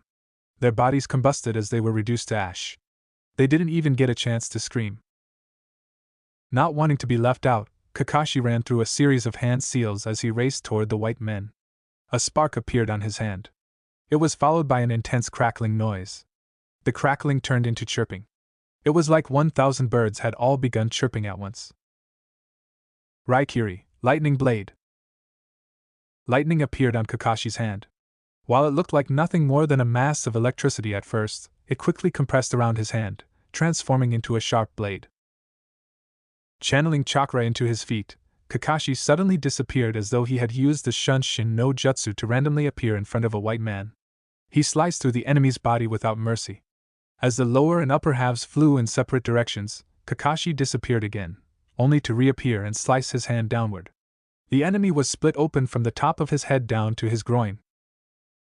Using his speed and the predicting ability of the Sharingan, Kakashi sped through the white men and cut them down. Dozens of enemies fell by his hands. Some of the white men tried to latch onto him, ganging up on him and pouncing, but Kakashi made judicious use of the Kawarimi no Jutsu, substitution jutsu, to replace himself with a log. Those same white men who tried to attack him were mercilessly cut down. Legs, arms, and heads flew through the air and bodies hit the ground. As Kakashi fought his own battles, all around him, others battled as well, including Konan and Pain. Katsu. High in the air, Deidara made a hand seal and the numerous clay objects surrounding Nagato and Konan exploded. The heat from the explosions was enough that the paper wings Konan was using to fly were singed. Even Nagato broke out in a sweat. Nagato raised his hands as he activated the abilities of the Pretapath. A barrier formed around his and Konan's bodies, not only protecting them from the explosions, but absorbing the chakra that had been used to fuel the explosions in the first place. The flames surrounding them slowly dissipated as all the chakra was absorbed. With something akin to a pitiful cry, they disappeared. It seems I might be able to revitalize myself if I can absorb more chakra, Nagato murmured. He felt stronger than before. He wondered if this was the result of these things being reincarnated. Perhaps their near-infinite well of chakra revitalize him. Conan, try to get us closer to Deidara. Yes. Conan flapped her wings and ascended into the sky. However, before she could get too far, a surging tide of chakra alerted them both to danger from down below. They glanced down to see Kakuzu release a small fireball. While it didn't look like much, one of the masks he used released a powerful tornado-like mass that amplified the fireball's power. It soared up to them, and Nagato was forced to once more absorb the chakra using the powers of the Preta Path. While he did that, Deidara quickly molded more clay in his hands and threw what appeared to be tiny spiders at the two of them. Nagato couldn't count all of them, but he judged there to be at least several dozen. The man formed a hand seal as the spiders fell. Katsu! Another explosion went off, but Nagato absorbed the chakra again. He was beginning to feel a bit better. If he could just absorb all the chakra from one of these reincarnated ninja, then… Amaterasu. Black flames suddenly swarmed all around them as Itachi appeared in the air. Nagato grimaced as he kept his energy barrier up to absorb the chakra of those flames, but even though he was able to do so, the heat from the black fire made even him feel pressured. While he was stuck absorbing the chakra, unable to move, another figure appeared over their heads. The blue-skinned Kisame grinned with his shark-like teeth as he descended and brought Samahata down on their heads. Conan! Shikigami no Mai, Dance of the Formula Paper. Conan quickly converted her chakra into paper, allowing her body and clothing to transform into numerous sheets of paper that split apart. With no one left to hold him, Nagato fell, which allowed Samahata to miss them both. The paper sheets then wrapped around Kisame, completely covering his entire body before exploding. Nagato was pushed down by the massive blast of fire and chakra. Before he could hit the ground, Conan appeared behind him, transforming back into her original body before catching him. The two of them descended toward the ground. However, the moment their feet touched down, Haiden attacked with his scythe.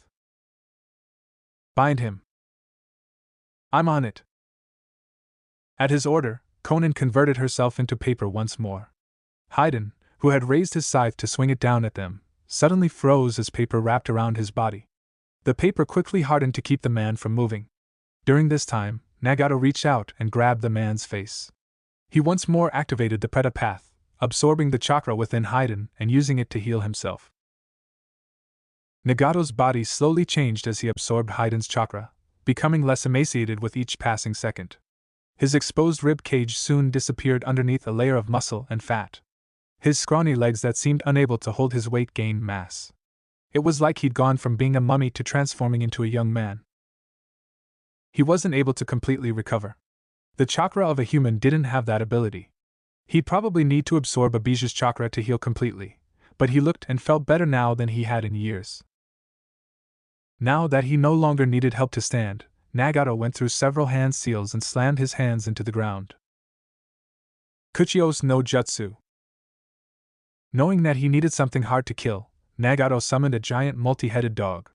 The dog quickly attacked Kakuzu, who had been getting ready to launch another jutsu at him, forcing the man to dodge. While he backpedaled, hundreds of threads burst from his body. He wrapped these threads around the dog and squeezed. The dog's body burst apart, but rather than exploding into a gory mess, the dog merely split into two, and then three.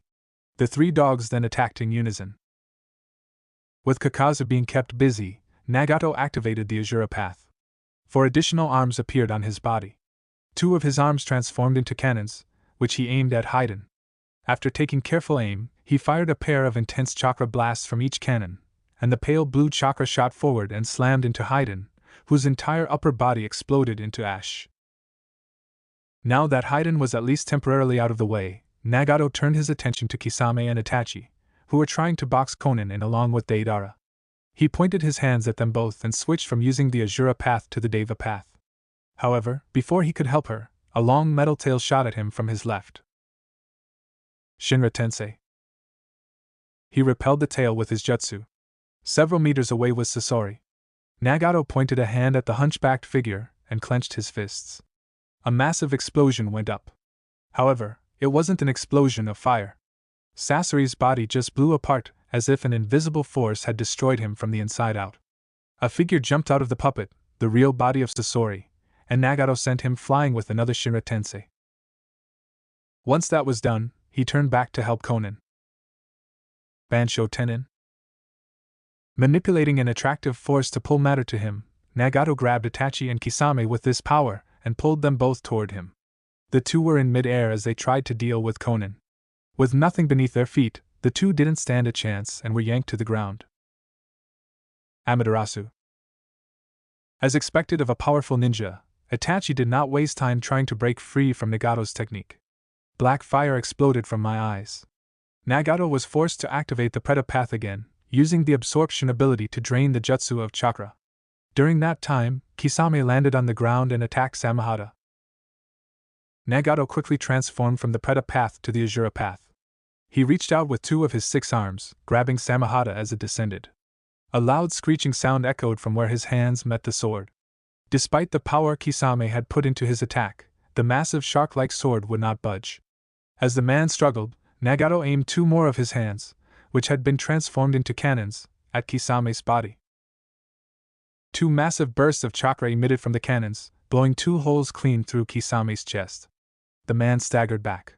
His grip on Samahata eased up and the pressure on Nagato relaxed, giving him the perfect opportunity to attack again. Shinra Tensei. This time, Nagato manipulated the repulsive force to push matter away.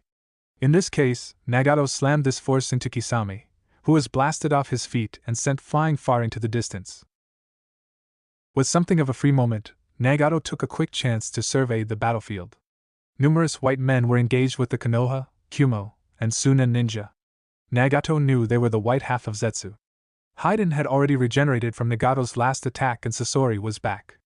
Meanwhile, high above his head, Konan was engaging Deidara in a battle of paper jutsu versus exploding clay bombs. Konan! Help me lead them away from the battlefield. Okay. Konan held her hands above her head, gathering a vast quantity of paper sheets into a single chakram-like shape. She didn't waste time in hurling it toward Deidara. The S-ranked missing ninja from IWA created a large clay bird, which he sent flying at the chakram. Katsu! The bird exploded, taking the chakram with it, but Konan used that moment to fly away and head toward Nagato, who was already running away from the battlefield. The 6 former members of Akatsuki were quick to give chase. I'm guessing you have a plan? Konan asked as she flew alongside Nagato, her wings flapping. Nagato nodded as he raced across the battlefield. There were so many independent battles happening all around them that everything looked like a confusing jumble of individual fights merging together. Several meters to his right, a group of ninja were trampled on by over a dozen white setsus. On his left, a pair of ninja created a collaboration of water and lightning jutsu to fry numerous white setsus. The ground was quickly becoming littered with corpses and stained with blood. I noticed it before, but our former comrades did not use some of their more powerful ninjutsu, Nagato explained. That leads me to believe whoever is controlling them puts harsh restrictions on their personalities. I guess Orochimaru didn't want to risk them resisting his influence.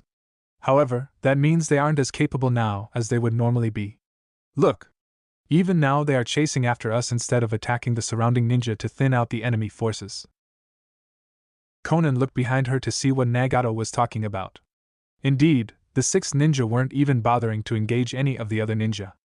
All of them were chasing after them instead. So what are you going to do? I need to get far enough away from the main force so I can use my Chibaku Tensei. Even if that doesn't kill them, it will hold them until we can release the reincarnation ninjutsu. Konan nodded. With Nagato's revitalized form, it wouldn't be hard for him to form a Chibaku Tensei with relative ease. The 2 of them quickly left the clearing and began leaping through the forest. The 5 reincarnated ninja moved swiftly as well, chasing them like a bloodhound. As they darted through the trees, Nagato was forced to absorb more jutsu using the Preta path when Itachi and Kakazu attacked him. I just noticed something, Konan began as she used several paper shuriken to slice a number of clay bombs apart. Why isn't Madara with them? The moment she asked this question, Nagato's body grew tense. His senses warned him of danger. He reacted to this quickly, grabbing Conan and leaping away from the place where they had been soaring. His actions were just in time. Barely a moment after he left that spot, a distortion appeared around the branch he leapt off. The branch vanished. "It looks like there is your answer," Nagato said glumly. At that moment, a familiar man in an orange mask descended from a tree and tried to attack them. Conan and Nagato split apart. Madara went over Nagato, performing a series of hand seals and releasing a massive fireball jutsu. Nagato made liberal use of the Shinra Tensei to destroy the fireball and push Madara back.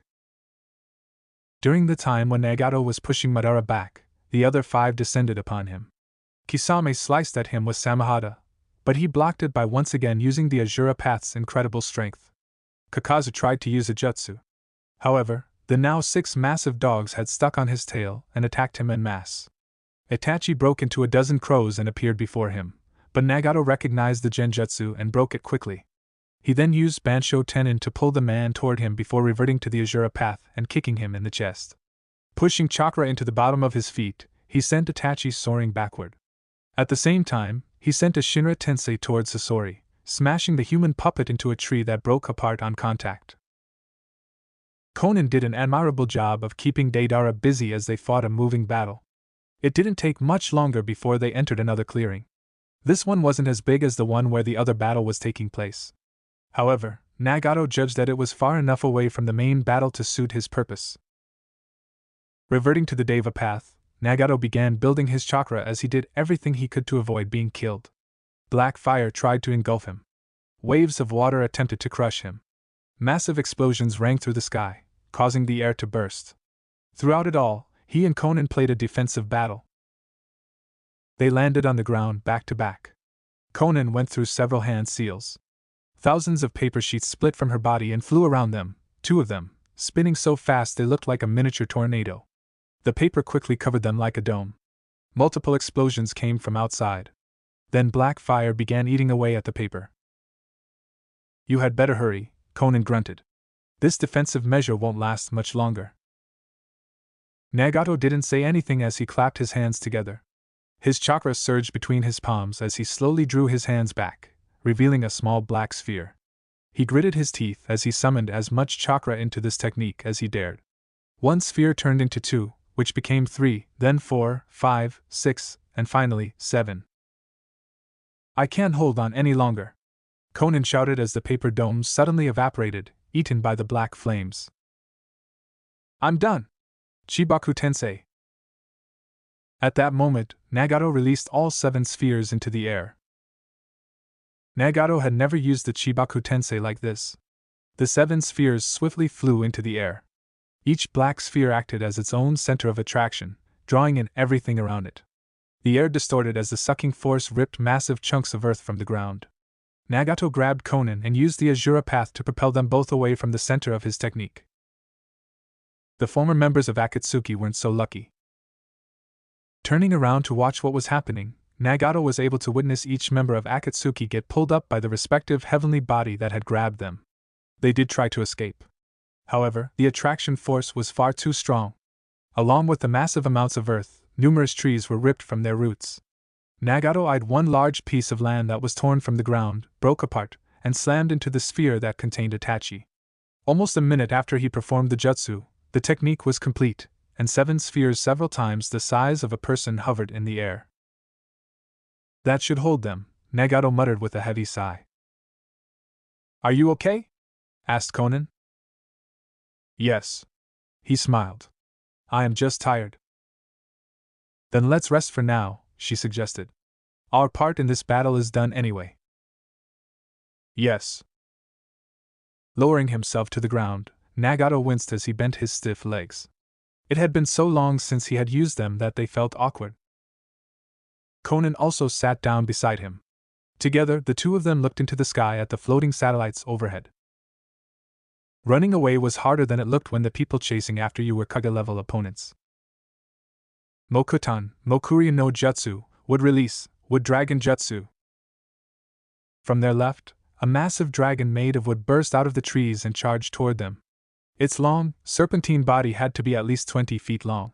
Numerous bone-like protrusions grew from its head in a crown and descended down its back.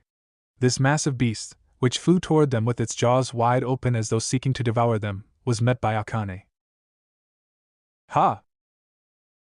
It was impressive how Akane turned the moment her feet touched the branch, blasted off like a fire jutsu, and reared her fist back.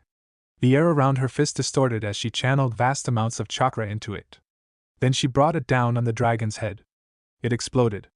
Massive red chakra slammed into the beast's head, rippling outward, and then the head and dragon exploded, scattering wood fragments everywhere. Suetun, Suijin Hiki, water release, water wall. A loud shout echoed through the air. Naruto had only a moment to leap away before a water exploded from the ground. He flipped through the air, channeled chakra into his fists, and launched them forward. Senpuken! Two fist-shaped bursts of highly compressed air slammed into the water, causing it to detonate. As water exploded everywhere, a kunai appeared in front of him. It was tri-pronged. Naruto barely had time to ponder this kunai before a blonde-haired man appeared next to it. Minato Namikaze was already preparing to attack. A swirling blue ball of energy appeared in the hand that he thrust forward. Naruto met the Rasengan on his own. The two attacks grinded against each other before exploding and sending them both flying away from one another. Naruto landed on the trunk of a tree and glanced at Akane. The redhead was locked in battle against Tsukumo, whose blade moved so fast it only appeared as a white flash of light. Despite its speed, Akane had no trouble keeping up with it. She dodged an upward slash by taking a step to the left, then avoided a horizontal swing by ducking. As she came up, her left hand curled into a claw, which she used to strike Tsukumo with. Red chakra burst out from her clawed hand, striking Tsukumo dead on and tearing his body apart. Of course, this man was not alive. Rather than his body turning into a gory mess, it became ash as it scattered across the ground. Tsukumo was out of commission for now, but it was only temporary. Naruto could already see the man was healing. Ash gathered around his body and congealed to form the parts that had been destroyed. He and Akane joined forces again and continued running. However, before they could get too far, a pair of figures appeared before them. They were Hashirama and Tobirama Senju. The two founders of Konoha went through a series of hand seals. Suiden no Jutsu, water release, water bullet jutsu. Naruto could sense the chakra surging through Tobirama before the man spat out a powerful torrent of water. Creating a Rasengan in his hand, Naruto met the force head-on, the spinning sphere of chakra slicing through the water bullet as though it was made of paper. Kuchios, Rashomon. Hashirama slammed his hands onto the ground and summoned a massive gate with a demonic face on the front. It was incredibly large. However, even though it was nearly 10 times bigger than them, neither Naruto or Akane stopped running. Don't think this can stop us, Akane shouted as she channeled chakra into her left hand. The chakra formed a whip, which she used to slice through the Rashomon gate. Naruto almost whistled when he saw the gate's upper half separate from the lower half. He and Akane leapt over the remains of the gate just as Hashirama and Tobirama did the same. The two experienced former Hokages engaged them in a taijutsu battle. Naruto blocked a fist aimed for his head, and then he tried to knee Hashirama in the testicles, but he was blocked by his opponent's knee. On the other side, Tobirama and Akane were a blur of fists and feet. Kaige Bunshin no Jutsu. Naruto created a shadow clone and replaced himself with it. Now behind Hashirama, he slammed a Rasengan into the man's back, sending him hurtling forward. He didn't wait to see the results of his attack. Turning toward where Akane and Tobirama were engaged in combat, Naruto took a deep breath and channeled his chakra. Senpuken! A pair of compressed, fist-shaped wind attacks slammed into Tobirama and sent him hurtling away. The man struck the ground. Rather than roll across the forest floor, however, he twisted himself into a spin and flipped onto his feet. Akane and Naruto stopped paying attention to him. They put on a burst of speed and rushed through the forest. Their goal wasn't to lose these 5, but to lead them somewhere else. You know, I just realized we haven't seen that old monkey anywhere, Akane muttered as they ran. Yeah, I noticed that too. Naruto suddenly felt on edge as he looked around. That man is known as the professor for his knowledge of jutsu. It's been said that he's one of the most skilled shinobi to ever exist. If that is the case, then... Doton, Doryu Taiga, Earth Release, earth flow river. The ground underneath him and Akane turned into a flowing river of mud that swept the two of them off their feet. Doton, Doryuden, earth release, earth dragon bullet. Before they could even think of getting out of this situation, a dragon head appeared within the mud and shot several mud balls at them. Katon, Karyu Enden, fire release, fire dragon flame bullet. Several dragons made of fire covered the mud balls, which burned all the more fiercely. Naruto could feel the heat stinging his arms even though it was meters away. As the flaming mud balls came closer, Akane's chakra exploded from her body and created a dome of energy. The flaming mud balls slammed into the dome and dissipated. At that moment, Naruto glanced around and saw Sarutobi standing on a tree branch several meters above them. Kage Bunshin no Jutsu. Naruto created two clones. One created a Rasengan, while the other channeled more chakra into the Rasengan, causing the jutsu to grow in size. The two clones launched themselves at Sarutobi. However, Naruto and Akane didn't wait around to see what would happen. Seconds later. My clones were destroyed, Naruto sighed as they continued running through the forest. You knew they would be, Akane muttered. How much further do we have to go? We're almost there, Naruto assured. In fact, we should be reaching the Valley of End any minute now. Just as Naruto said that, the forest around them disappeared as they burst out of it. The land beyond was a massive valley. He and Akane were standing on a precipice overlooking the valley, which allowed them to see everything, including the flowing waterfall with the statues for Hashirama Senju and Madara Uchiha. I heard this was where Sasuke disappeared, Naruto muttered. I have never been here before. Do you think this is a good place to have our battle? Asked Akane. It's as good a place as any. Naruto shrugged. Come on. Let's set up shop before those guys arrive. Naruto leapt down from the ledge and Akane followed him. The two landed on the ground, then Naruto created 6 shadow clones. He gave a scroll to 4 of them. All the clones disappeared. They knew their jobs. And now we wait, Naruto said. What do you think our chances of winning are? Asked Akane.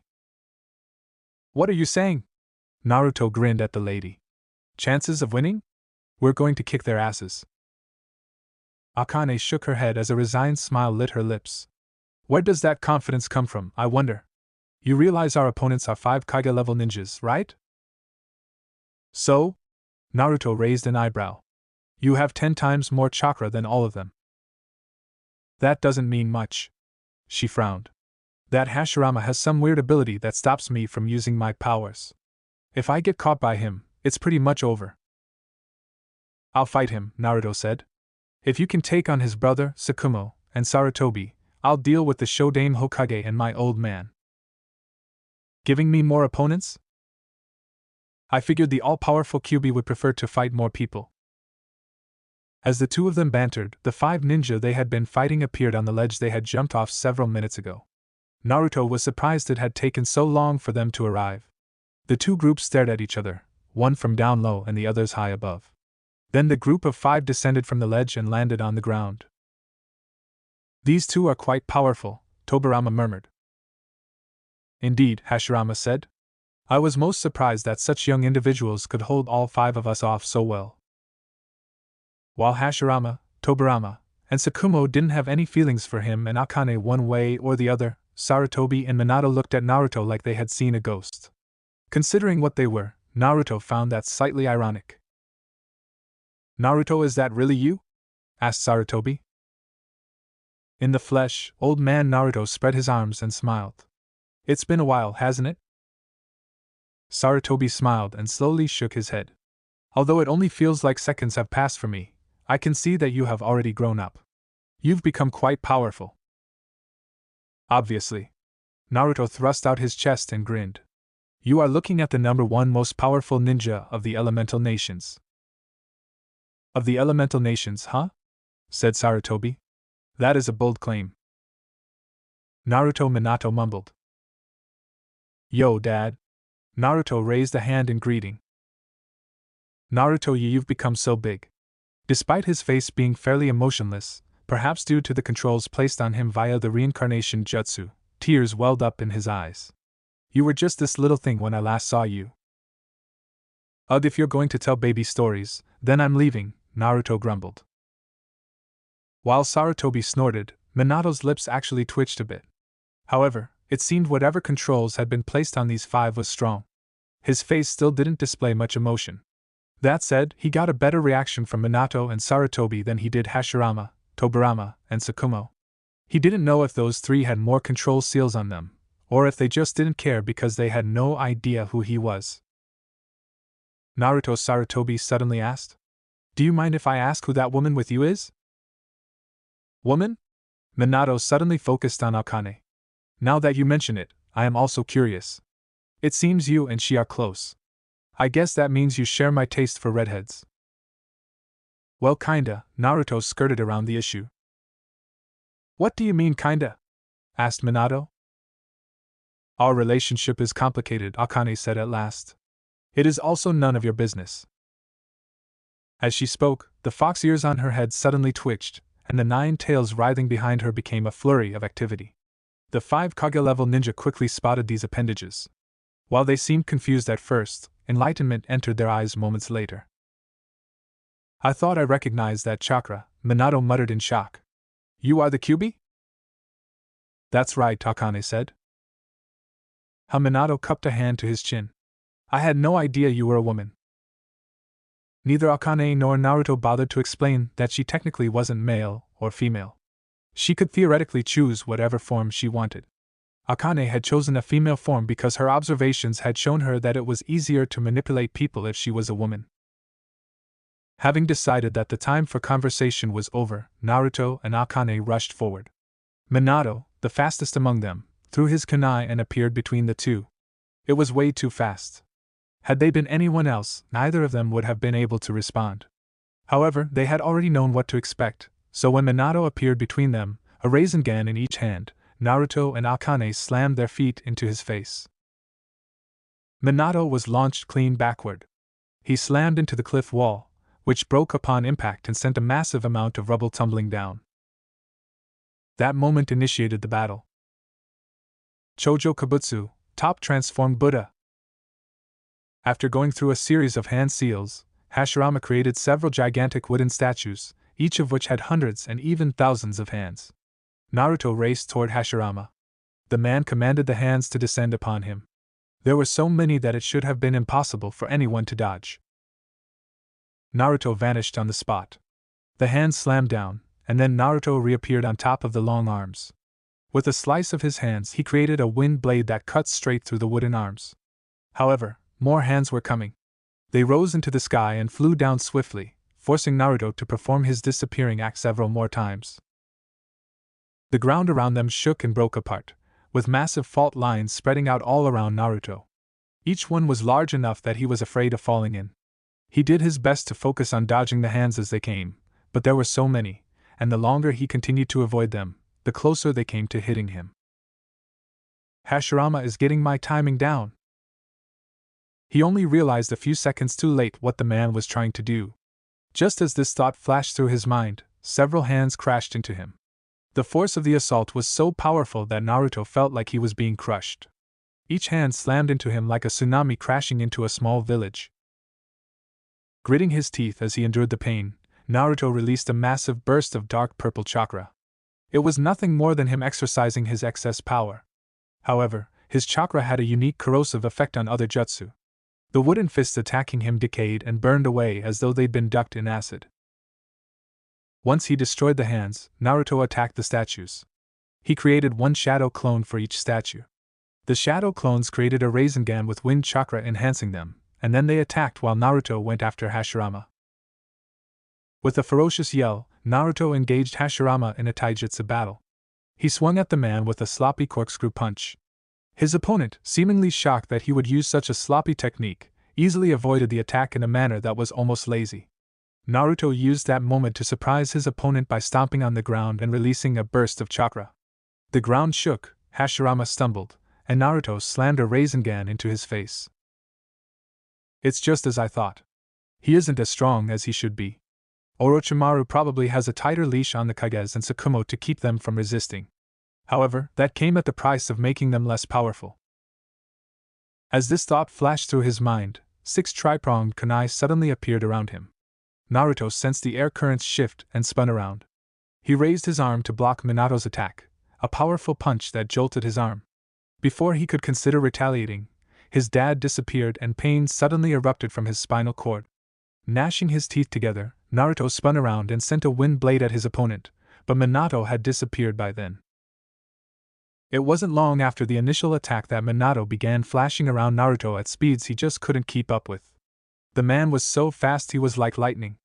Cuts and bruises appeared on his body as he tried his best to keep up with the man, but no matter how quickly he responded, Minato was always just a little bit faster, disappearing one moment and attacking from his blind spot the next.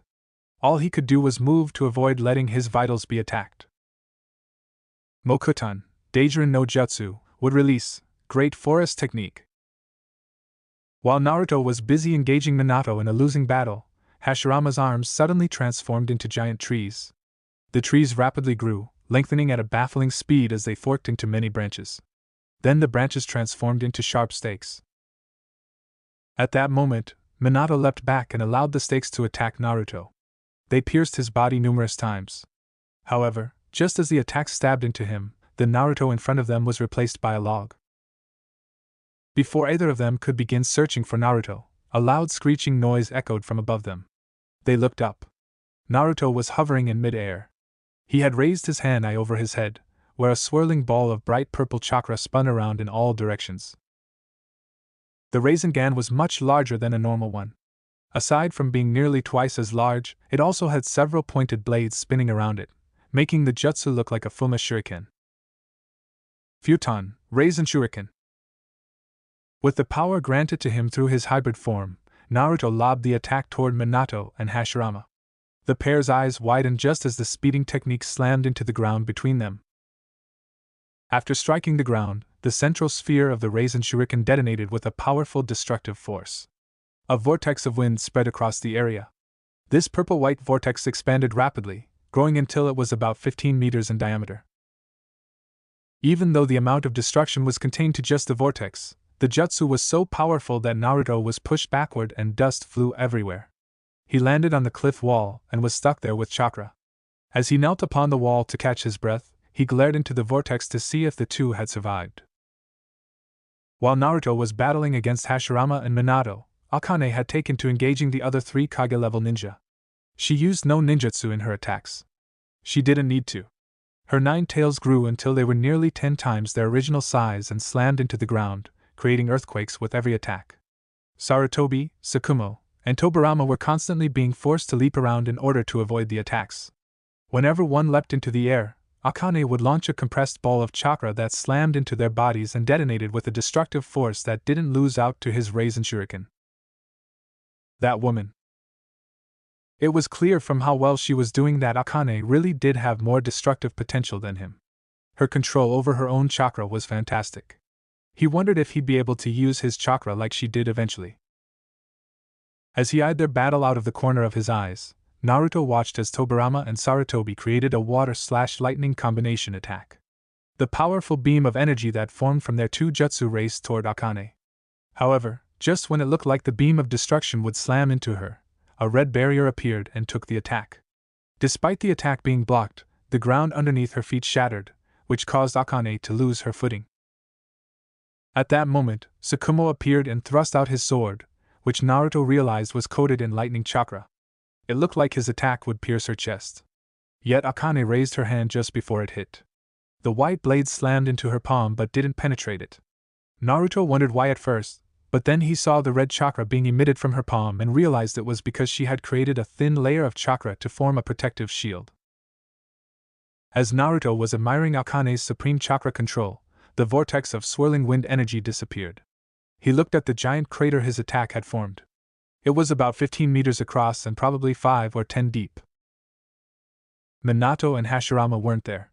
For just a moment, Naruto wondered if perhaps they had been blown to bits, but then he sensed movement behind him and leapt off the wall. An explosion of chakra pushed Naruto back. He landed on the ground and looked up to see his dad standing where he had been. There was a massive hole in the wall. Naruto recognized the damage, which could have only been caused by a Rasengan. Mokutan, Mokuryu no Jutsu. Naruto wasn't given time to admire his dad's destructive power as another serpentine dragon appeared before him. Hashirama was several meters away. His hands were stuck on one seal. The wood dragon had already blasted from the ground and flew at him with an enraged war cry. Kage Bunshin no Jutsu. Naruto created a shadow clone, made a Rasengan on his hand, and had the clown feed it chakra. As the Rasengan increased in size, Naruto forced it to grow smaller and smaller, until it was about the size of his thumbnail, and then he aimed it at the dragon. Rasen Shato, Spiral Shot. Slamming his fist into the tiny Rasengan, Naruto launched the sphere toward the dragon. It struck the dragon's head. There was a moment where the wood dragon seemed to resist the tiny Rasengan. It was only for a moment, though, and then the Rasengan drilled straight through the dragon and burst out the other side. Perhaps due to the destructive energies of the Rasengan, the dragon exploded from the inside out and broke apart. Ha ha ha! Naruto took several deep breaths as Minato landed next to Hashirama. Damn, I'm actually beginning to run out of chakra. Naruto had no idea how long this battle had been going on for, but he was actually running low on chakra thanks to how many high-level jutsu he'd been firing. Some of those jutsu were still in the experimental phase too, so they wasted a lot of chakra. Maybe he should have held back. However, given his opponents, Naruto didn't think that would have been a good idea. Someone landed behind him. Naruto didn't turn around to see who it was. A soft back pressed against him, and several furry tails touched his legs. Are your clones almost finished? Asked Akane. I don't know, Naruto grumbled. Don't ask me. Who else would I ask? Ugh. Good point. Naruto sighed as he realized that all 5 Kage-level ninja were surrounding them. I think they should be finished soon. Akane clicked her tongue. That's a very vague answer. Well, excuse me for being vague. A lull had entered the battle, which was the only reason the two of them could banter like this. Their 5 opponents seemed wary of their battle prowess. This fight had gone on for quite a while, a number of techniques had been thrown about, and despite being outnumbered, he and Akane still gave as good as they got. These two are quite tough, Hashirama said. Yeah, Minato agreed. That boy is your son, right? That's right. You should be proud. I am very proud. Naruto heard the conversation between Hashirama and Minato, but he didn't have the time to feel pride because his clones finished their task at that moment. Kekimen Go Fujitsu, Hashimen Haijo Uzumaki Satairu, Barrier Gate 5 Seals Technique, Castle Closing 8 Gates Uzumaki Style. The moment those words had been spoken, 4 giant gates emerged from the ground in the north, east, south, and west of the Valley of End. Then a barrier suddenly sprang to life, connected to each of the 4 gates.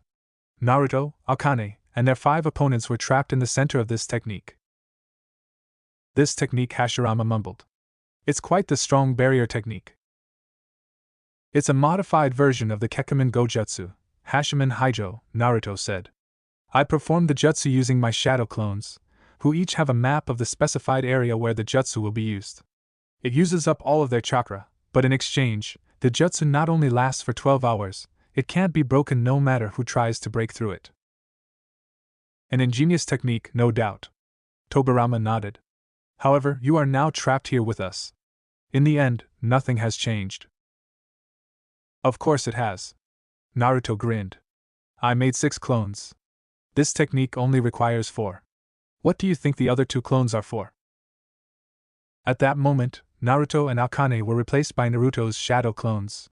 The two appeared outside of the barrier. Naruto wore a broad and satisfied grin. Humph! Tobirama snorted. If you can just escape this by using the replacement technique, then so can I. Tobirama tried to use the replacement technique, only for nothing to happen. He frowned, repeated the hand seals again, and still nothing happened. A moment of silence passed. Finally, he seemed to realize what this meant. I did say this was a modified technique, Naruto informed him. I made sure Akane and I had an escape route. An excellent job, Naruto. Sarutobi nodded in approval. You've done a great job capturing us. However, now I have to ask what you plan on doing with us? Naruto shrugged. Nothing. I have no way of breaking this technique. Therefore, the only way to release you all is to find Orochimaru and force him to end the jutsu himself. My entire point in coming to the Valley of the End was to trap you guys here so I could help destroy that army you guys came with. After that, we'll have other people maintain this barrier while we go ahead and find Orochimaru. Minato cupped his chin before nodding several times.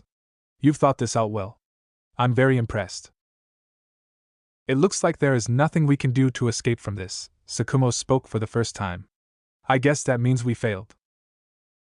Indeed. Hashirama and Tobirama nodded.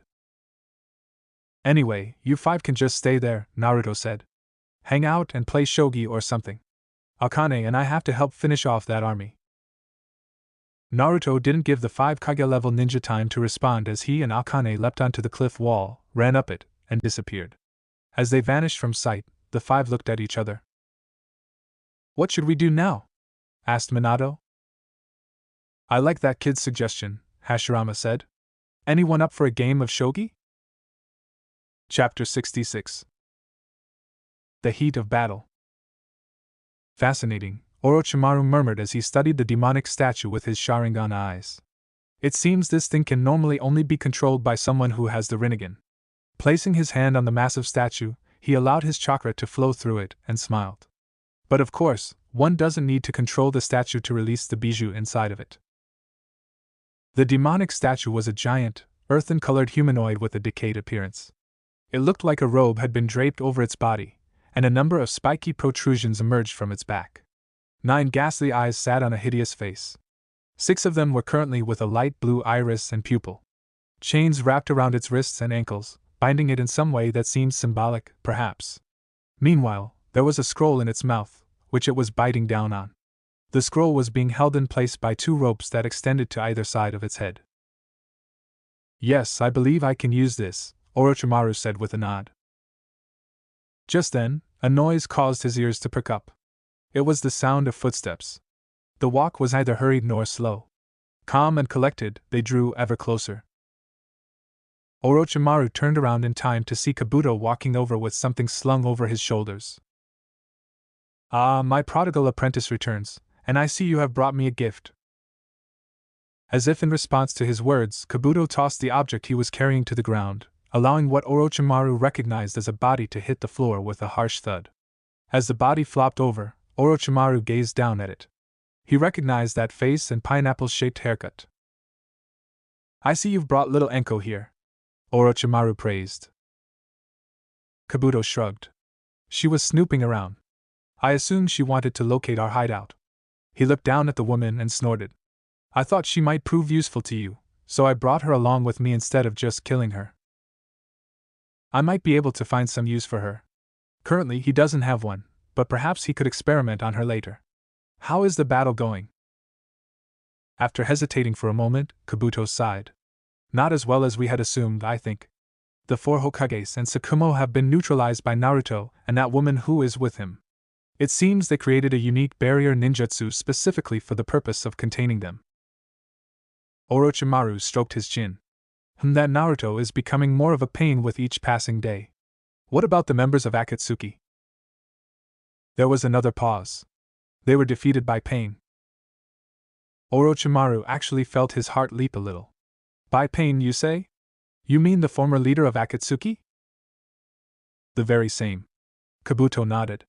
It seems he decided to join forces with Konoha rather than let us do as we please.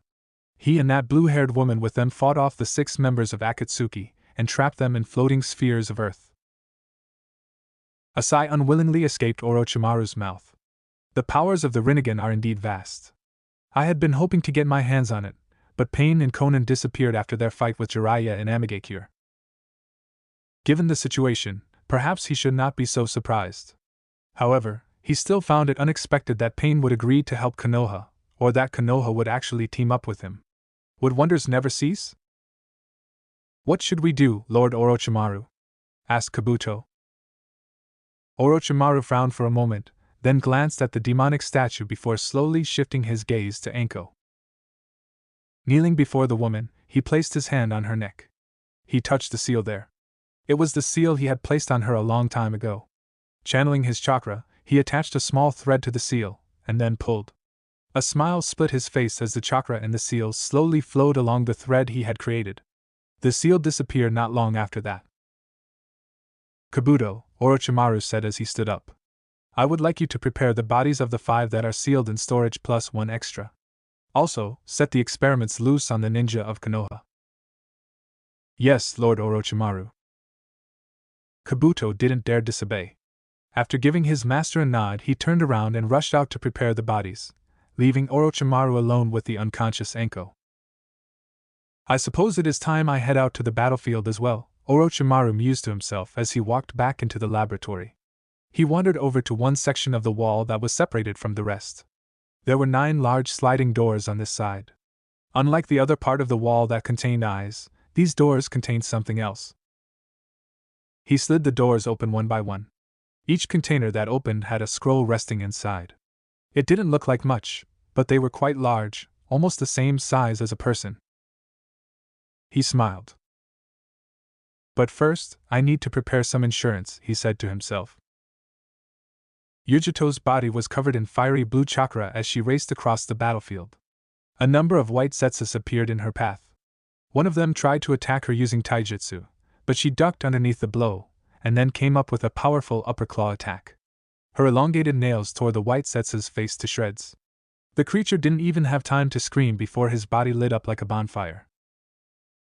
As the white Zetsu ran around in a panic, his body fat combusting and causing his insides to leak out of his pores, Yujito leapt into the air, twirled around, and struck another white Zetsu with her extended foot. Her kick not only lit her enemy's head on fire, but the attack was so strong it snapped his neck. The man crumpled in a heap. His flaming body twitched several times, then went still. 6 more white Zetsus converged on her location. All of them surrounded her, and rushed in as though to body pile her. Yujito hissed as she slammed her hands into the ground and adopted a hunched posture like a feral cat preparing to fight against a dog. As she took this action, the flames around her body grew brighter and more fierce. Chakra circulated through her body, raising her temperature as well before, like a dam bursting, chakra poured out and caused the flames around her to erupt. All 6 white Zetsus caught fire. Their bodies combusted into flames, turning them into living fireballs. The pain was obviously too much. Agonized screams tore from their throats before the fire soared into their mouths, burning their trachea to the point where they couldn't even talk. Narrowing her eyes, Yujito used her ability to control the flames, spreading the fire throughout their bodies and burning them from the inside out. It wasn't long before nothing but piles of ashes remained. Standing up, Yujito let out a soft sigh. She had no idea how long this battle had been going on for. It felt like days had passed, but surely it couldn't have been more than a few hours. A glance around revealed that everyone else was still fighting. Kakashi was several meters away, lightning chirping in his hand as he cut through white Zetsus like a scythe did to wheat. Temari and Tenten were fighting in conjunction, firing weapons and using wind jutsu to increase their strength. Even Team Samui was utilizing excellent teamwork to fight against the overwhelming number of opponents. And speaking of their opponents, it really did seem like they were endless. Yujito could not help but grimace as she noticed more white Zetsus pouring out of the trees. She must have killed over 1,000 of these bastards, and yet they just kept coming. Not knowing what else to do, Yujito was about to reinitiate her battle with the enemy, when the ground suddenly rumbled. A lull appeared in the battle.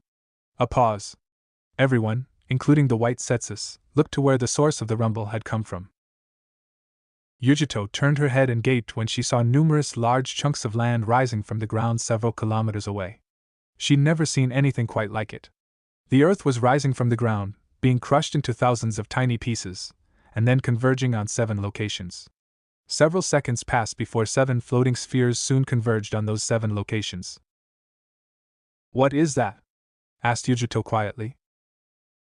Hell if I know, a purring voice answered from within her mind. That said, this chakra feels mighty familiar. I could swear I have felt something like this before.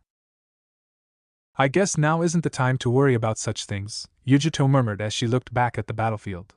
She prepared to begin fighting again when another earth-shattering rumble shook the ground. Oh, for the love of Kami! What is it now? As if answering her question, 6 large figures suddenly appeared in the distance. One of them was a giant tanuki with a large pot belly and even larger tail, another was a massive turtle with a hard shell and 3 tails. There was also a gigantic ape with bright red fur and 4 tails. Following this pattern, the creature with 5 tails looked like a white horse with a dolphin's head and 2 long, pointed horns in the back and 3 shorter horns on the front. A slug with 6 tails was next, and finally, a beetle that had 6 wings and a tail fluttering behind it flitted around above them. As Yujuto saw the 6 creatures before her, she immediately released a hoarse laugh. This was really not good. Naruto stumbled as he and Akane ran through the forest. The sad thing was it wasn't because he had tripped over a root or anything. Wincing as a slow pain burned his lungs, Naruto placed a hand against his chest and took several deep breaths. Akane, realizing that Naruto was not running alongside her, stopped and turned around. When she saw his condition, she walked up to him and placed a hand on his shoulder. "Are you all right?" she asked. Nodding just once, Naruto offered her a vaguely troubled smile. "I am okay. It is just that I used so much chakra that I am a bit tired." His hair had already turned blonde again, and his eyes had gone from purple to blue. He was no longer able to maintain his hybrid mode.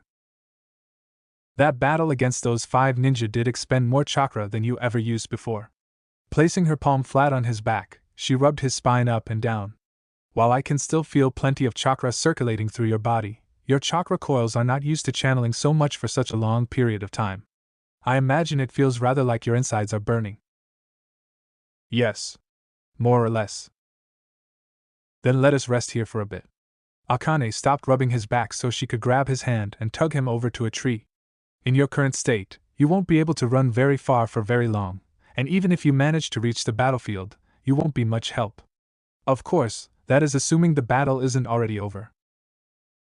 As Akane sat down, she pulled Naruto down with her, unceremoniously shoving his head onto her lap. Not that he was going to resist. A lap pillow sounded nice right about now. The quiet atmosphere did wonders for Naruto's mind. He closed his eyes as Akane stroked his hair. The gentle motions of her fingers rubbing his scalp was like heaven. Some part of him wished they could forget about the battle and stay like this. However, as if to put a damper on those thoughts, a massive surge of chakra erupted all around them. It was faint. However, the faintness didn't come because the chakra signature was small. It was because whatever had suddenly appeared was just so far away. That alone caused the hairs on his neck to prickle. Naruto and Akane were forced to stand back up. "Wait here," Akane instructed before running up the tree she had been leaning against. The woman disappeared into the canopy, leaving Naruto alone. He had no idea how long he waited. It felt like hours, but he knew that was because he was just impatient. A few minutes had probably passed before Akane came down. Her expression was grave. "What's wrong?" he asked. "Konoha's forces are currently in trouble," Akane said slowly. "It seems 6 Bija have appeared near their location and are closing in fast." Naruto's heart leapt into his throat. It didn't take a genius to figure out that they were in trouble. There were 6 of the 9 Bijou traveling their way. This was about as terrifying as it got. Yujuto glanced at the faces of the ninja fighting alongside her, at rapidly paling skin and gaping mouths. Everyone else was in worse shape than her. Even Kakashi and the normally inscrutable Darui looked like they had swallowed something extraordinarily unpleasant. Knowing that she was the only one capable of dealing any damage to these creatures, Yujuto quickly unleashed her chakra and transformed. All of the chakra congealed over her body. Rapidly expanding like a swelling balloon, her body grew taller and taller as her legs became thicker.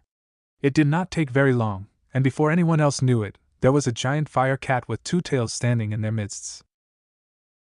With a ferocious hiss, Yujuto leapt forward, over the heads of the ninja below her. She landed at the edge of the clearing.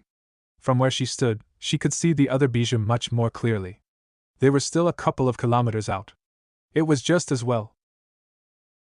Opening her mouth, Yujuto gathered the chakra around her. Streamers of black and white energy appeared around her mouth, as though it was a black hole sucking in everything. A large orb soon appeared in front of her mouth. She swallowed it. Unlike when Naruto used this in his hybrid mode, her body didn't expand.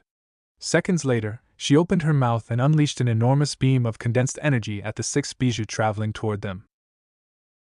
A massive explosion ripped through the air when her attack struck, and even though it was several kilometers away, the intense force of the blast caused those below her to cover their faces. Powerful winds surged and struck their bodies. Up ahead, her attack appeared as a massive dome of expanding energy. When the energy dissipated, there was TCH. It didn't work. Just as she had feared, the 6 bijou were mostly unharmed. The only one that appeared to have taken some damage was Shikaku. His sand body was deformed as though part of it had turned into glass. Already understanding what would happen if she let these bijou enter the battle, Yujito dashed forward, running on all fours. 2 of the 6 bijou opened their mouths in response to her actions. Chakra was gathering in massive amounts.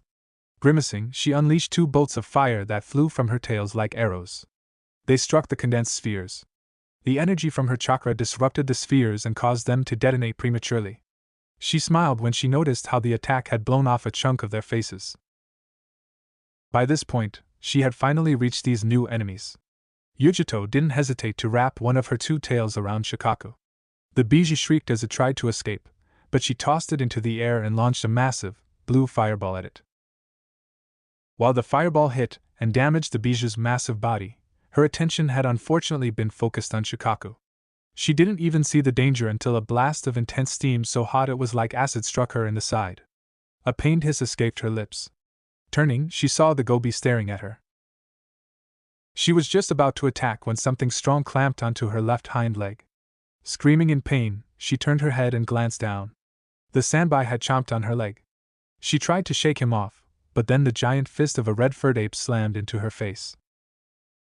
The force of the blow was such that Yujito was launched into the air, striking the ground several dozen meters away. She hissed and tried to get back up, but the sandbai was still biting her leg. His teeth were sinking into her body. Even though this body was a construct made of chakra, it still hurt. At that moment, several shadows loomed over her, and Yujito looked up just in time to see 4 of the 6 bijou aiming a bijudama at her. Yujito was not the only one in trouble.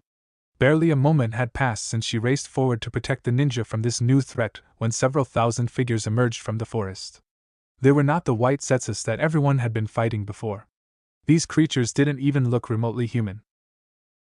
Kakashi eyed the numerous strange beings who were now coming out of the woodworks. They were all bipedal and wore ragged clothing. Their skin was a dark brown.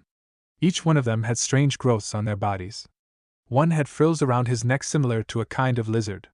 There was another that had massive spikes protruding from his back as he stood over with a hunch. The arms of another looked grotesque and twisted, like a pair of claws that had numerous terrifying growths all over it. The amount of variation between these creatures was vast. However, Kakashi sensed that they all had one thing in common. "Are these Orochimaru's experiments?" he asked. Whatever these things were, all of them roared out in madness and rushed toward the mix of ninja and white setsus. They attacked with zeal. Kakashi saw one of his ninjas being struck by a claw. The claw pierced through the flak jacket with ease, going all the way through the ninja's body and coming out the other side. That ninja died instantly. His carcass was cast aside seconds later, and the monster roared again before finding a new target. On his left, another ninja had been grabbed by a large monster with massive hands. An agonized and terrified scream tore from the ninja's throat. However, the monster showed no mercy as he grabbed the ninja's arms and ripped them off. Blood splattered everywhere as the wails increased in volume, before they were abruptly silenced when the ninja's head was crushed by a powerful fist. Rantun, Raiza Sakasu! Darui had already completed the hand seals necessary for a jutsu. The halo appeared in front of him, and several powerful beams shot out and struck the incoming horde of monsters. Each beam blasted a hole through one of the creatures, and then it curved and struck another one, and then another and another. However, with each consecutive attack, the energy charging it grew weaker. It eventually dissipated, though not before killing at least 10 of those monsters. While he was dealing with that, Samui, Omoi, and Karui were watching his back. There were still tens of thousands of white setsus to take care of. Samui already had her tanto out, and was slashing at the white setsus. Lightning traveled along the length of the tanto, increasing its cutting power and allowing her to slice through her enemies with ease.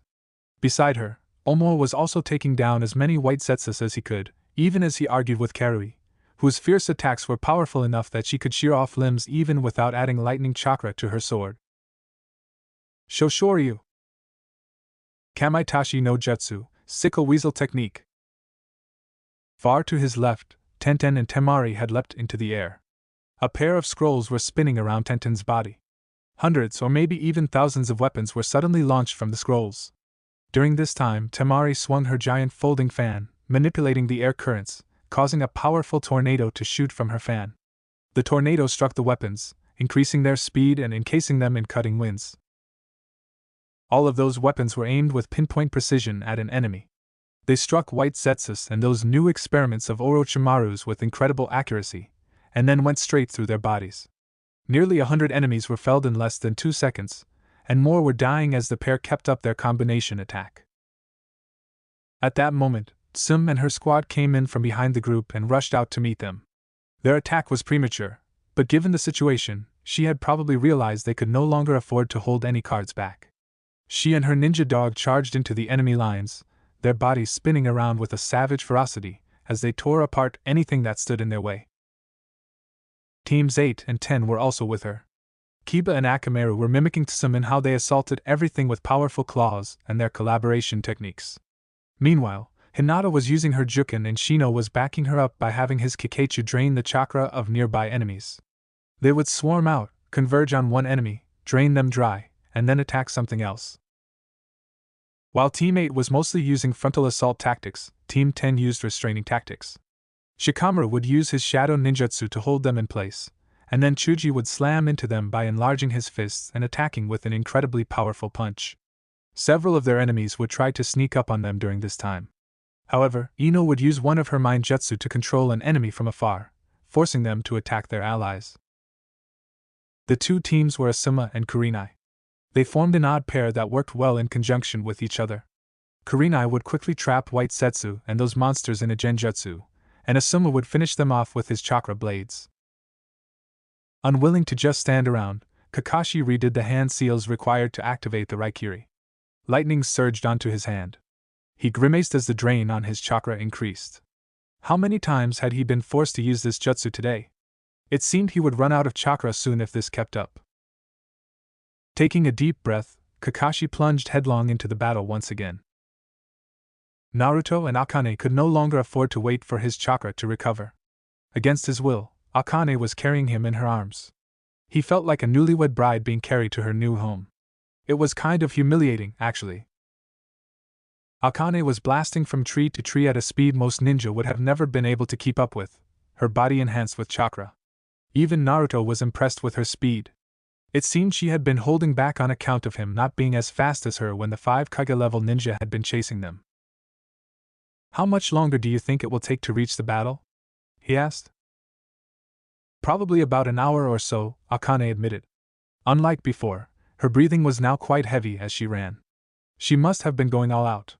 It took them 6 hours of running to reach the Valley of the End. "Hey Naruto? Did you know those necklaces of yours are glowing?"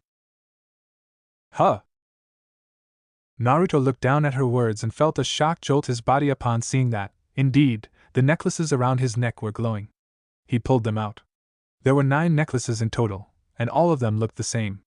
7 of them he had acquired when he was younger, but the last 2 had only been something he'd gotten within a few hours. "It is like they're responding to each other or something," Naruto murmured. Each of the necklaces pulsed as they jangled against each other. A few sparks emitted from them as they clacked together. "How strange. I've never seen something like this. Have you?" Akane bit her lip and shook her head, though she seemed a tad frustrated as she hopped to another branch and launched herself forward. "I do not think so, but I also have this strange feeling that I have seen before. It wasn't very strong until this moment, but I don't know. Maybe I am mistaken." Wearing a slight frown, Naruto looked back at the necklaces and remembered how he had gotten the last 2. "Take these," Nagato said as he held out 2 necklaces toward him. They were the same kind of necklaces that Naruto had. "Why are you giving these to me?" asked Naruto, though he did grab them since the man was offering. "You have 7 already, don't you?" Nagato gestured to the necklaces hidden beneath Naruto's shirt. "I do not know what they are. However, my mother and father said these necklaces were important relics of the past. There is a legend about a person who will bring all 9 necklaces together and unlock a mysterious power. Still leaning on Conan, he shrugged. I do not know what that power is, but if you already have 7 of them, then I imagine you are the one meant to find them. Naruto shook the memory away and stuffed the necklaces back into his shirt. Whatever these things are, it doesn't look like they are going to do anything right now. Let's hurry up and reach our companions so we can help them. You say we, but I am the one doing all the work here, Akane teased. A bright red blush spread across Naruto's face. Shut up. A massive explosion went up, the force of which slammed into Yujito while she was in her bijou form. However, the explosion did not actually hit her. A large spear of sand had struck one of the bijudamas, causing it to explode prematurely. This set off a chain reaction. One after another, the bijudamas within the mouths of the bijou she was fighting against exploded. Yujito could do nothing but stare in shock as the explosions tore off the faces of the bijou she was fighting. Huge chunks of ash scattered all over the area, particles burst in colors of light, and her enemies all fell back seemingly in shock. After watching this strange phenomena, she turned her head to look at the person who had saved her. He was a man with red hair, green eyes, and the kanji for love tattooed over his head. His long-sleeved crimson coat and full-length dark trousers were well suited to a desert environment. A gray vest was held in place by a single strap over his left shoulder. There were 2 belts being used to carry his gourd. You are Gaara, right? The Kazekage? Asked Yujito as she clambered to her feet. I am indeed, Gaara said, glancing at her as he stood on a platform made of sand. And you are Yujito-ni, the Jinchuriki for Nibi and one of Naruto's girlfriends. Yujito blushed, but Gaara didn't seem bothered. I have come with reinforcements. As he spoke, Yujito noticed that a large number of Suna shinobi had entered the battle down below. Numerous puppets were darting through the battlefield and attacking the white setsus. They swiftly engaged the enemies with swords, shields, and even poison. To her shock, she actually saw Sasori's puppet body darting around the clearing and taking down white setsus. There must have been at least 5,000 more ninja now than there used to be. I'm glad you are here, Yujito said. I really could use the help. Gaara nodded. The bijou are incredibly powerful beings. I will lend you my strength, but even with my powers, I do not know how we will do against 6 of them. That is fine. Yujito turned to face the bijou, who were all recovered and rearing to fight again. As long as we can stall them long enough for Akane and Naruto to reach us, I believe we will be fine. Then let us battle together, Gaara said. No more words were spoken between them. Yujito quickly darted forward, blasting off the ground to attack the nearest bijou, the Rokubi. She sent a wave of fire at the creature. The Rokubi opened its mouth and spat out massive amounts of water. Her wave of fire met the wave of water. As soon as the 2 attacks struck each other, a massive amount of steam billowed into the air with a sibilant hiss. Waving her tails, Yujito created several spears of fire above her head and launched them at the Rokubi. The spears pierced through the steam. They were so hot the steam evaporated. Traveling at a speed the Rokubi couldn't fathom, they penetrated deep into the bijou's flesh, igniting the creature's body, which appeared to have some highly flammable substances inside of it. As she attacked the Rokubi, Gaara wrapped his sand around Shikaku, lifted the creature into the air, and threw him at the Yambi. The giant ape, which had been in the process of creating a powerful lava attack from its mouth, didn't even notice the tanuki until it was too late. Shikaku slammed into the Yambi and sent them both crashing to the ground. Unfortunately, there were still 3 more bijou that they had not been able to attack at the time. Gaara soon discovered that Nanabi was flying above him. The beast flew swiftly before he could attack, rammed into his chest, and knocked him off the sand platform he'd been standing on. Wincing as he felt his chest being compressed from the force of the Nanabi's attack, Gaara placed his hand on the bijou's hard body and, his chakra surging, he created a powerful sand spear that impaled the tailed beast. The Nanabi screeched and shook him off before ascending further into the sky. Still falling, Gaara summoned his sand platform once again and landed on it in a crouch. He rubbed his chest where the Nanabi had hit him. After having dealt with the Rokubi, Yujito slashed her claws at the Sanbai. Several powerful fire slashes burst from her paws. They traveled toward the Sanbai and struck the bijou's hard shell, but they didn't actually do any damage. Yujito narrowed her eyes. There wasn't even so much as a burn mark on the Sanbai's shell. I'll need something with more penetrating power if I want to hurt this one. Sensing danger, Yujito leapt backward just as the gobi rammed into the ground where she had been standing. Steam exploded everywhere. It was so hot that Yujito could feel it even though she was covered by the Nibi's chakra. Crouching down, Yujito extended the tails behind her and wrapped them around the gobi. Like Gaara had done to Shikaku, she lifted the five-tailed dolphin up and tossed it toward the Nanabi, who was flitting through the air and harassing Gaara. The two bijou crashed into each other, knocking them both to the ground. Before she could celebrate, Shikaku, the Yambi, and the Rokubi had all recovered and converged on her. The Yambi tried to engage her in a close combat fight. It came at her with its hands raised as though readying itself to pound her into the ground. Meanwhile, Shikaku and the Rokubi behind it prepared their respective attacks. Sand gathered in the one-tailed bijou's mouth, and the Rokubi's chakra soared. Now that he was free from the Nanabi's attacks, Gaara created a gigantic hand above the Rokubi's head and sent it crashing down. The ground shook as a massive crater formed beneath the bijou.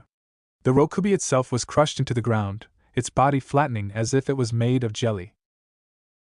Yujito did not want to engage in a close combat match with the Yambi. She leapt into the air before it could attack, and then opened her mouth. She gathered positive black chakra and negative white chakra to form a sphere. Not wanting to be too destructive, she bit down on the Bijudama, compressed it inside of her mouth, and then fired it off as an intense beam. Her attack struck Shikaku. The beam tore through the bijou's body like it was made of paper instead of sand. A brilliant red line ran diagonally along the beast's body before the upper and lower halves suddenly split. As the upper half of its body crashed into the ground, the lower half revealed a smooth, glassy surface. The heat from her attack had been so intense that its body had turned to glass. Perhaps it was because she wasn't paying attention, but Yujito missed when Nanabi recovered. Something powerful slammed into her back. She released a loud cry of pain as the powerful attack was transmitted through the Nibi's chakra and into her. Glancing up, she could not help but gnash her teeth when she saw the Nanabi, its wings flapping hard as it drove its horn further into her back. Sadly, she could not rely on Gaara for help in getting the Nanabi off her. He was busy trying to face off against the gobi when the Rokubi recovered and released some kind of corrosive mist from its body. Gaara was forced to create a sand shell around his body to block off the effects. However, the mist was corroding even the sand, which sloughed off the dome-shaped shell. If this kept up, it would not be long before the dome would evaporate and Gaara would be struck. I guess it was foolish fighting against 6 bijou like this. She had known this, of course.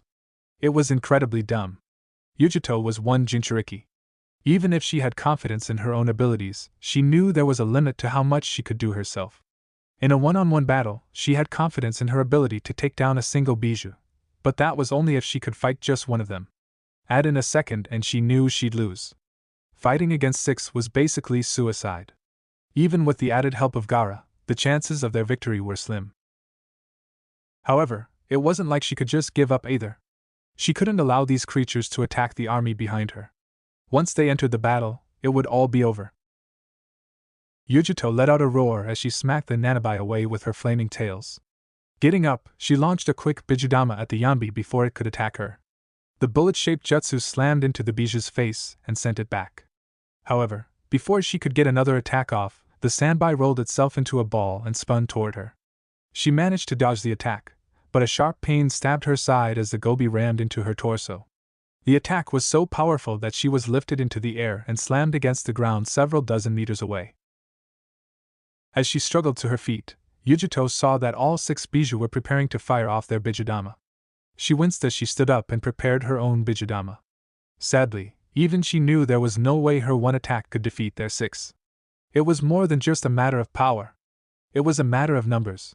1 against 6 was bad odds no matter how she thought about it. However, just before the attacks were fired off, 9 massive red tails flew through the air and slammed into the 6 bijou. The tails were powerful. When they struck the 6 bijou, each one of them was crushed against the ground. Trees were felled as the earth rumbled and shook. The ground around the 6 cracked and dented inwards, creating half a dozen craters that were about 2 times larger in diameter than the bijou being flattened. The tails quickly retracted. Yujito and Gaara followed the tails to their source. A giant fox with 9 tails, bristling red fur, long ears slightly similar to a rabbit's, and angry red eyes was walking majestically toward them. Its foxtails writhed behind it as it walked. This creature seemed unhurried, as if the six-tailed beasts they were fighting weren't worth rushing over. "Akane?" Yujito asked. "I've come to help you out," Akane said. Her voice was loud and deeper than Yujito was used to, but that was definitely Akane. Yujito sighed in relief. "I appreciate that." Akane nodded. "Because these bijou are tied to a Jinchuriki that has been resurrected using the Kuchios, Edo Tensei, it is impossible to defeat them. They have a limitless amount of chakra at their disposal and regenerate from any damage taken. Naruto is currently searching for Orochimaru in order to force him to release the ninjutsu." As she spoke, the six bijou climbed to their feet. Just like she had said, all the damage they had taken throughout this battle was completely healed. Whereas Yujito felt like she had been battered and beaten, these beasts looked right as rain. "In that case, our job is to hold them off until Naruto can force Orochimaru to release the jutsu," Gaara said as he floated over to them. "That is it exactly." Akane nodded. "Well, at least the odds are now 2-1, Yujito mumbled. "I like that better than 3-1. "Do not worry." Akane grinned, showing off her razor-sharp teeth. "I am the most powerful of the 9. I can take on at least 3 or 4 bijou myself, so you two only need to deal with one of them." "If you think you can, I certainly won't stop you," Yujito muttered at the prideful tone in Akane's voice. "Let's go," Gaara said. As one, the three charged toward the 6 bijou, who had recovered by this point. Their clash created numerous massive explosions that rocked the battlefield several kilometers away. While Naruto hadn't fully recovered his chakra, he had enough that he could fight again, and it wasn't like he really had the option of just sitting around now that there were bijou attacking. Akane had gone off to help Yujito fight against the bijou. Naruto's job was to find Orochimaru, beat him to a pulp, and make him release his jutsu. They had already determined that he was responsible for this. Who else had the ability to reincarnate someone aside from him? Using his unique ability to see chakra, Naruto wandered the forest far from the battle. Even if he couldn't claim to know Orochimaru very well, he at the very least knew that this man wasn't the type to reveal himself during battle unless he wanted to accomplish a specific goal. That said, he also enjoyed watching the destruction he wrought. Naruto believed that meant Orochimaru would be far enough from the battle that he wouldn't get caught up in it, but close enough that he could watch unimpeded. It took him about half an hour before he located 2 chakra signatures several kilometers out. He needed another hour to reach that point. Since he was trying to conserve his chakra, he went more slowly than he normally would. The 2 people he'd discovered were standing on the cliff of a mountain some distance from the battle. They were studying the fight with the bijou as though it had happened merely for the sake of providing them with entertainment. However, as Naruto appeared before them, the 2 turned around. "Well, if it isn't Naruto Uzumaki," Orochimaru said with a wide grin. "How long has it been since you and I saw each other? You look like you've become much stronger." The way Orochimaru licked his lips made Naruto's skin crawl. "Oroteam, I've come here to kick your ass and make you release the Edo Tensei," Naruto said. "Have you now?" Orochimaru looked amused. "Do you really think I would do that? What's more, do you really think you have the strength to make me do something I do not want to do?" As he spoke, his eyes suddenly turned blood red, revealing a pair of Sharingan with strange patterns inside instead of the normal Tomo. Naruto didn't look at the eyes. He knew he'd get trapped in a genjutsu if he did. "Whether I can or can't, I guess we'll find out soon enough. Now just hold on." Kabuto stepped forward and blocked Naruto's way. "If you'd like to fight against Lord Orochimaru, then you will have to fight me first. If you can't even defeat me, then you'll stand no chance against him." A frown formed on his face as he glanced at Kabuto, who had already created a set of chakra scalpels. He sighed. "If that is how you want it." There was a moment of silence that followed his words. Naruto and Kabuto stood several meters from each other, eyeing the other. While Kabuto seemed slightly tense, Naruto remained calm. He watched and waited for Kabuto to make the first move. That move came when Kabuto rushed toward him with explosive speed. The man had clearly been training, or maybe this was the result of undergoing numerous experiments. Naruto didn't know. As the man came in close, Naruto vanished before Kabuto's eyes, causing the medical ninja to slowly stop running. "What the?" Ranjishigami no Jutsu, Wild Lion's main technique. Naruto, who had suddenly appeared behind Kabuto, used chakra to temporarily enhance the metabolism on his head and manipulate his hair. His currently red hair grew longer. Several tendrils wrapped around Kabuto's arms, legs, torso, and neck. With another application of chakra, Naruto forced the hair to tighten. Kabuto grunted. Then, before the man could even think of getting himself out of them, the hair tightened to the point where it literally sliced through his body. As Kabuto was cut into bloody chunks that fell to the ground with meaty thuds, Naruto continued to eye Orochimaru, who didn't even seem to care that Kabuto was now dead. That was a little disappointing, Orochimaru admitted. While I didn't think he would win, I was expecting him to do a little better. Oh well. I hope you are prepared to die, Naruto said. Orochimaru smiled.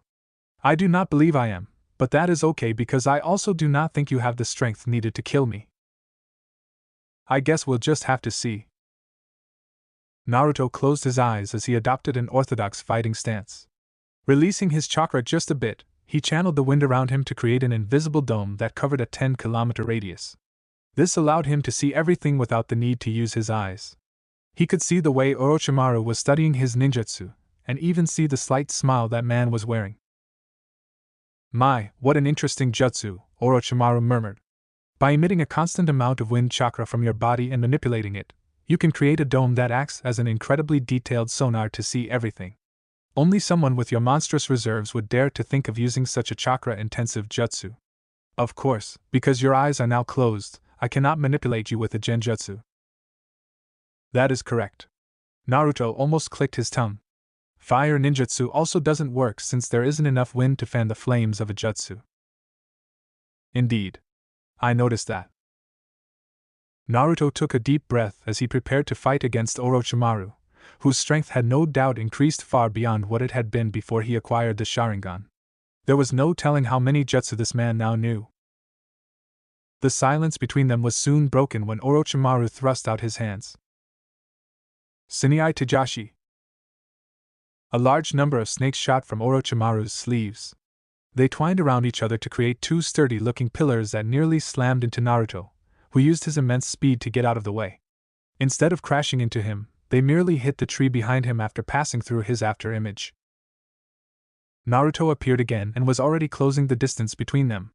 His speed was such that Orochimaru wasn't able to keep track of him. After forming a Rasengan in his hand, Naruto appeared in front of the snake and slammed his attack into the man's chest. Or so it seemed. A mud clone! Naruto growled when Orochimaru's body turned into mud. He pried his hand from the mud clone's chest. Futon, Detapa, Wind Release Great Breakthrough. TCH. Clicking his tongue, Naruto spun around and thrust out his fists. Senpuken! Two powerful wind projectiles shaped like fists crashed against the powerful squall and forced it to disperse. Orochimaru, who was several meters above Naruto's head, didn't seem discouraged that his technique had been destroyed. He opened his mouth, from which a snake emerged. Then the snake opened its mouth and a sword appeared. Wrapping his hands around the hilt, Orochimaru pulled the sword out. As he descended, he swung it at Naruto, who avoided the attack by leaping backward. Rasen Shato. Creating a small Rasengan in front of him, Naruto fired off the jutsu, which sped toward Orochimaru faster than a kunai. It was dodged. However, the jutsu continued on, striking a tree and exploding with enough power that the entire tree shattered.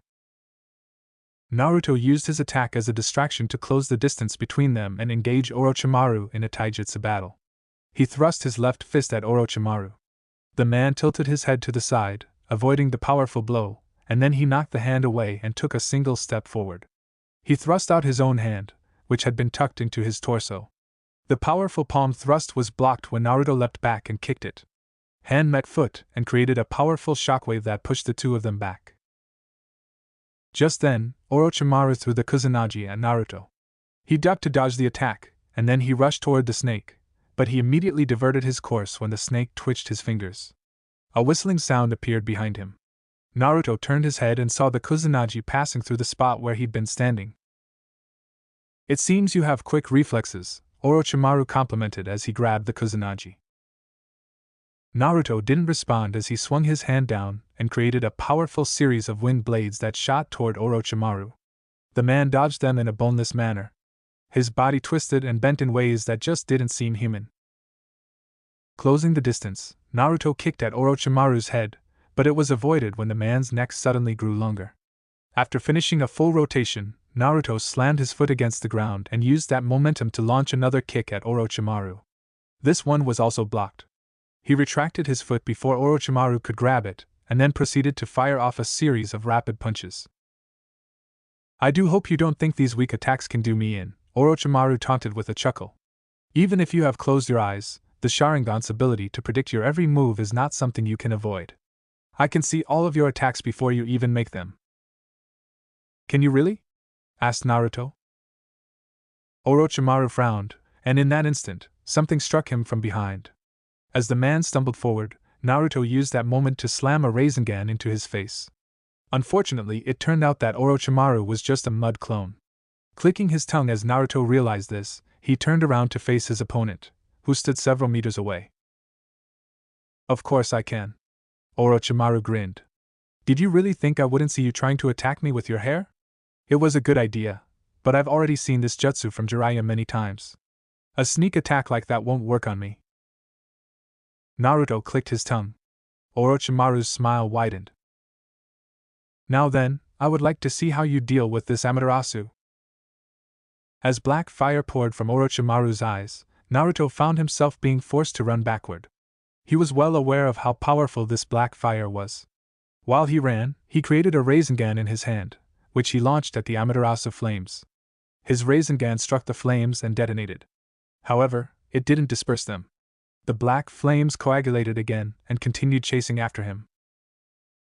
Not looking pleased by what happened, Naruto could only try to think of a way to stop those flames, but just as he was trying to figure out how he could stop the fire, another set of black flames appeared in front of him.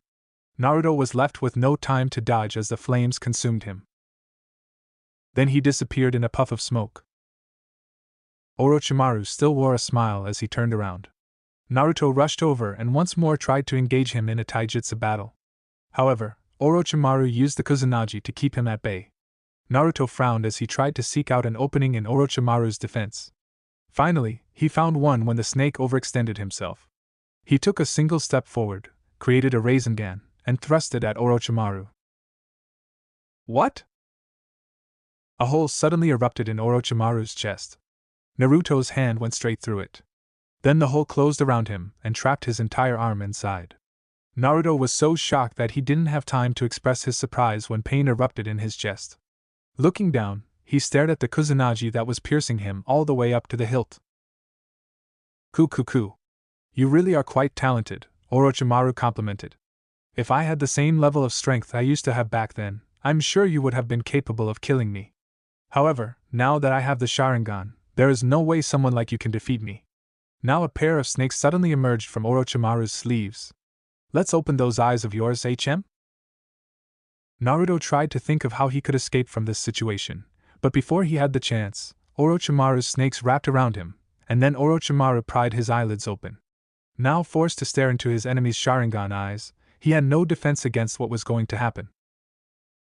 Allow me to see how long you can endure this torture, Naruto. I'm really curious to find out what sort of pain threshold you have. Tsukuyomi. When Orochimaru spoke that word, Naruto's vision went black. Everything around him vanished, and the world became incredibly dark. He felt like he was floating through a void. Nothing seemed to exist, not even him. However, as he drifted along in this endless space, wondering what would happen now that he was trapped in Orochimaru's genjutsu, a light suddenly shone in the distance. Blinking several times, Naruto stared at this light, which appeared as nothing more than a small pinprick. The light soon expanded. Naruto wondered if the light was growing, or if maybe he was drifting closer to it. He couldn't tell. The light had soon expanded enough to fill half of his vision. At that moment, Naruto blinked, and then his settings changed. He was no longer drifting along a dark void. He was standing in the middle of a blank white space. What's more, he was not alone. A tall man with pale skin stood in front of him. Deep wrinkles lined his face and strong jawline. As the man shifted, his spiky, shoulder-length brown hair parted, and the braid behind him swung just a little. He was sporting a goatee, which gave him a very distinguished look. Naruto was kind of jealous. He would never be able to grow a goatee since he couldn't age. Perhaps more unusual than his goatee were the horn-like protrusions extending from either side of his forehead and pupilless white eyes, or maybe it was the red marking on his forehead. It looked vaguely like a Rinnegan. The white, full-length kimono he wore drifted around his ankles, folding and bending as he moved. A pattern was stitched onto it with 6 black magatama. On his back was a larger, black Rinnegan marking with a pattern of 9 magatama arranged in 3 rows of 3 beneath it. As Naruto stood there, staring dumbly at this man, the figure finally turned fully around. There was a smile on his face. "I have been waiting for you," he said in a deep, majestic voice that caused Naruto's bones to rumble. "You have?" Naruto scratched the back of his head. "Sorry, but I have absolutely no idea who you are." Chuckling just a bit, the man did not seem bothered. "I would be surprised if you did. My name is Hagoromo Otsutsuki. I am the last remnant to the spirit dwelling within those magatama you have now become the official owner of." "Magatama?" Naruto blinked. "I don't own any magatama." "Are you sure about that?" Hagoromo gestured toward Naruto's cheek. Curious, Naruto looked down and found 9 magatama had mysteriously appeared around his neck. He rubbed his eyes, then looked again. Nope. They were still there. "Where the hell did these come from?" he cried out in shock. "Those 9 necklaces you found scattered across the world were the inactive magatama that I had left behind," Hagoromo said. "When all 9 of them were brought together, they were activated, allowing me to call you here. Unfortunately, I couldn't do so without that man's help." "That man? What man?" asked Naruto. "The one you are currently fighting." Hagoromo frowned, the wrinkles on his face growing long. "I believe you call him Orochimaru. He has stolen the eyes of a clan that one of my sons founded long ago. I used those eyes as a medium to pull you here." I don't really get it, but I guess you are saying that him activating the Tsukuyami was a good thing," Naruto said. "More or less." "So I am guessing you brought me here for a reason?" Naruto began. "I mean, you did bring me here, wherever this is, just where is this?" "This is a space that I have created for the purpose of meeting you," Hagoromo answered. "I knew that one day, one of my descendants would gather all the magatama together. Then I could meet them." "You said I'm your descendant. Does this mean I'm related to you?" asked Naruto. "That is correct." Hagoromo nodded. "Then how come I don't have horns and stuff?" Naruto gestured toward his head. Hagoromo chortled a little and shook his head. "The blood of my clan has been diluted after many centuries, so some of the extra appendages we have no longer appear." He paused. "The situation you have found yourself in is most unusual." "What do you mean by that?" "Immortality." Hagoromo's single-word answer made Naruto freeze. "Among all my family, only my mother had gained immortality, though doing so ended up corrupting her, turning her body into an unfathomable monster known as the Jubi. She gained immortality by eating a fruit from the god tree, which not only granted her an eternal body but infinite power. I ended up being forced to seal the Jubi inside of myself. However, I did not gain my mother's immortality. At the end of my life, I created 9 beings by splitting mother's power and scattering them across the world." The bijou. Naruto was stunned as this revelation struck him. "You created the bijou?" "I did indeed." Hagoromo smiled. "You catch on quick. I created the bijou. I had believed that it was better to have 9 less powerful creatures than it was to have one massively powerful monster roaming the land." He paused long enough to release a stressed sigh.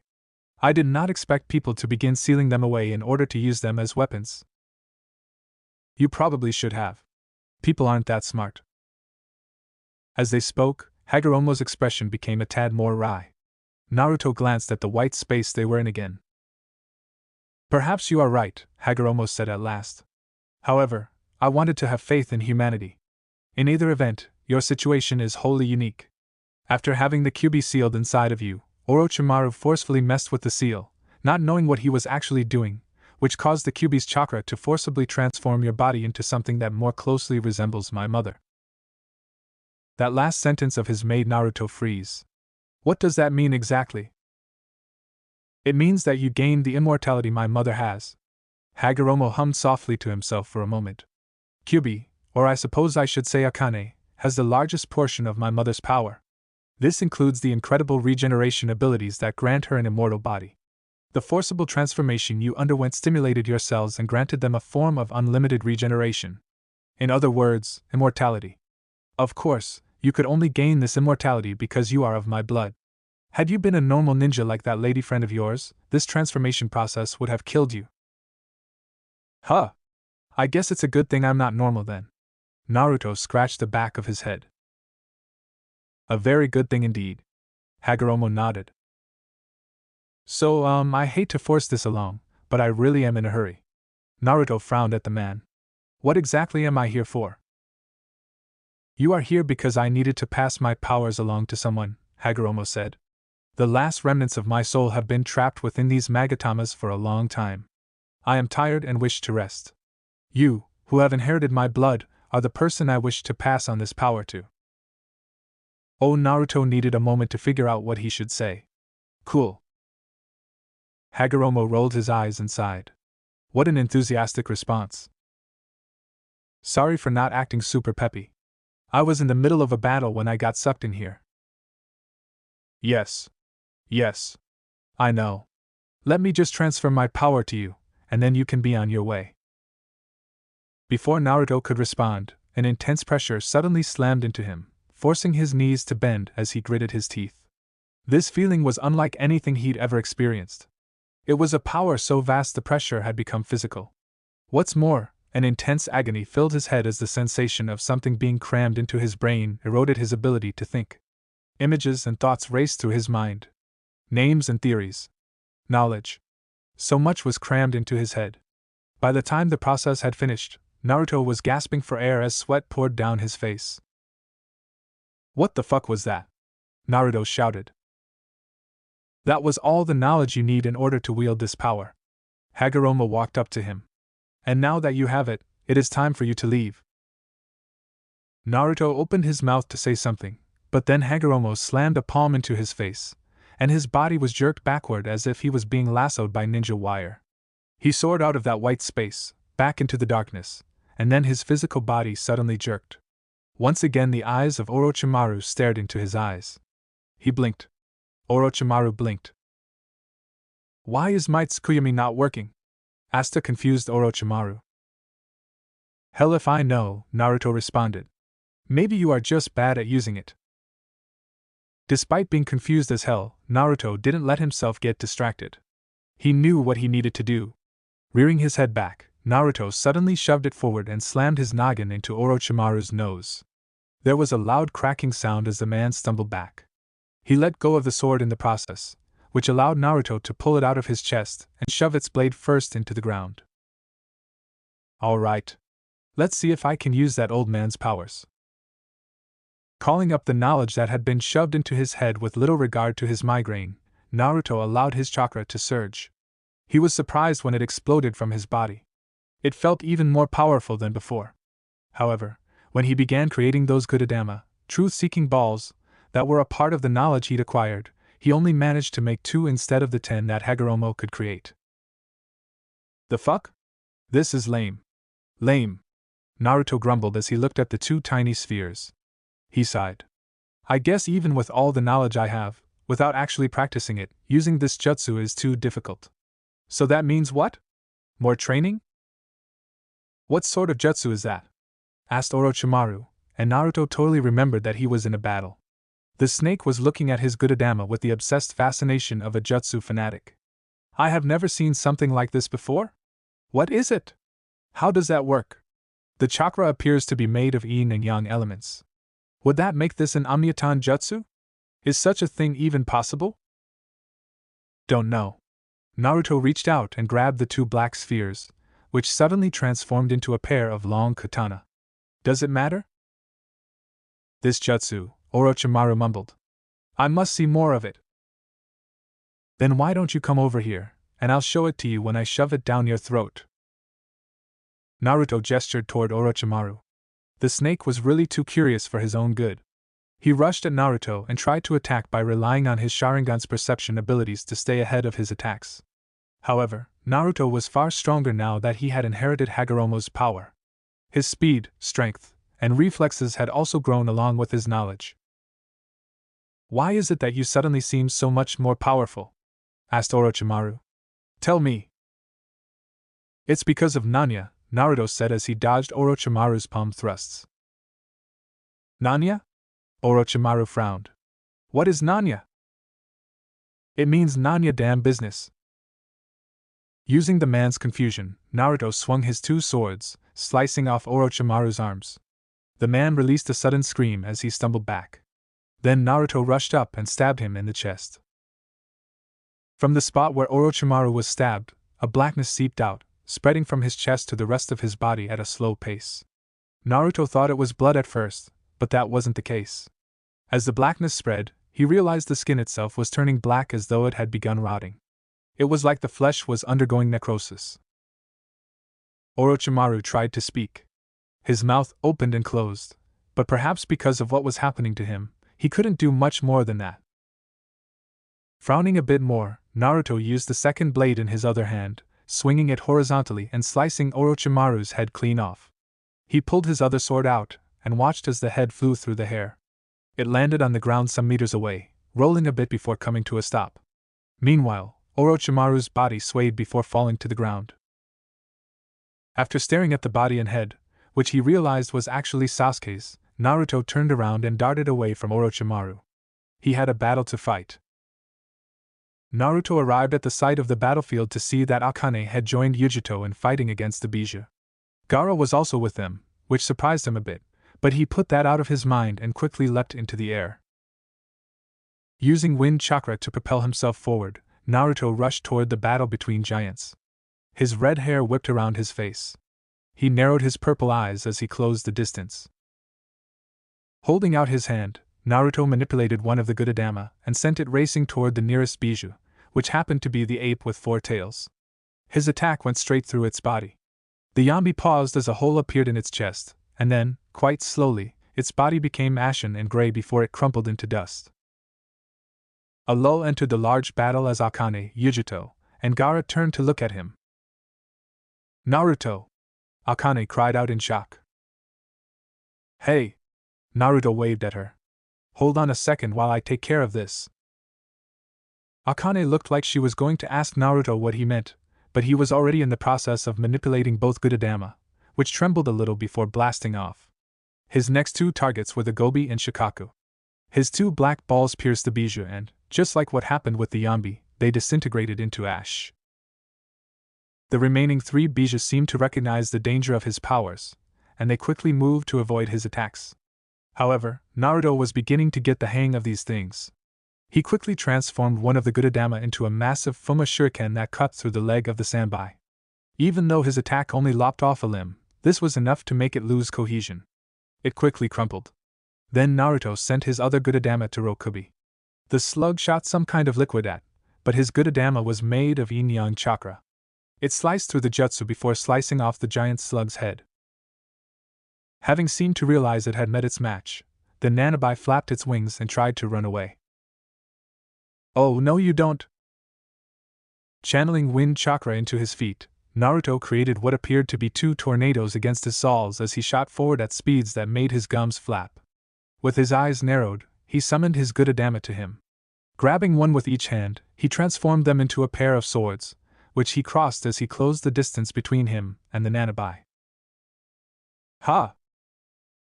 Naruto sliced through the Nanabi's body with a cross attack. An X pattern formed on the Bijou's body. Kicking his legs forward, Naruto stopped himself from flying forward and turned around to look at the Nanabi just as it fell apart into 4 pieces. Like the other Bijou, it crumpled to ashes that scattered on the wind. "These things are pretty badass," Naruto mumbled as he swung his Gudadama swords. "It really is too bad I can't create more right now." "Naruto!" Akane and Yujito shouted as they raced over to him. Both of them were still in their Bijou form. Akane looked like a giant-ass fox with 9 tails, and Yujito was a cat with 2 tails. Gaara was also coming over on his sand platform, but he was much slower than those 2. "Hey you two!" Naruto grinned. This is a pretty wicked ability, isn't it? What happened to you? Asked Akane. Her voice was loud and rumbling, like lightning striking the ground in the distance. You seem much stronger now. Yes, some weird stuff happened. Naruto grinned. I'm still kinda trying to understand it all by myself. Anyway, I'll tell you about it later. For now, let's finish this battle. Akane, Gaara, and Yujito looked at each other before nodding. With Akane, Gaara, Naruto, and Yujito joining the battle, the Suna, Konoha, and Kumo forces were able to quickly eliminate the White Setsu army and Orochimaru's experiments. Naruto created an army of shadow clones to aid the soldiers. Akane used her incredible powers as the Kyuubi. Yujito struck down enemies with a combination of her skill and Bijuu's powers. Meanwhile, Gaara used his sand to crush enemies. Several hours after they joined forces with the others, the battle came to an end. Given that his Gudadama were the only thing capable of severing a reincarnated ninja's bond with the body it was bound to, Naruto traveled with Akane to the giant orbs floating in the sky. He found that Nagato and Konan had already left. The orbs were still there, so he sent his Gudadama at them. The black spheres pierced each orb, which crumbled, and the shinobi inside of them disintegrated. There, Naruto sighed. Almost done. Now we just have to use these weird balls on your father and the other Kages, right? Said Akane. Saying I have to use my balls on my father sounds kinda gross, Naruto admitted as he turned and began traveling to the Valley of the End. Akane followed him. So, are you finally going to tell me about where you got this weird power of yours? Asked Akane as they leapt from branch to branch. Naruto remained silent for a moment, but then he sighed and, realizing that Akane would keep bugging him until he told her, gave the woman a brief rundown of his meeting with that man called Hagoromo. Sounds sketchy, she said at last as they landed on a branch, leapt off, and landed on another. Some guy suddenly appears before you in a dream world after you have a genjutsu cast on you, says he's some extremely powerful person who sealed away his mom who had transformed into a monster, and he's passing his power on to you. Are you sure you didn't dream it? Who knows? Naruto shrugged. I mean, I could have, but then how do you explain this? With a gesture, he recreated the Gudadama that he had been using. They floated above his hand. Well, Akane grumbled as she found herself unable to dispute his words. They soon arrived at the Valley of the End. Dropping down from the ledge, they saw that the barrier ninjutsu Naruto had created was still in place. The four Hokages plus Tsukumo were huddled together. As he and Akane wandered up to the glowing barrier, Naruto wondered what they were doing. And that's the check, Minato said. What? Hashirama grabbed his head and screamed. How did I lose again? You really suck at this, Minato muttered as he rubbed his head. Tobirama sighed. Hashirama has never been good at strategy games. He's almost as bad at shogi and go as he is at gambling. Those are two different things, Hashirama shouted. Since you lost, I guess that means it is my turn now, Tsukumo said as he walked over to where Hashirama was crouching. Just one more game. Best 2 out of 3, Hashirama insisted. Sarutobi rubbed his head. You never change, do you? As he and Akane stood there, watching as Tsukumo tried to pull Hashirama away from the shogi board with little success, Naruto felt a sense of surrealism overcome him. They were arguing over shogi. Granted, he had told them to play shogi before leaving, but he hadn't really expected them to do just that. I see you old geezers are having fun, Akane said loud enough for them to hear. The 5 Kage-level ninja glanced over at them. Naruto, Sarutobi greeted. If you're here, does that mean Orochimaru has been defeated? Asked Minato. Yup, Naruto said. I've also found a way to release the reincarnation jutsu, so I'll be sending you all back. Good. Hashirama stood up and stretched his arms. I'm honestly sick of remaining on the mortal plane. The dead are meant to remain dead. How do you plan on sending us back? Asked Tsukumo. With these. Naruto lifted his hand and 2 black orbs appeared to hover over his palm. They spun around each other like a pair of satellites caught within the other's gravitational pull. Now that's an interesting jutsu. Never seen something like that before. Hashirama came right up to the barrier and looked at the orbs with a keen eye. Jutsu? Something like that. Naruto nodded. You guys ready? Everyone gave him an affirmative nod, and so Naruto sent his good Adama through the barrier. Because it was composed of his chakra, the barrier was not disrupted. Naruto first sent Sakumo back, and then he sent Tobirama and Hashirama back. Their bodies crumpled to dust after being struck by the black orbs. You've grown quite strong, Sarutobi said with a smile. Even though I don't appreciate being reincarnated like this, I'm glad I was able to see what a strong shinobi you have become. Yeah, Naruto gave the old Hokage a soft smile as he struck the man with his good Adama. Me too. Sarutobi crumbled to dust, leaving just Minato as the last one present. The two of them stared at each other. Naruto hesitated to send this man back. There were so many things he wanted to say, but now that they were facing each other like this, he didn't know what he should say first. Naruto Minato began, paused, and then smiled. It was a sad smile. I'm sorry for not being around. I wish things had been different. Also, I'm very proud of you. You've truly become a great man. Thanks, Dad, Naruto said softly. He sighed and, unable to say anything more, let his good Adama gently strike his father. As he watched the body crumble away, he felt a slight ache in his chest. Are you okay? Asked Akane. I'm fine, Naruto murmured. Akane shook her head as if to say she didn't believe it, but she didn't pursue the topic. What should we do now? For now, we'll head back to Konoha with the others, Naruto said with a shrug. After that? I guess I'll have to create that secret group I told Nagato I would make.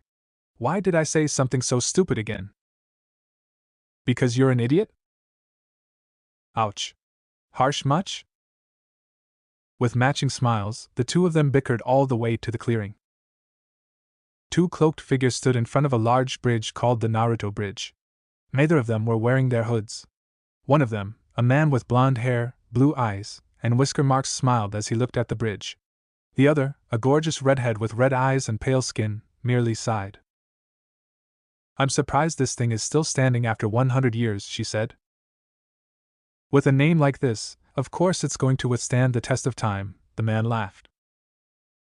The bridge itself was bustling with traffic. There were not only people walking across it, but there were also numerous cars traveling over the bridge as well. The man looked at the four-wheeled vehicles that drove along the center road and shook his head. Technology sure is something, he said. With the unification of the elemental nations, the people are beginning to create technologies that are more convenient, the woman said with a head tilt. She considered one of the cars as it drove past her, then shrugged. I guess now that they do not have to worry about war, they can afford to find other pursuits. I consider that a good thing. They walked along the bridge and soon reached Nami no Kuni proper. The flourishing city had grown a lot bigger since the last time they had visited. Many of the buildings were made from either brick or steel, or a combination of both. Quite a few towers had also been added into the mix. There were food stalls and vendors along the side of the road. Many people wandered down the streets, some window shopping while others stood in front of vendors and haggled prices. The two cloaked individuals watched everyone go about their daily lives. There are so many people, the man muttered. His companion rolled her eyes. You say that every time we stop in a large city. And it's always true. It wasn't long after wandering around the city that the pair decided they were hungry. They found a small stand to eat near the docks. The loud sound of horns blowing and the scent of the sea made it appealing, at least to the man. The redhead didn't seem to care much. While the man ordered seafood ramen, 6 bowls of it, the woman ordered some katsudon. During the time it took her to finish 1 bowl, her companion had finished all 6, which caused the woman manning the stand to gape at him. That was good, the man sighed as he leaned against the counter. Rolling her eyes, the woman asked, What should we do now?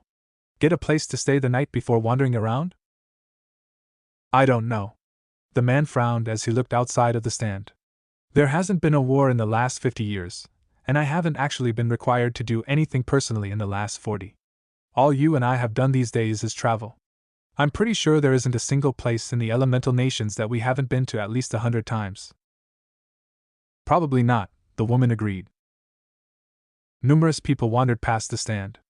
A couple of kids raced between the legs of the adults, obviously playing a game of tag as they laughed and smiled. Couples held hands as they wandered by. There were a few elderly people chatting as they walked past the stand as well. To be honest, he began again, his voice soft, I'm a little sick of wandering like this. Yujito, Temari, Tenten, Koyuki, Shizuka, Kakashi, Shizen, Sakura, everyone is already gone. Nagato lasted the longest, but I guess that was because of his Uzumaki blood. I feel like our time here is over, you know? Like maybe we should just stop and let the world continue on without us. Then what should we do? Asked the woman. That was the question of the day. He really didn't know. However, as he gazed at the people passing the stand, something else caught his eyes, causing him to stand up and step outside. After a moment of hesitation, the woman followed him. What is it? She asked. The man stared at the massive ship stationed at the dock. Large and made of metal instead of wood, the vessel had several large smokestacks, from which large puffs of white steam emerged. It was painted in black and white. A boarding ramp had been extended from the ship to the docking bay. A lot of people were currently working on loading large crates onto it. Excuse me, Naruto stopped a passing pedestrian. Where is that ship from? I don't recognize it. That ship? The man he had stopped smiled. It's from a continent far away from here. I don't remember what the place is called, but they came to Nami about a year ago. So this ship isn't from the elemental nations? He asked, excitement in his voice. That's right, the man said. He thanked the man and let him go. Turning back to the woman beside him, he offered her an excited grin. Akane, how would you like to go on an adventure with me to explore new lands? He asked. Akane stared at him with a dull expression. Naruto, why are you even asking me that? Her lips curved upward in a beautiful smile that could have outshone the stars. You already know I'll follow you anywhere. Awesome. Then let's go. Grabbing the woman by the hand, Naruto pulled her along and hailed down one of the people loading crates onto the ship. It was time to start a new adventure. Thanks for watching, Shinobi Squad. If you enjoyed this what if, hit that like button, subscribe, and ring the bell so you never miss the next twist. Drop your theories in the comments, I'm always reading. Want more Naruto heat? Check out the other videos on the channel. Stay sharp, stay awesome, and remember even shadow clones need love. Peace out, Shinobi!